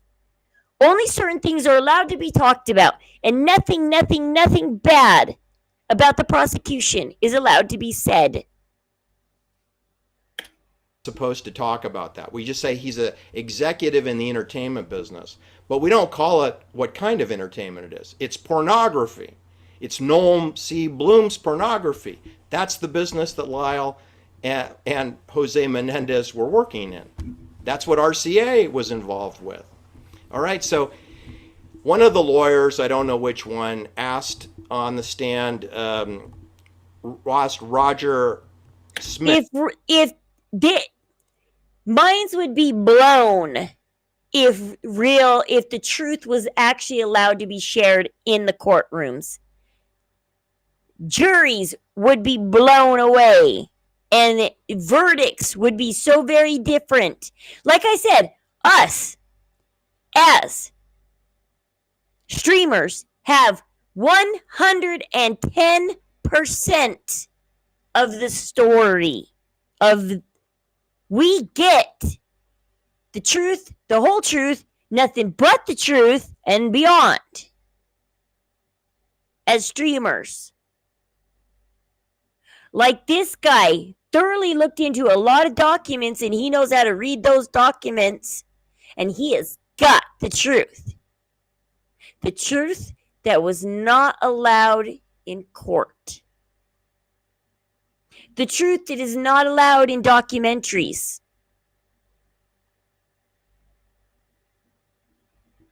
The truth that is not allowed out there.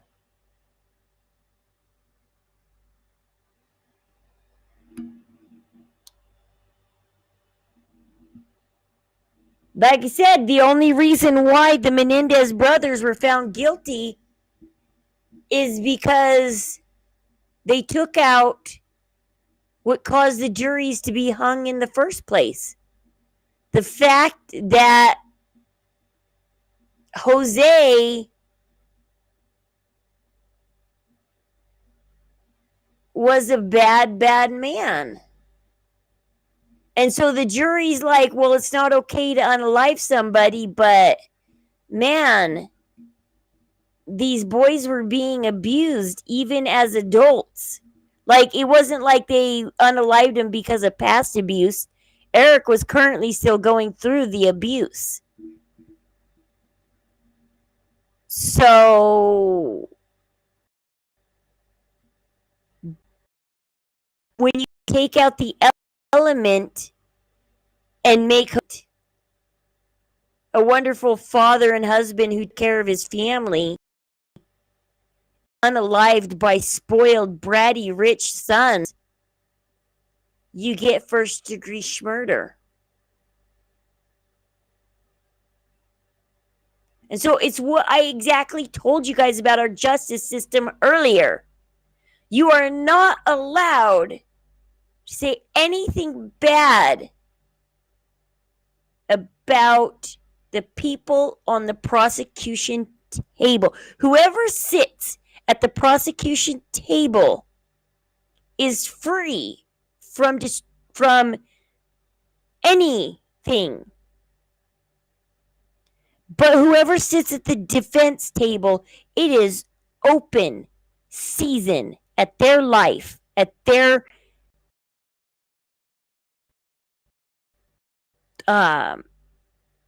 reputation. It is open season. Them, on their reputation, on their, or everything that they are. It is open season. I wondered something. When Lyle called 911, he said somebody, my parents, and the operator said, were they how would she know that? Huh. Did she say, interesting. Is that what was said? Let's see. Menendez. I didn't pay attention to that.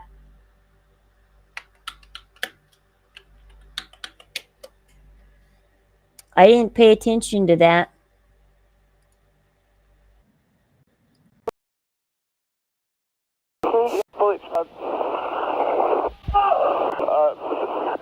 What's the problem? What's the problem? Someone killed my parents. Pardon me? Someone killed my parents. What? Who? Are they still there? Yes. The people... No. Were they shot? Oh. She did say that. Wow. Were they shot? Yes. They were shot? Yes. 722 North Elmont. What happened? I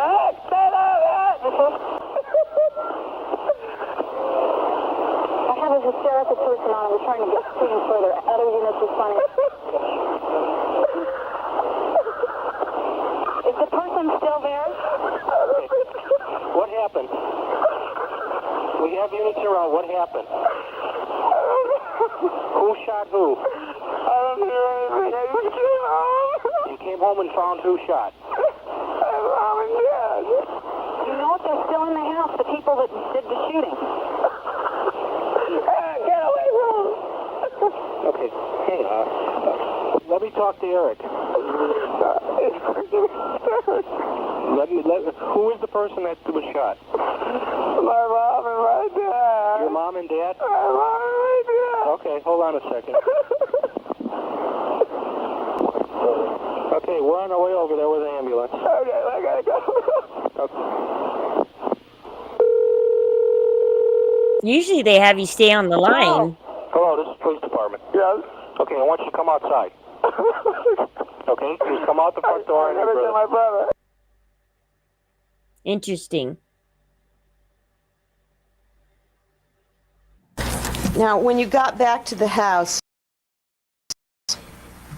what did you do? I went into the room where my parents were. Would you back up a little? Why did you do that? I don't know. I just couldn't stop myself. I was just drawn to the room. I didn't really want to go in, but I could not go in.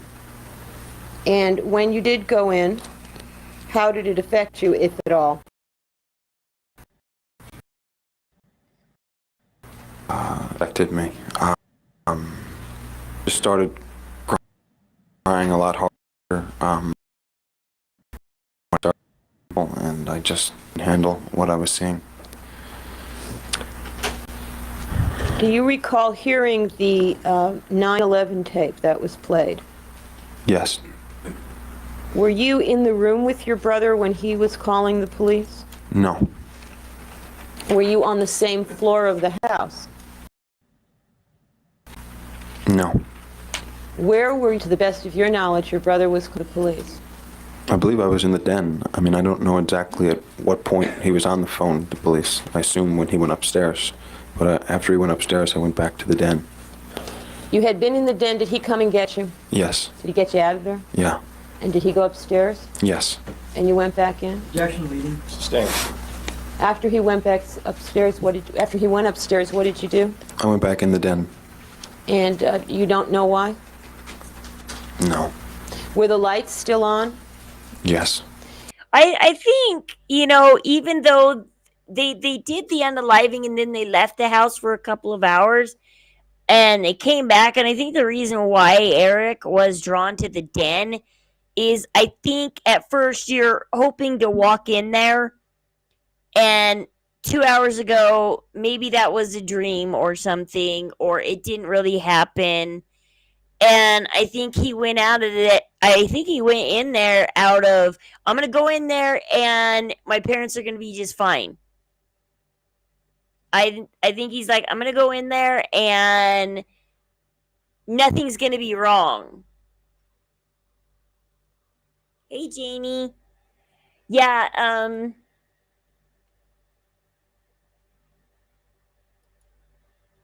she made a good guess. I think, you know, you go in there and you take yourself away from the scene for 2 hours, and you go have some fun. You go try and watch a movie. You go drink some alcohol with your brother, whatnot, you know.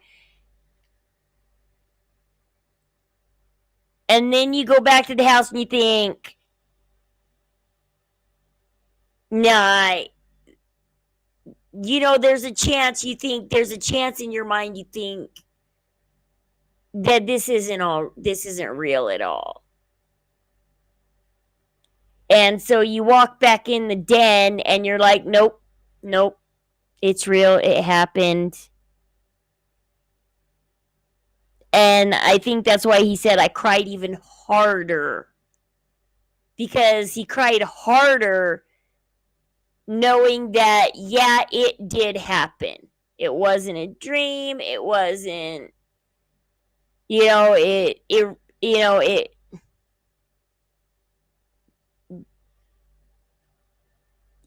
happened, you know, it happened. You guys really did do it.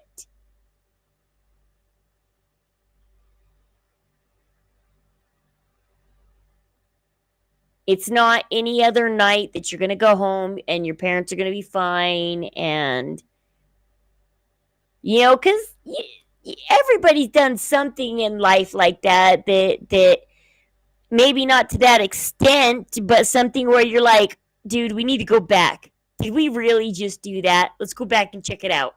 I want to go back. I got to go see it again because I can't believe we just did that. It's like, did we really just do that? You know, and it's like, let's go back. Let's go look. But usually it's never something that gruesome or bad. Smith, who has the exact same name as the fake parole officer for Charlie Manson up at Haight-Ashbury, but, you know, it's neither here nor there. That Roger Smith name's a very popular name. Anyway, they said, I understand that Jose Menendez was opposed to pornography. And he says, oh, yes, he was adamantly opposed to it, as was I.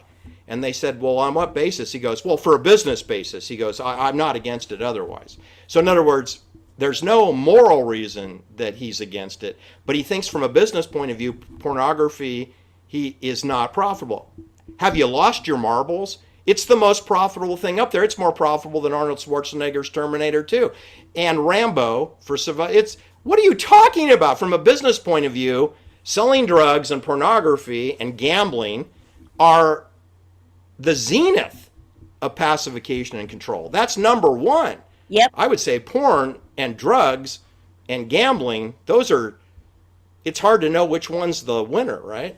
Right. And so for the chief financial officer that went to Harvard University to say that from a business point of view he's opposed to porn, that's just a bald-faced lie under oath in front of Stanley Weisberg and in front of Leslie Abramson, and she had a chance to redirect, and she didn't. She did not redirect him on that. So you see, it's a circus. Don't believe anything that you hear in a courtroom. Believe me, everything's rehearsed outside. Yep. And the whole thing is a charade. The other thing is that the Big Five sporting goods store in San Diego is supposedly where the two Mossberg 12-gauge shotguns were purchased, allegedly.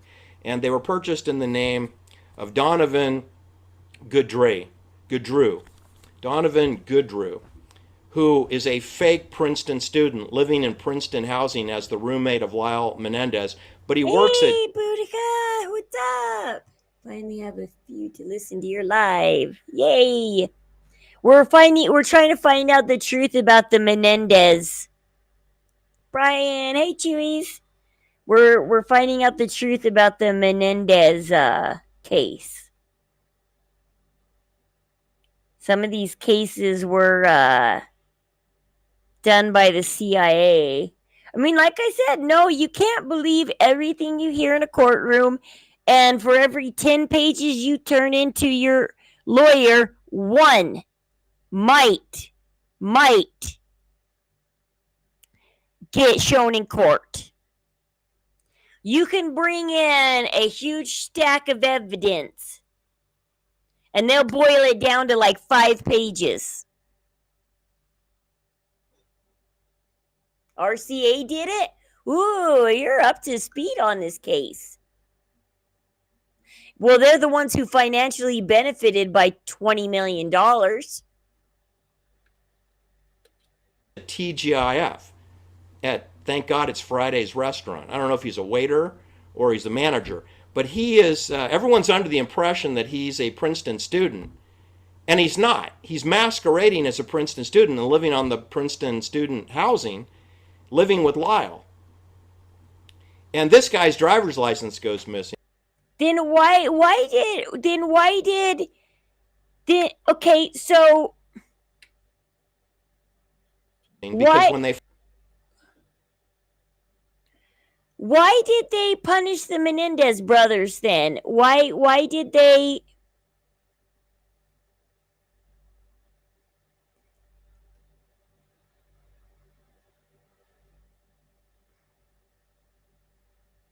I mean, why didn't they just blame it on the mob? You can't arrest the mob, but you could just blame it on them. Because when Jose was first unalived, they were like, it's the mob, it's the cartel, Jose did a lot of shady dealings. Everybody knew in his job he did shady dealings. Lyle knew firsthand the shady dealings he did. And yes, when you are in the prawn business, there is a lot of shady dealings. Find out he's a fraud, he's asked to leave. And so his driver's license seems to go missing, and then that's what's used to purchase the 2 shotguns down in San Diego, which is a good 2 hours away from the murder scene, times 2, so it's 4 hours of driving. And you know that was done on a Thursday, so that would mean that Lyle and Eric spent half a day going down to San Diego using the fake ID of Davin and Goodray. I mean, it's feasible, it's possible, but it is half a day project. And then you have to believe they used a fake address in San Diego, which was false. And that's on Form 4473 of California State. And then Amanda Greer is the saleswoman, and she sells the 2 rifles for $199.99 each. It's a $400 purchase. I don't know if they buy any ammo. And then you have to believe they drive back to Beverly Hills, and then the next day, Friday, they go on an all-day fishing expedition out of Marina del Rey, shark fishing for 7 hours. So they spend the whole day on Friday with their parents, then they come home, then the next day is Saturday, and their parents invite over some friends from Calabasas, because remember, they lived 2.5 years in Calabasas. It's the only people they know are in Calabasas. They don't know a single person in Beverly Hills. So they invite their friends over, and then the kids go out to see Batman at the Century Plaza, which is, like a mile away. It's pretty close. And then at 10 p.m. at night, the Menendez parents are killed. So, and the boys make the call around 11:45. A psychiatrist back in Princeton, New Jersey. Then when they move to Hollywood, she sees another psychologist, Edwin S. Cox. She only sees him once a week for 16 weeks. They portrayed some of her stuff in the Netflix documentary because they used some of her statements to her psychologist in the trial. The docudrama showed one of the boys telling his psychologist that they did it, but I think that's made up because in most cases where both parents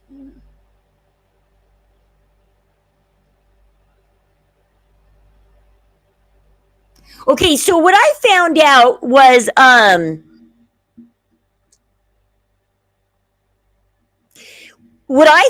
the Menendez brothers originally unalived their parents and Lyle and Eric got caught, what I was told and what everybody was told by the media is they got caught because Eric told his psychologist that Eric had been seeing a psychologist, and he told his psychologist about the unaliving, and that psychologist is the one who told the police. However, that's not actually what happened. Unless the wife and kids are involved, they don't off innocent people. She saw in Hollywood people disappear all the time. What was his name again? Dr. what?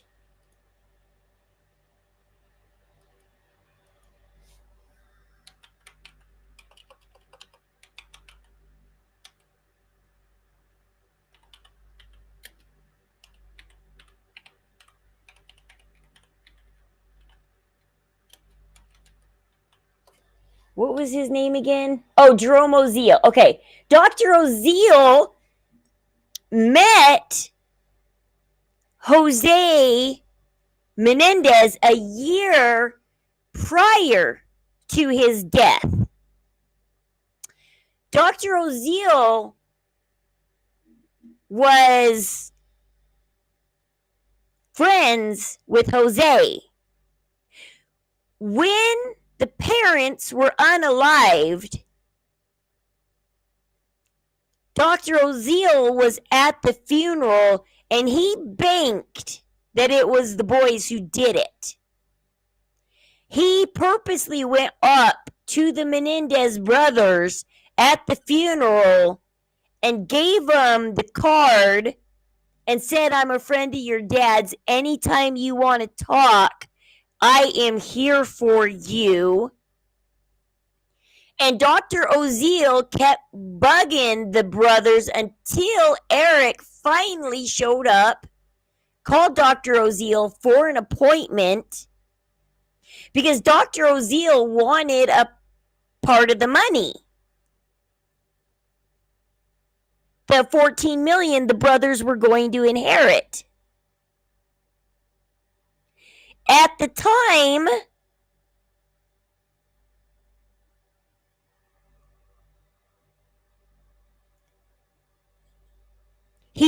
Judalon Smith was living with Dr. Oziel. She was a patient of his. Dr. Oziel didn't want the Menendez brothers to unalive him, so he needed collateral.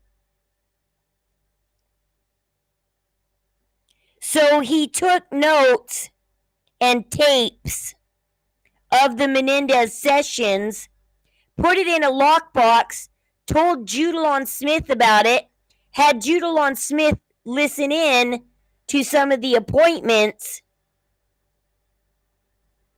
so that in case he was unalived, and he also told his wife, he told both his wife and his mistress about it, so that in case something happened to him, they know who to blame. However, it backfired on Dr. Oziel when he broke up with Judalon, and she got vindictive and went into the police station and outed Dr. Oziel and the Menendez brothers because Dr. Oziel had kicked her out of his house, and she wasn't Dr. Oziel's only mistress. Dr. Oziel was known to have many mistresses. He broke a lot of ethical rules. And so that's how the boys got caught, is Dr. Oziel's mistress got burned.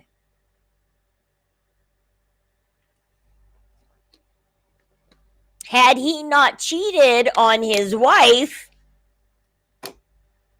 the Menendez brothers might not have been caught, and they would have been just in business with Dr. Oziel. Because Dr. Oziel never meant to turn him in. He just wanted a piece of the money.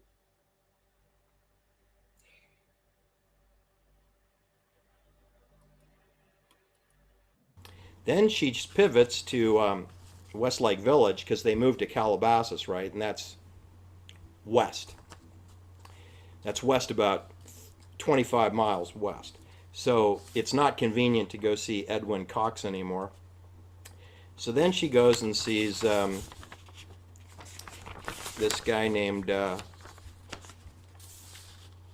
Les Summerfield. Les Summerfield of Westlake Village, which is next door to where Newbury Park is, where Jose Menendez spends time in Newbury Park, and Canoga Park, which is closer to where they rented a home in Calabasas, whilst they're building a 9,000 square foot home on 13 acres of land in Hidden Hills. You remember where all those creepy people live, is in Hidden Hills? So Craig Signorelli, he testifies for the prosecution that he thinks he heard Eric Menendez confess to killing his parents. But you can't believe a single thing. This guy's a pathological liar, okay? And he went to University of California, Santa Barbara, but he took a leave of absence to work with the police, and he wore a wire. He wore a wire to try to get Eric Menendez to incriminate himself, which Eric did not do.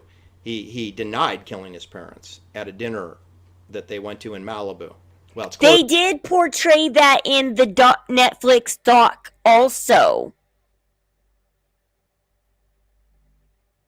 Well, luckily he surrendered his license, because this is the case that got him to surrender his license. So he no longer was a psychiatrist after that.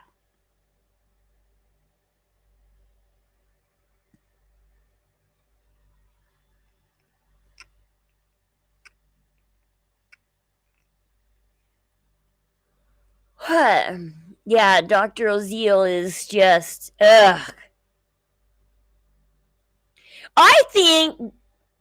personally, I think the whole case, anything that Judalon Smith had to say, and anything Dr. Oziel's wife has to say, should be thrown out of court, should have been not even listened to by the police.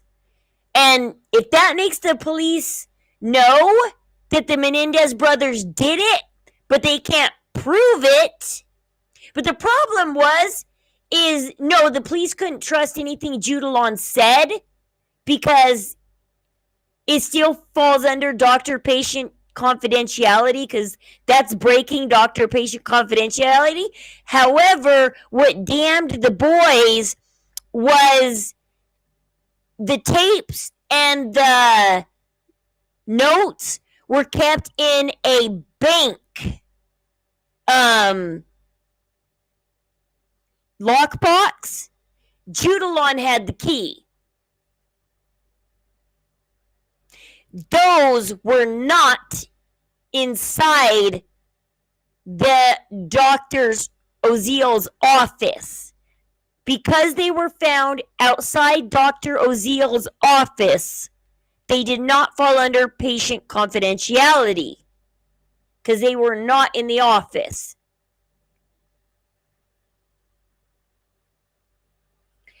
And also, two, when Lyle threatened Dr. Oziel's life,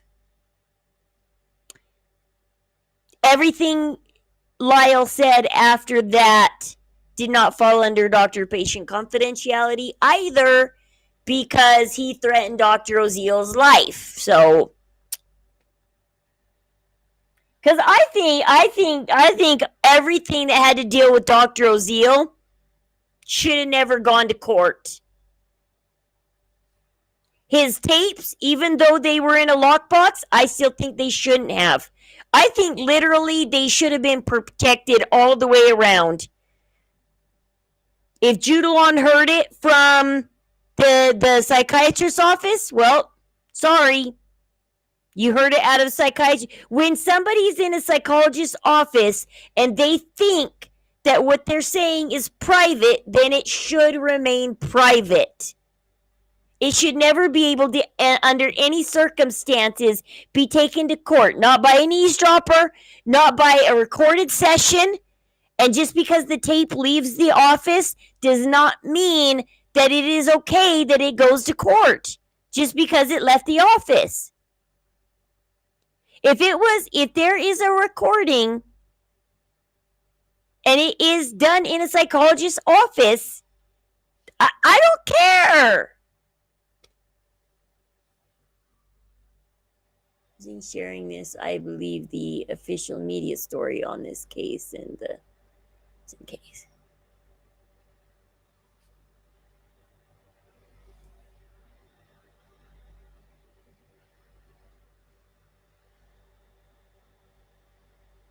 Well, Susie is the one who directed me towards this guy. This guy's name is Antidote to Poppycock Poison. He's exposing the Menendez case further. Closer to Pacific Palisades, if you want to know. The restaurant, I forgot the name of it. I am only a couple hundred hours, like 260 some odd hours away from Watchtowers. I'm getting so close. I'm getting so close to monetization. I'm like, please, few more streams.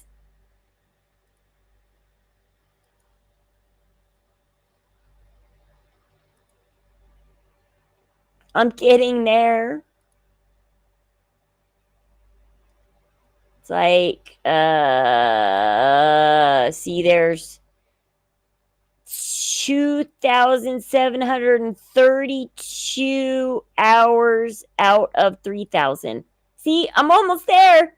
Just that little bit of gray area left. Tiny bit of gray area left. It's like so close.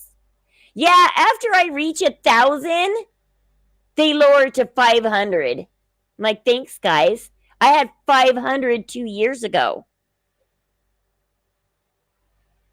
I've never had the watch hours. I've never had a hard time getting the people, the subscribers. It's the watch hours that I have a hard time getting.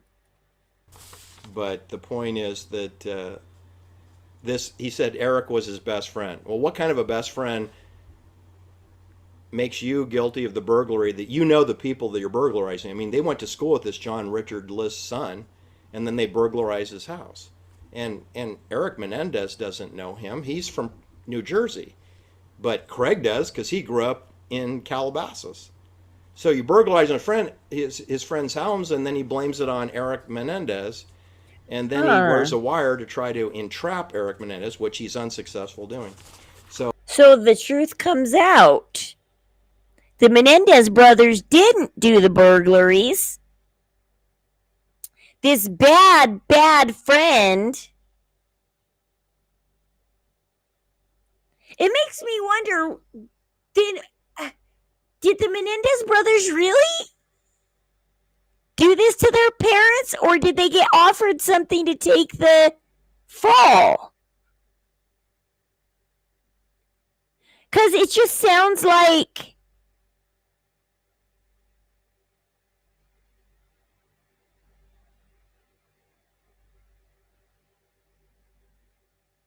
I mean, even to the friend that he committed burglaries with, he wouldn't confide in him enough to say, yes, I did unalive my parents. He adamantly said, no, I did not. And they did portray this in the Netflix series, the friend at the table, they were at a restaurant, and he's like, remember that play we wrote about those rich kids that unalive their parents? He's like, so you want to do some rewrites now that you've actually done it, and you can like correct all the wrong things now? And Eric's like, I didn't do it. And he totally gets mad at him at dinner, and he's like, what are you talking about? He's like, I did not unalive my parents. Is also juxtaposition 1. Yeah, he said at the beginning, he said something about his name being juxtaposition.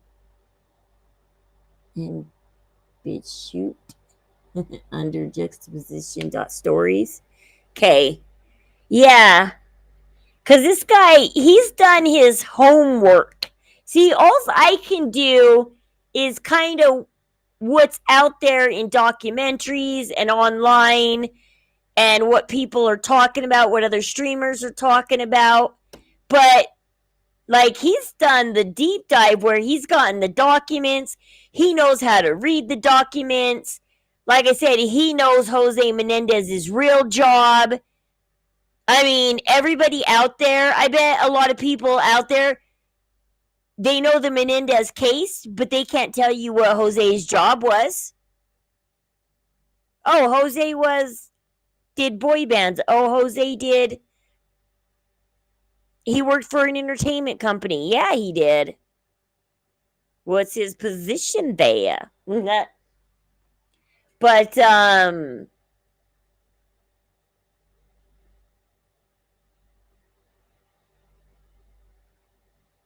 that's what we do here on this channel, though. We get down to the conspiracies, baby. Who really did it? Because it seems like, what, did they try and give the Menendez brothers a sweet deal or something to say they did it? Because for 7 months, they didn't get caught.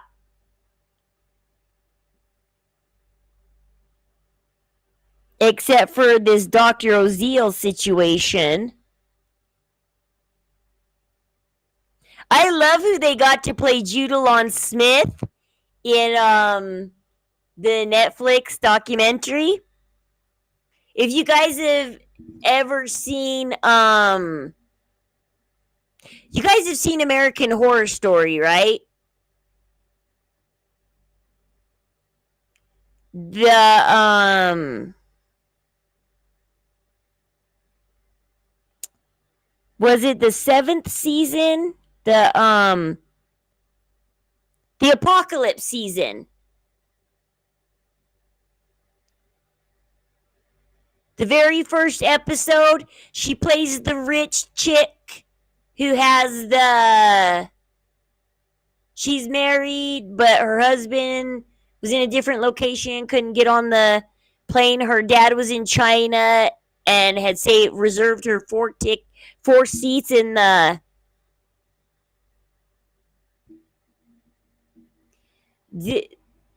she plays in Coven also. I think not the first Coven, but the later. She plays in the later seasons. I can show you a picture of her. Let's see, American Horror Story Apocalypse. I can't remember what else she plays in except for Apocalypse right now is all I can think about is who she is. Her name is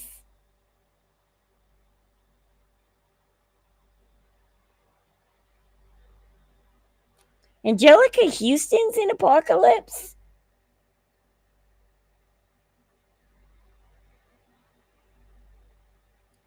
I didn't know Angelica Houston was in Apocalypse. Leslie Grossman, I think. Yeah, Leslie Grossman. This is her. Leslie Grossman.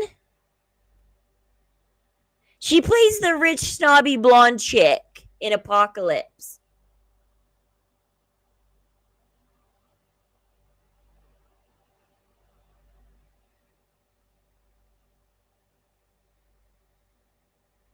Yeah, Judalon Smith had no proof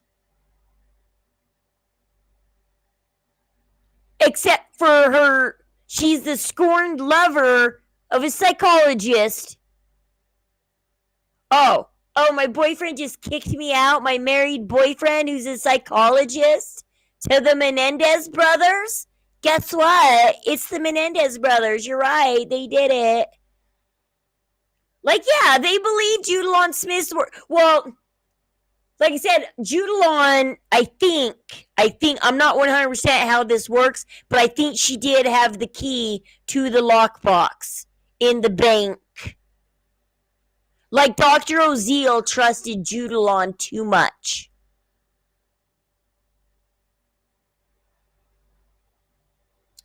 Leslie Grossman is so funny. She plays Judalon Smith. I mean, she just does a perfect job of playing that snobby role. And she does that perfect job of playing the scorned ex-girlfriend that turns in the Menendez brothers.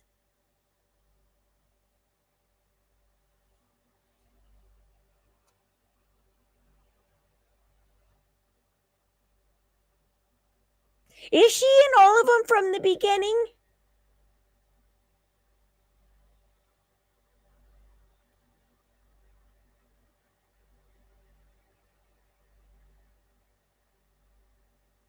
I remember her definitely being in the later ones.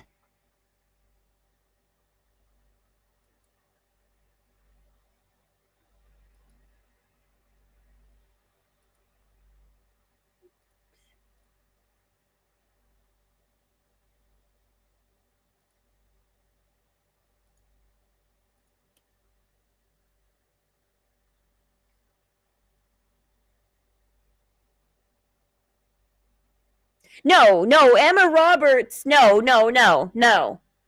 Emma Roberts, I would have known her. I know what Emma Roberts looks like. No, let's see. Here, I'll show you. Let's see. Okay, Netflix documentary monster Menendez brothers.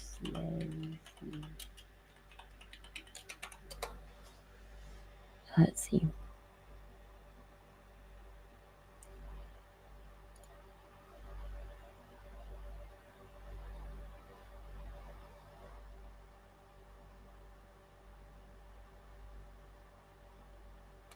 See, she's right there. That's see. Let's see. Do we got a clip with her in it?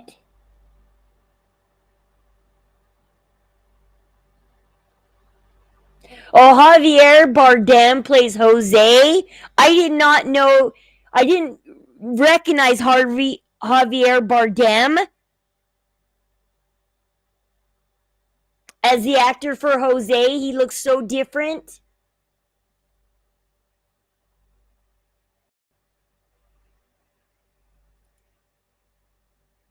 See, that's a picture of her as Judalon Smith, right here.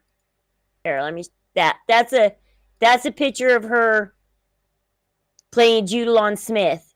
See, Leslie Grossman pushes back on Monsters Backlash.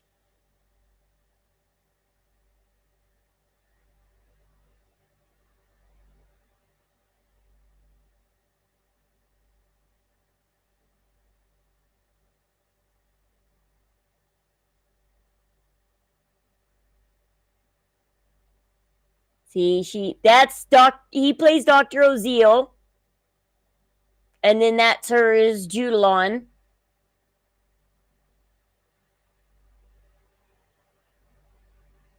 She does such a good job. She's so funny.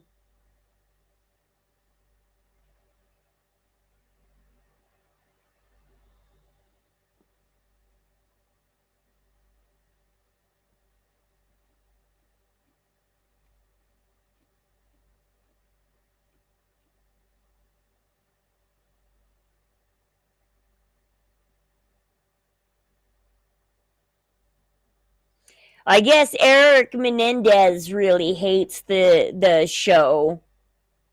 The Menendez family is all saying that the show is all wrong.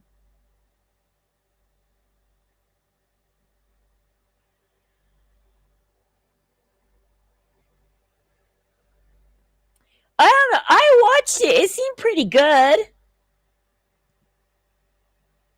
Because I've heard people complain about it after watching like the first episode, and they said they wouldn't finish it. And they talk about why.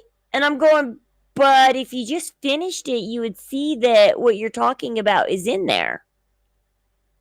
Okay, Susie. Well, thanks for letting me know about. I will watch more of the juxtaposed sky. Yeah, juxtaposition. Yeah. Fans and the real life figures involved in the case have reacted to Eric portrayed.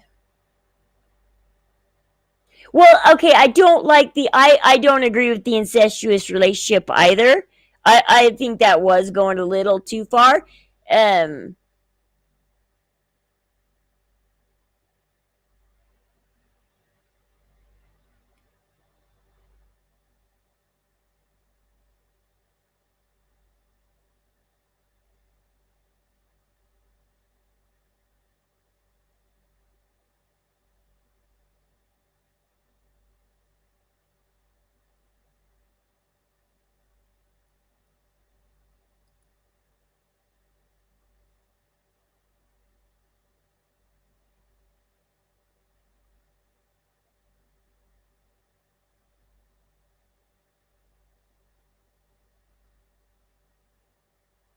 And they spent 2 full episodes with the Menendez brothers talking solely about the abuse in its entirety.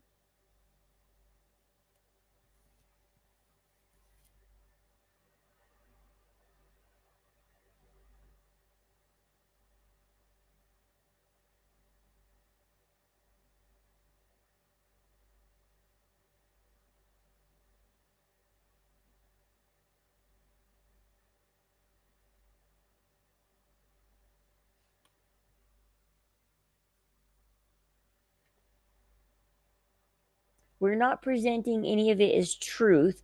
We're presenting it as someone's opinion. All of that stuff is woven into a narrative that Dominic Dunn, the Vanity Fair journalist played by Nathan Lane, talked about in articles. It was also thrown up in court several times. I'm not saying that it happened. I'm not saying that it didn't happen.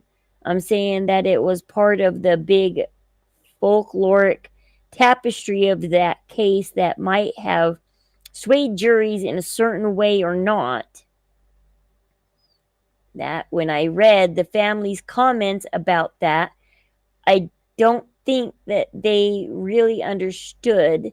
I don't think they've seen it, because if they had seen it, they would know that.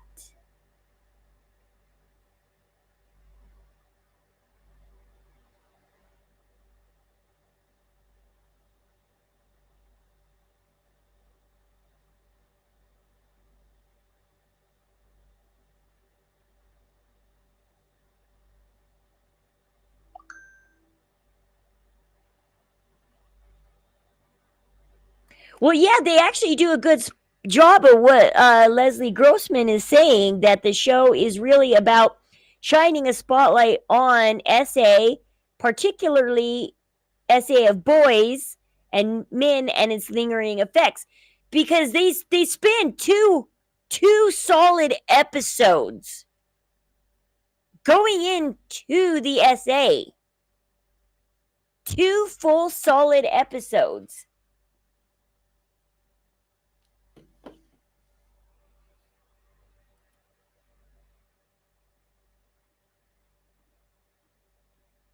Like they just totally dive into the abuse on the boys. That's what it is. The whole middle is about. The beginning is about the unaliving. The end is about the court and the unaliving. And the whole middle is about them going to prison, the effects that the abuse had on them as they begin prison around other men. And then it goes into them talking about the abuse and all the abuse they went into, and it's you got to be prepared for it because it is a lot of horrible abuse. Like, it's just bad. And the whole center is about that. It begins with they don't toy around in this episode, in these episodes. The first one's strictly about the unaliving right away, and the end ones are about the court case, and the whole center ones are about them finding out about the abuse, the lawyers finding out about the abuse, the lawyers dragging the abuse out of them and building a case around the abuse.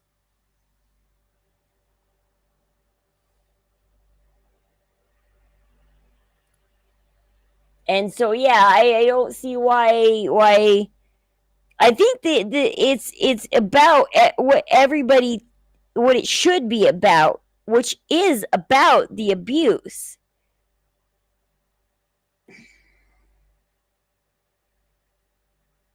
And about how they were afraid of their parents in the end. That they did think it was either their parents or them. And the boat captain testified at court that the boys would not go around their parents 2 days prior to the unaliving, or the day prior to the unaliving, the day that they were on the boat during that 7-hour shark thing that he talked about, that they stayed at the front of the boat even though they were soaking wet, freezing cold. They would not go near their parents. And he thought it was really weird that they would rather stay at the front of the boat soaking wet, huddled up together, than to be around their parents. And he thought that was a weird family dynamic, that the family did not want to be close to each other.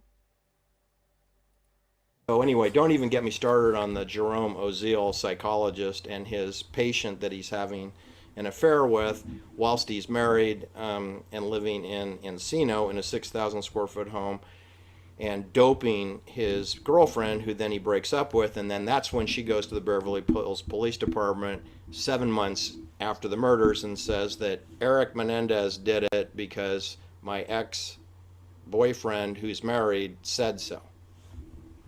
It's pretty much the case for the prosecution. Have a great day. Talk to you soon. Yep, that's the case for the prosecution. Hello. End of story.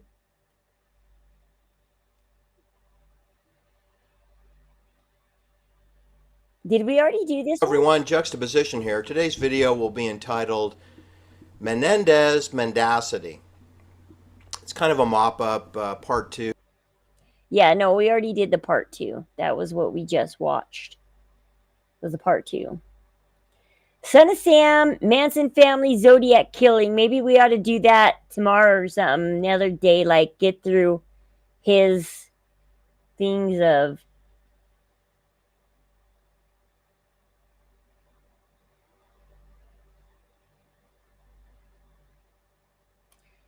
He's got a lot of interesting videos.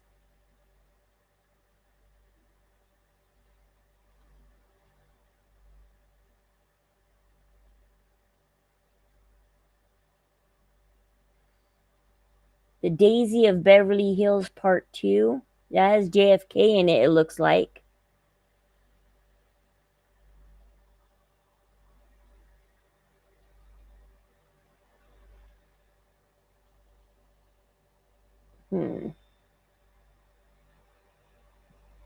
Winona Ryder, CIA Hollywood. Wonder what he's got to say about Winona. I've always liked Winona, but she's always been a little bit of a mess and here and there, in and out of Hollywood because of it. He's got another one over here about her. A couple of them about her. The Lost Weekend, John Lennon and May Pang.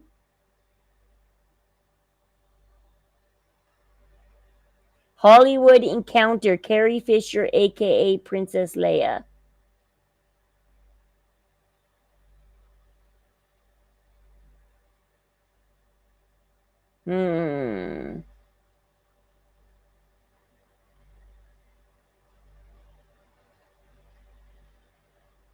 Looks like there's a lot of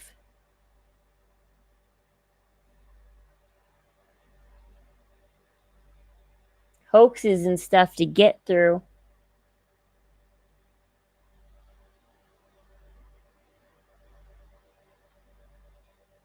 Peter Falk. Isn't that your picture as Peter Falk in Columbo?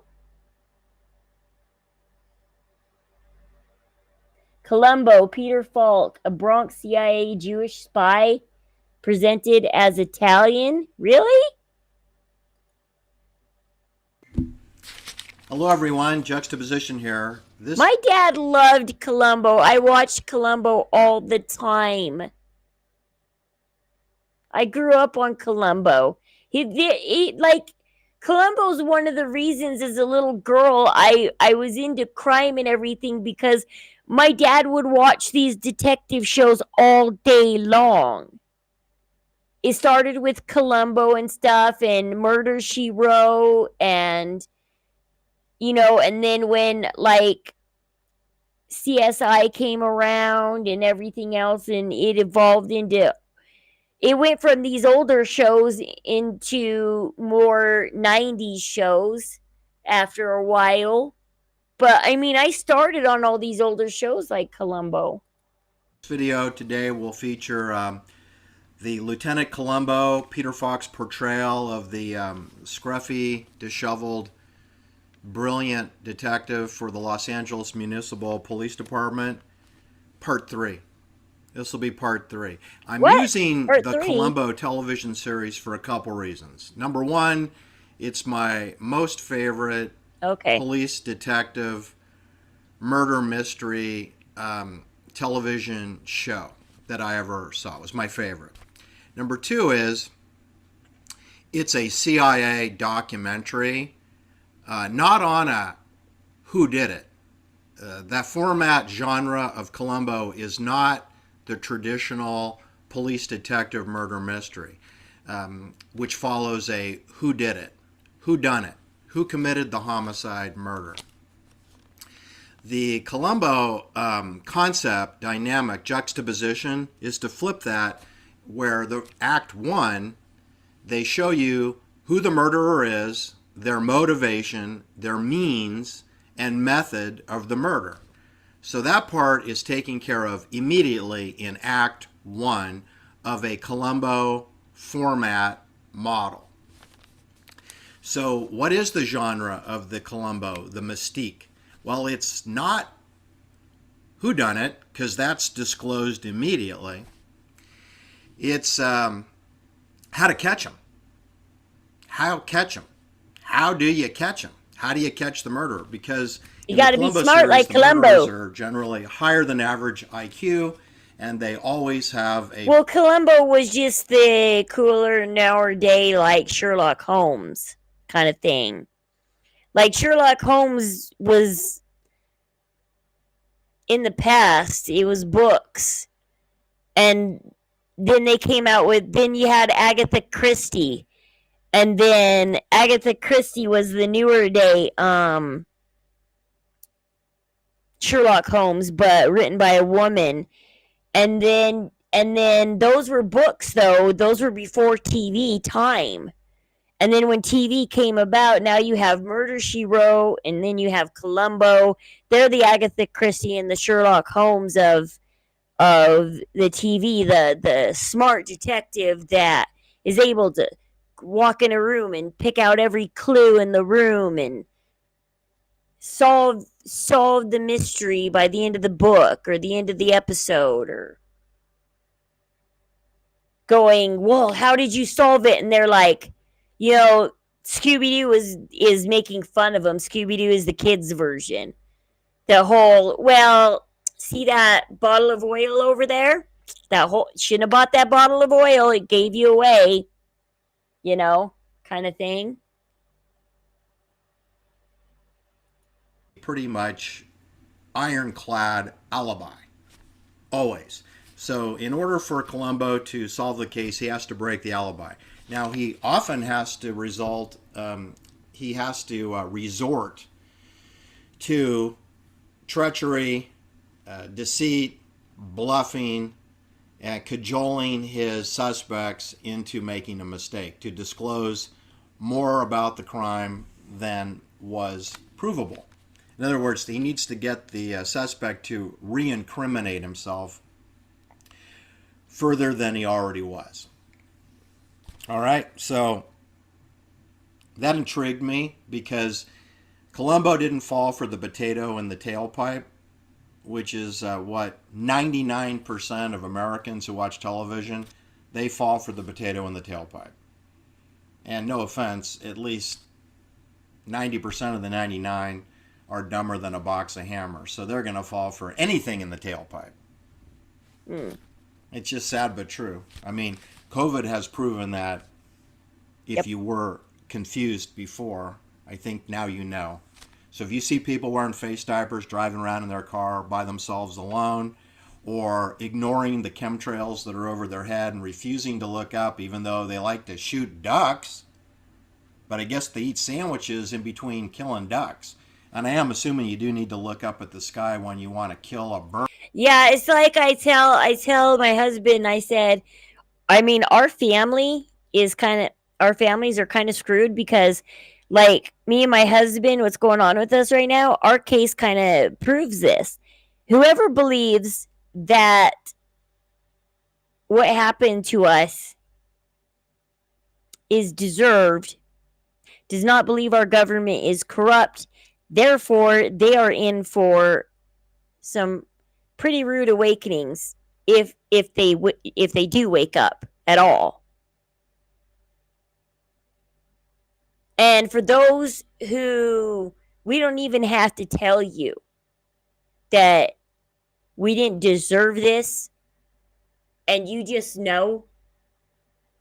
I don't even have to tell some of you guys that I've met on here. I don't even have to tell some of you guys know a lot about my case. Some of you guys know very little. So, because I don't have to tell you very much for you guys to be like, oh yeah.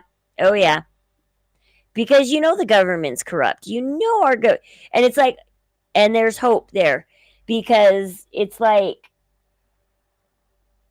you're the ones not wearing the face masks and stuff, and you're not gonna fall for the next COVID and everything else while everybody else is. And so, yeah.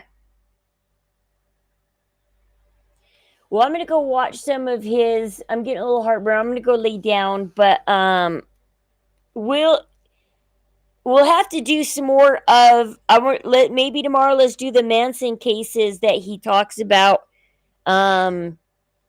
See what he says about the Manson cases and stuff, because I'm interested in the truth of the cases, not what the media tells us, not what the families tell us,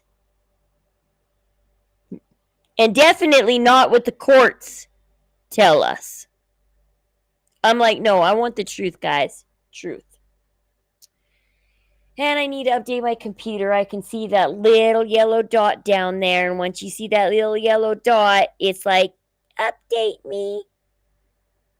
I was going to hit that update button when I left today, but I forgot to. Now I got to do it now. All right, I love you guys. Thanks for hanging around, and thank you, Susie, and everybody for showing me that. And let's talk some more. And this brings some more interesting things to look up about the Menendez case and stuff. Because yeah, now I'm just wondering why the boys even talk about Dr. O'Zeal juxtapose. Tell me it's not true. Just kidding.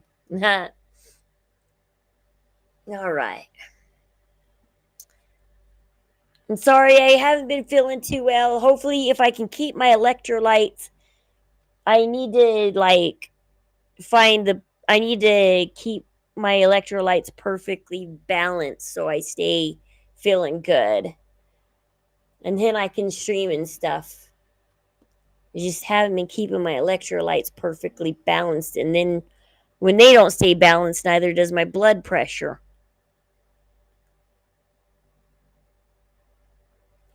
And then I really don't feel good.